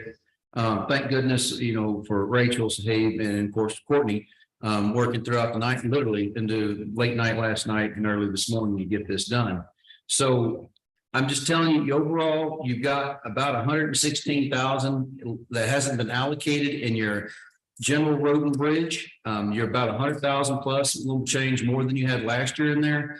And my recommendation is that we don't really do anything until next Tuesday to modify that, because we can take whatever increase there is in salary out of that, and you can allocate the rest of it to whatever you want, you know, equipment, or capital outlay, market materials, whatever you got. Okay. And so that's it. And then FM lateral, the other good news is you're going to carry over 225,621 is our guess at the moment. That's a pretty educated guess, but it is a guess. And our revenues of $753,685. So that gives you total resources of just shy of $1 million. It's going to be $979,306. I remember when we didn't have $1.6 million to run the whole stinking county's road and bridge fund. That wasn't but about 16 years ago. Got you. Well, So we need to talk about the capital outlay and the way that I looked at that. Because I had on road and bridge, I wound up at $1.5 million. And that may be just because of the way that I budgeted that. And that's okay. And like, again, this is not even a proposed budget yet. This is a preliminary draft kind of thing. So what we did to balance the budget coming in here is I removed the capital outlay. There's 400,000 in that line. I took it out so that the budget wouldn't show negative, and we can, that's part of that 116,000. Again, there's 345,000 in construction materials. We can go through all this. What I would do is get a printed copy and email it to you when we get this a little further down the line. Okay. So and then you get with me either by email or in person, and we'll lay out the money however you feel we need to lay it out. Okay. And that offers for every commissioner. Yes, ma'am. For the human resource piece, he's asking for an additional full-time person that someone else is retiring later in the year. Yeah, Jim, can you explain for the treasurer, Rachel, kind of how things are going to go with the employment? We made that position for the other operator too, but there's another fellow going to retire. Can you kind of give us a rundown on Yeah, that? correct. Yeah, I've got one guy that we just recently approved a position for who had to have quadruple bypass, and he'll be out for 8 weeks. I'm predicting that I'm going to have about 4 months of shortfall when he comes back. And at the end of January, I've got one that's going to retire. So the reason for the position was to get out in front of that, give me some help until my driver comes back from his heart surgery. And then I'll have 4 months to bridge that gap until my other guy retires. So we're not really talking about a whole year's salary then. We're talking No, about it's not a full year's salary. less than 6 months of salary. These positions currently full-time to a part-time on my. Oh, okay. So we're not over budgeted wages and salaries. That's what I was getting at today. What we've done many times in the past is we've we made a full-time position, but we didn't start it till say, not October, we started in December, or we started in January 1. So we only budgeted for a full-time position, but only for 5 months, 6 months of full-time position. Right. So I need to refigure. Yeah, it's gonna be no more than 1,040 would be the max. I think it'll probably be less than that. But again, with the commissioner's budget is such, I wouldn't be corrected if we can. But it doesn't draw from the general fund. They get a set allocation money and how they spend it. So that's a good idea. Thank you. Did you hear that, Commish? I did not. Forgive me. She's very quiet spoken. Basically, she's going to make some modifications to better reflect what the actual cost of that employee is going to be on your budget to maybe free up some additional money that would you can allocate elsewhere. Okay. Thank you, Rachel. All right, you guys got any questions for Commissioner Holcomb? How you feeling, man? Well, I'm feeling surprisingly well, considering I just got a new part. And the nerve block wore off this morning. Well, man, they had a hip replaced earlier this week. I'm kind of impressed. You're He's on drugs. If he's not, you've got a problem. I would. No, they did a great job. The 13 years ago, when he did my write-up, it took him 4 hours, and he did this one in 45 minutes. Seriously? Literally. Wow.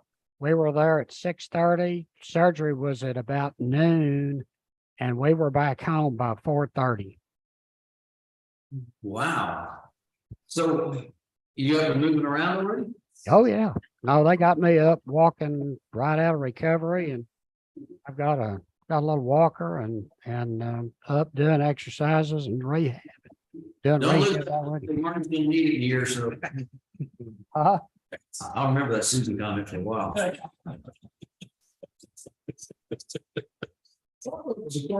was good. I'm not gonna lie. Some of the figure was bad judge, and I thought it was good. Let me give you another.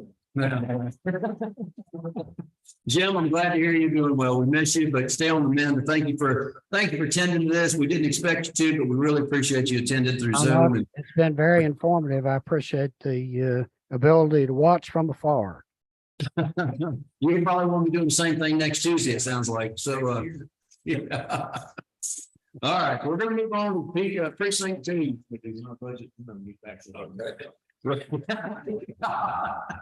Yeah, wait till he gets his budget for any more snide comments. All right, so Road and Bridge 2, as a guess right now, we're gonna start with about 29,557.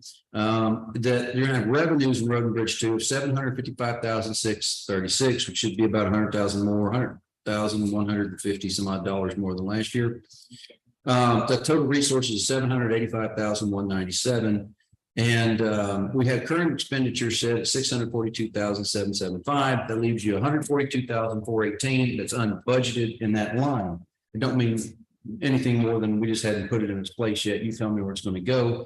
Again, as I recommended to Commissioner Holcomb, wait till Tuesday and it's pretty quick. You guys look and tell me how the math goes. I put it in the spreadsheet and it's done. It's not a big. So too, it does not represent the payment I still got to make to the county. That's good to know. Thank you for pointing that out. What is the I payment? may owe you, but I'm not gonna beat you out of it. I do appreciate that. So let me see on the distributor truck, that's on capital outlay, correct? Yes, sir. What was the amount on that? 89,000. Okay, and it's gonna come out of this next fiscal year? Wasn't there a 2 in front of that? I think it was 284,000. Okay, so that's for the distributor truck, 284,000. Yeah. Do you, It went out last year, well, 23. We made the payment in 23. so how much is the payment?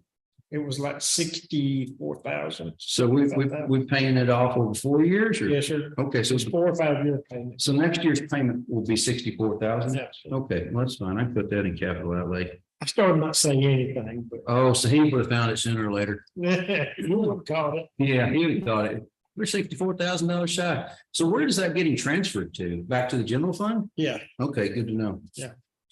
Clarity of two full-time positions open. I will have to, well, I was wanting an extra one, but Dobbs has retired, so I will be looking for 2.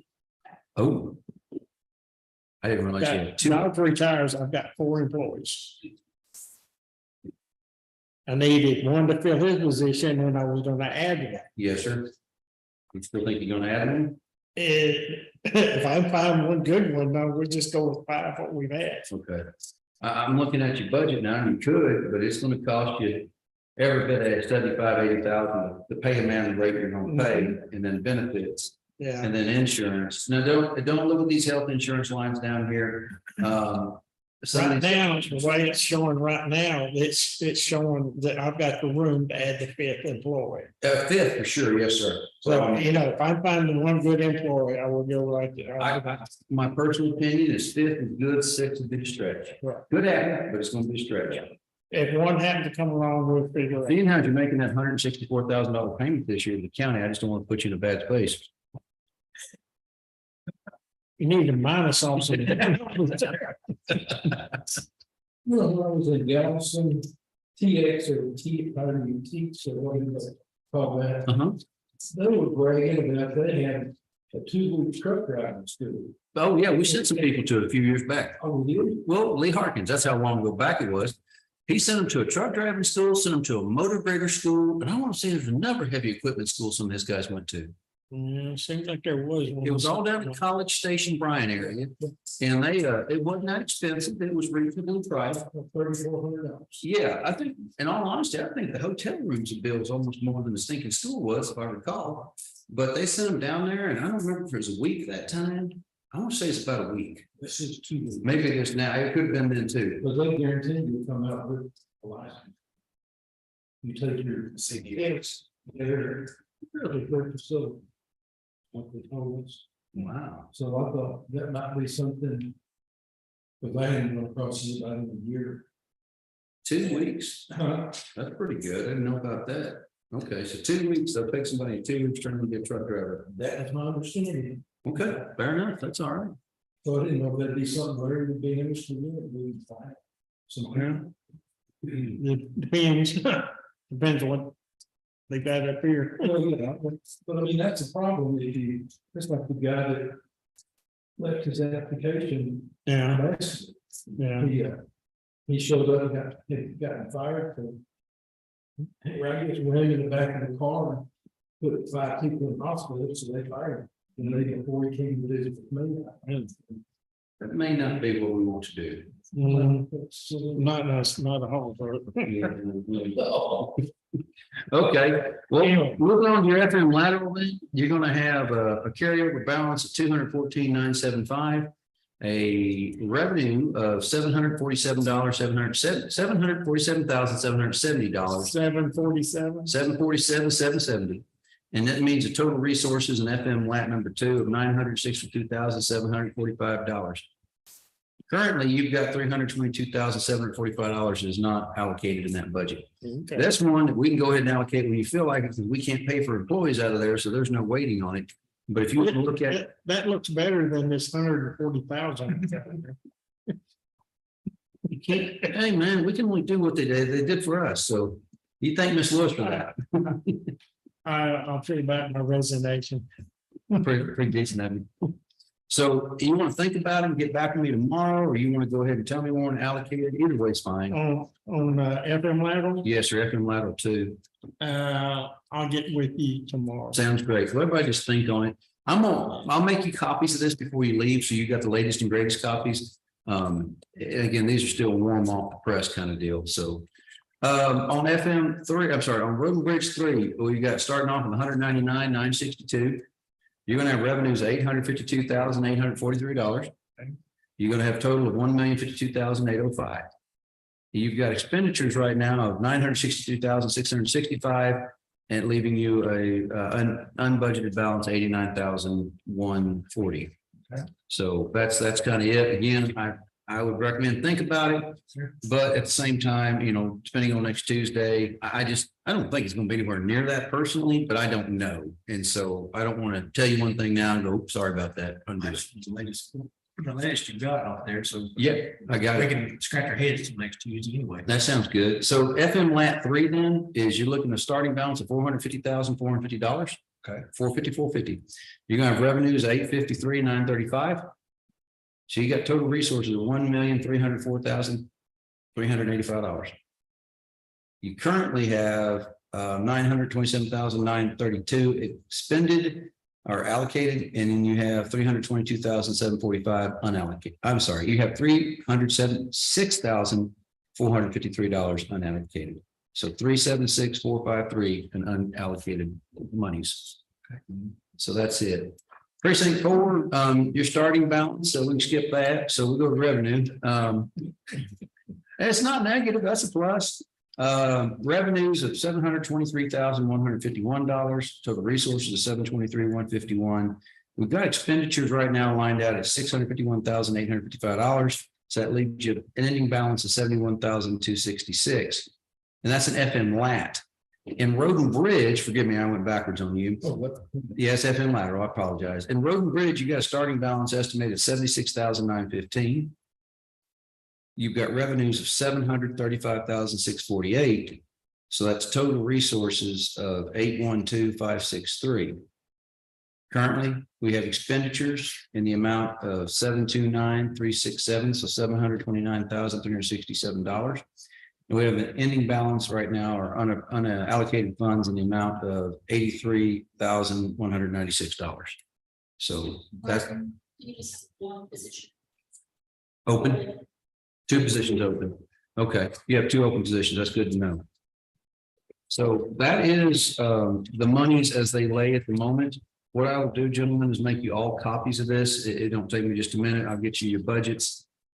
Again, I apologize for not having this sooner, but if you, seriously, you know how hard these people work to get this to correct the mistakes that others made.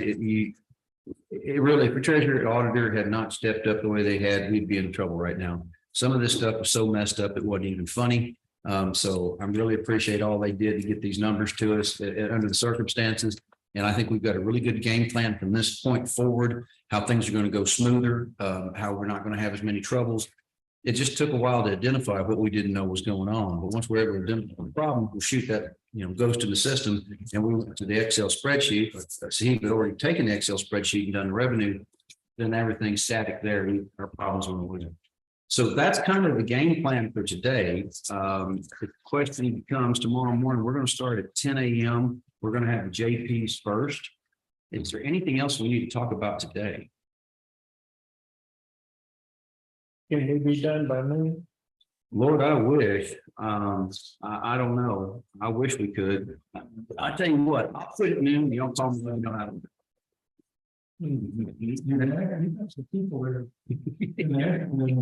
It won't be friendly and warm. Oh, I don't know. That'll be fine by me. No, tomorrow, no bids. If you're on the agenda tomorrow, don't bother staying up late. Show up early. There will be some people in the afternoon that won't be making it. District clerk has previously sat down and moved on over her budget. She is on a long planned family vacation. And so that won't be happening. That one won't make it. The odds are all 4 of your JPs will show up. There won't be any more Brad Henley jokes. So I'm going to be upset. That was my highlight of the whole budget season. And it was his opening monologue that usually made me giggle for a day or two afterwards. Funniest JP in the state of Texas, if you ask me. Both Mark Pratt, Mark is, we've talked about his, the only thing additional he's asking for, and this is going to sound weird, another employee. He needs another assistant prosecutor. And I've run the numbers with him, and he's right. So he's putting as many people in jail, almost as many as McLennan, within a couple of people. And he's doing it with 2 assistant ADAs where Ellis has got 6, and I don't remember how many got. But now remember, McLennan's also a criminal district attorney. County attorney, district attorney 1. For all that being said, I'd already made a promise that I would propose that in my budget. And whatever you guys do, you do. Well, then SB 22 come out. SB 22 is a grant that is going to be applied for sheriffs, constables, and prosecutors. Let's talk about constables first.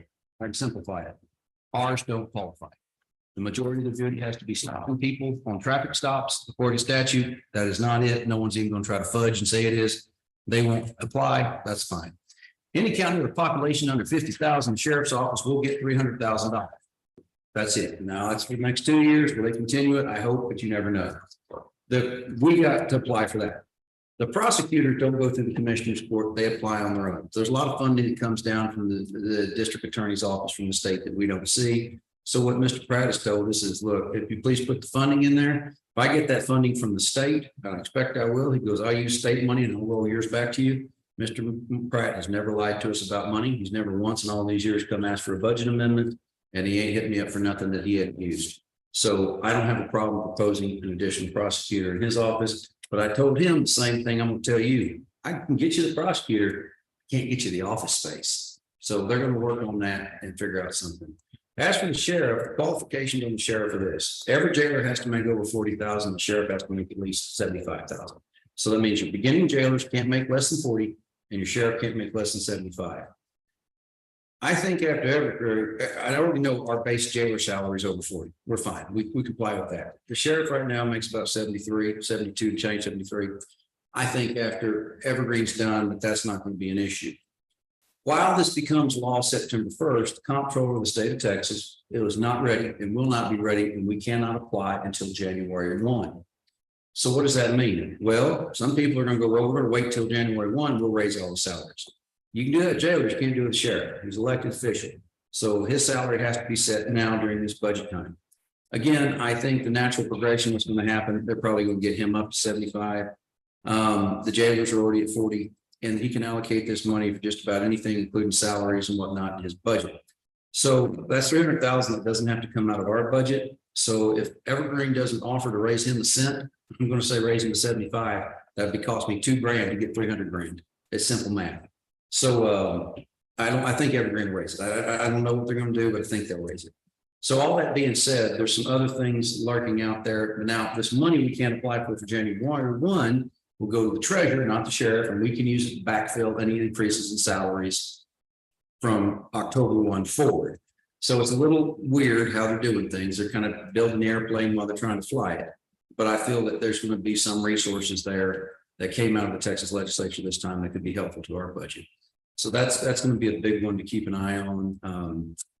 I've had some communication with the sheriff earlier this week. He spent the morning with me that afternoon. I spent about 3.5 hours with him as chief deputy, as chief jailer. We talked these things through, explained a lot of stuff. They're asking for a lot of money, and I ain't got a lot of money to give them, fellas. There's just been a lot of problems, and I'm not trying to be ugly. I'm not trying to start a fight, but I can't continue to fund problems. I need solutions. I'll fund solutions all day long, but I don't have money for problems. And some people don't see that they have a problem. And if you don't see you got a problem, well, that's on you, not on me.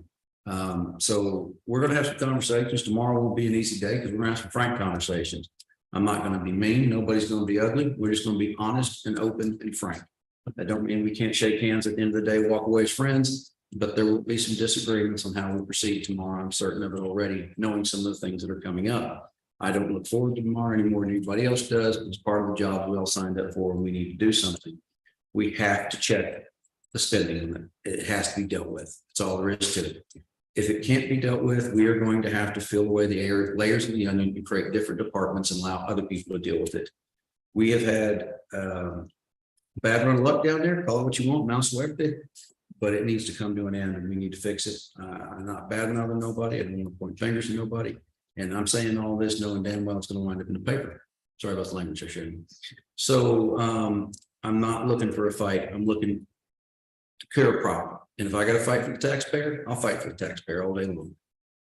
Maybe they got some good explanations that I don't understand right now. That could be a, honest statement. There could be some things going on, but I've been looking at this problem for a long time now, and I ain't found an explanation yet that I believe or I think accounts for it. So we're going to have to tighten some belts. I cannot defund the sheriff, nor am I saying I'll defund him. I'm entertaining the idea. But what I'm saying is, if I can't show fiscal responsibility with the taxpayer dollars they've been given, how can we be expected to give them more? So I'm saying the quiet part out loud. All right. With that being said, Make a motion to adjourn. I think that's a good idea. Motion, second, we stand adjourned. Thank you, gentlemen. Courtney, like New York strips for anybody who wants to.